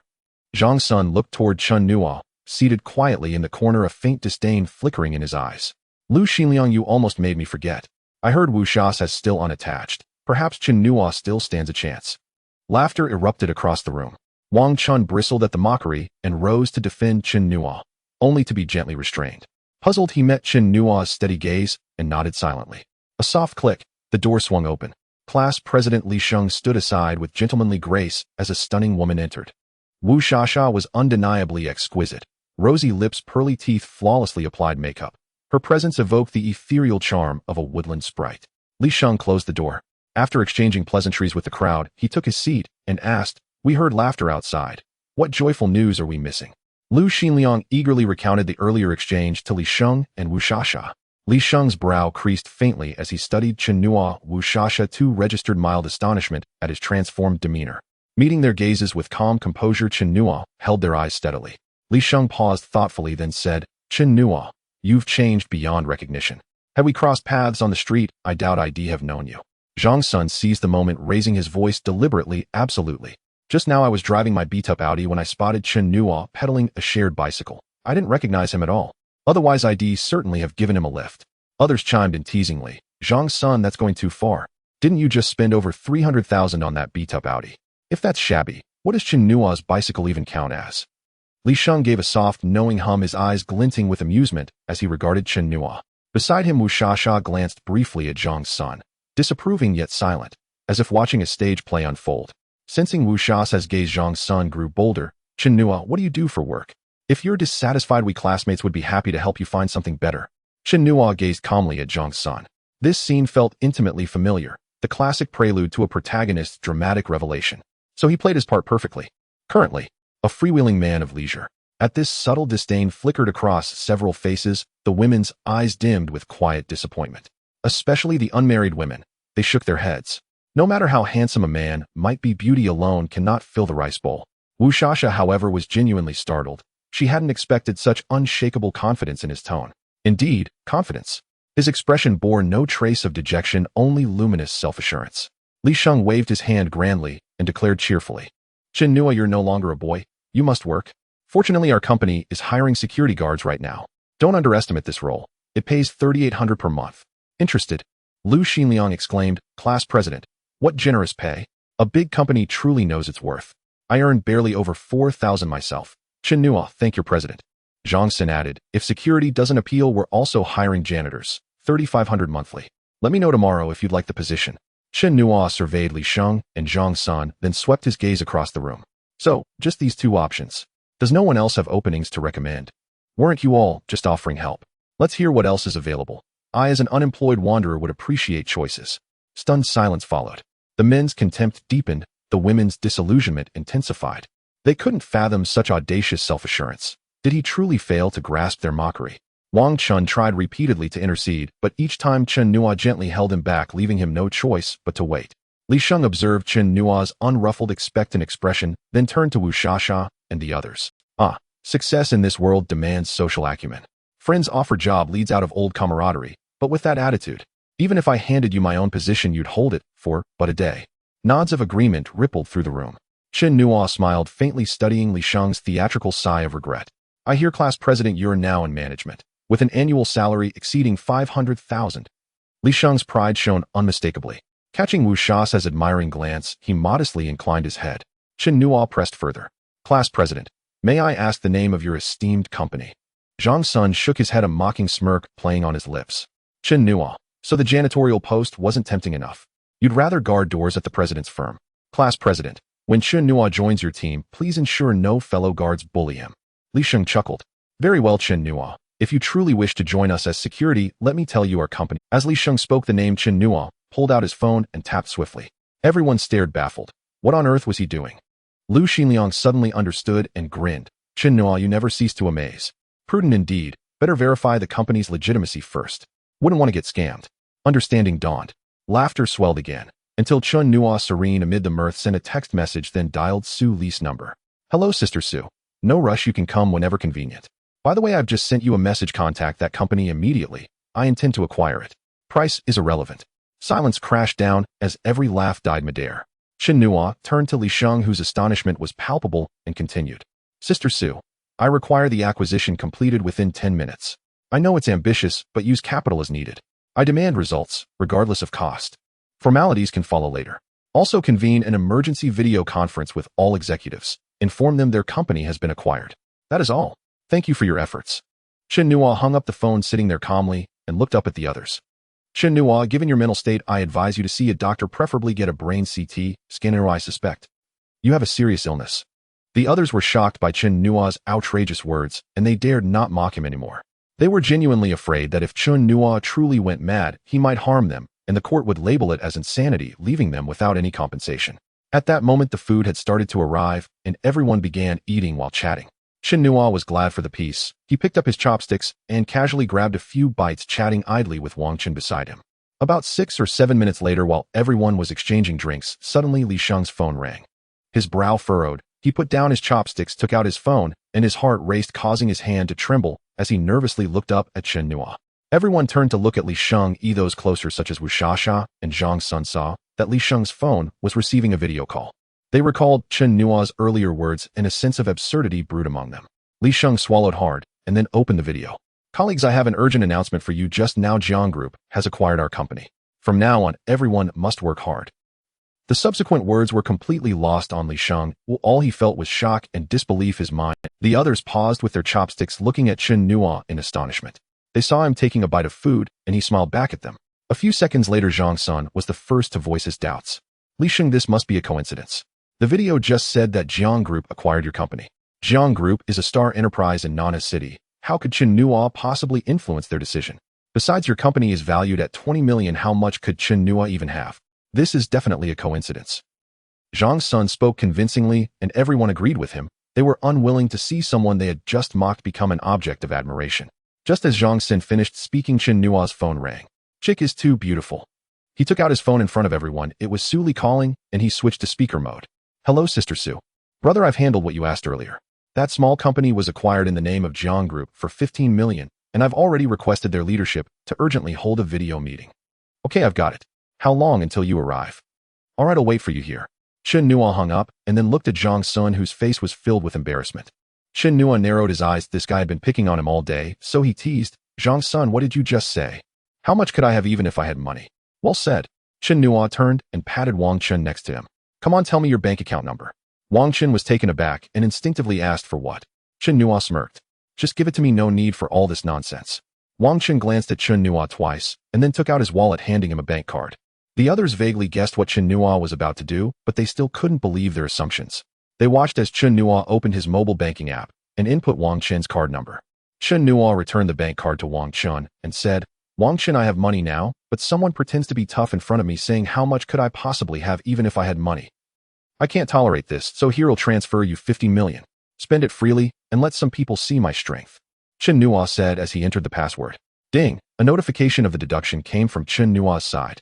Ding! Soon after, Wang Chen's phone also received a notification sound, and he pulled out his phone, his eyes widening in shock. This? Chen Nua, did you really transfer this to me?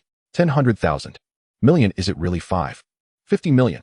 The other curious classmates hurriedly gathered around, and indeed they saw the text reminder of 50 million. Wang Chen still couldn't believe it.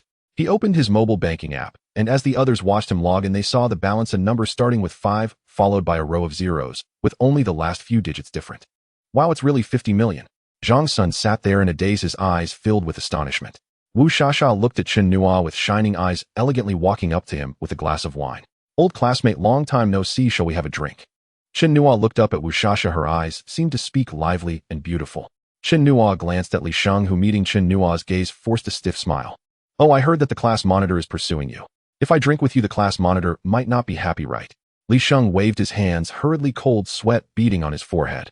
The previous video and the transfer had already demonstrated Chen Nua's strength. Chen Nua's acquisition of their company meant he was their boss. If Chen Nua were unhappy, he could easily fire him. How could that be? Besides, Wu Shasha hasn't agreed to me at all. Chen Nua, I know President Chen, you don't need to pay attention to me. Chen Nua smiled lightly at Li Sheng's words. No wonder you could reach management at such a young age. You truly understand the ways of the world. Chen Nua complimented Li Sheng, and then picked up the wine glass on the table, lightly clinking it with Wu Sha's red wine glass. He took a small sip, then placed the glass back on the table, no longer paying attention to Wu Shasha, but instead looking at Wang Chen beside him. Wu Shasha observed Chen Nua's rudeness, feeling no offense or displeasure. She took a small sip herself and returned to her seat, but her eyes remained fixed on Chen Nua. At this moment, Wang Chen was still staring blankly at his phone, and Chen Nua lightly patted his shoulder. What's wrong? It's just 50 million, right? I was planning to transfer you 200 million, but I was worried about your capacity. Look at your expression, is 50 million too much? The others gasped at this. They all envied Wang Chen, feeling that Chen Nua was indeed very good to him. Wang Chen took a deep breath, coming back to his senses, and drank a mouthful from the water cup on the table. Chen Nua, I can't accept so much money, I'll transfer it back to you right now. The others looked at Wang Chen as if he were foolish. If they had received such a gift, they wouldn't dream of returning it. Chen Nua shook his head, took out his phone, opened the message, and showed it to Wang Chen. No need, spend it yourself. A look, I still have over 2.9 billion left on my card. This is all small change. Wang Chen saw that Chen Nua wouldn't let him return the money and decided to wait until after the gathering to discuss it. Zhang Sun, tell me, with my 2.9 billion in the bank, could the interest in one day buy a broken Audi?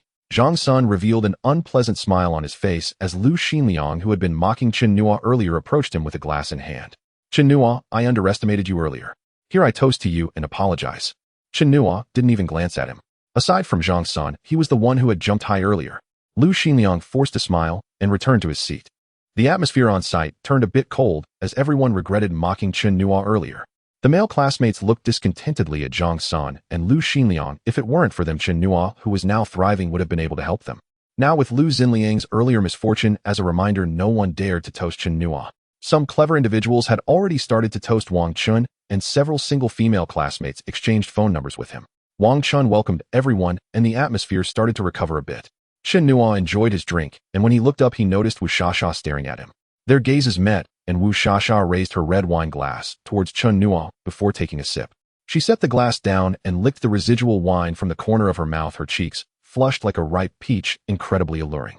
Chen Nua was captivated by Wu Shasha's charm, feeling a rush of heat when the door to the private room opened. Su Li appeared dressed elegantly, and her eyes swept across the table, landing on Chen Nua. Chen Nua, I'm late. Su Li knew she had to show Chen Nua some respect in public, especially in front of their classmates, so she no longer referred to him as brother. Chen Nua abruptly withdrew his gaze from Wu Shasha and turned to Su Li, standing up as she approached, and linked her arm with his. Wu Shasha felt a pang in her heart, her face showing a hint of disappointment. Let me introduce everyone. This is Su Li, my future wife, and currently the chairwoman of the Jiang Group. Her worth? Just a few 100 billion. Su Li was taken aback by Chen Nua's generous introduction, and particularly by his declaration of her as his future wife. Her face flushed, but she graciously accepted the introduction with a charming smile. Others gasped when they learned Su Li was the chairwoman of the Jiang Group. No wonder she looked down on money. Oh, Chen Nua truly had struck gold. I'm late today, due to some matters, and this meal is on me. Enjoy. Just as Su Li finished speaking, Chen Nua raised his hand to stop her. Sister Su, that's not right. You can't just swoop in and steal our class leader's thunder. This meal shouldn't be on you. Class leader, don't you agree? Li Sheng quickly stood up. What Chen Zong said is right, this meal should be on me. Su Li glanced at Chen Nua and then at the atmosphere in the room. After recalling the company Chen Nua had asked her to acquire, she immediately understood and wisely kept silent. Let's leave it at that for now. I'm done eating. Wang Chen, do you want to walk out with us? Wang Chen glanced at the single girls and reluctantly stood up. I'm done too, let's go together. As the three approached the door, Chen Nua suddenly stopped. In front of everyone, he walked up to Wu Shasha. He picked up his phone from the table and handed it to her, indicating for her to unlock it. Wu Shasha frowned slightly, but eventually unlocked the phone. Chen Nua entered his number and dialed it before handing it back to Wu Shasha, leaning in to whisper in her ear. You were very cute just now, which made me a bit restless. This is my phone number. If you need anything, just call me. After Chen Nua finished speaking, he glanced at Li Sheng, who quickly smiled back. Chen Nua patted his shoulder. Let's go, you don't need to see us off. Everyone enjoy. Chen Nua turned and left the private room with Su Li and Wang Chen.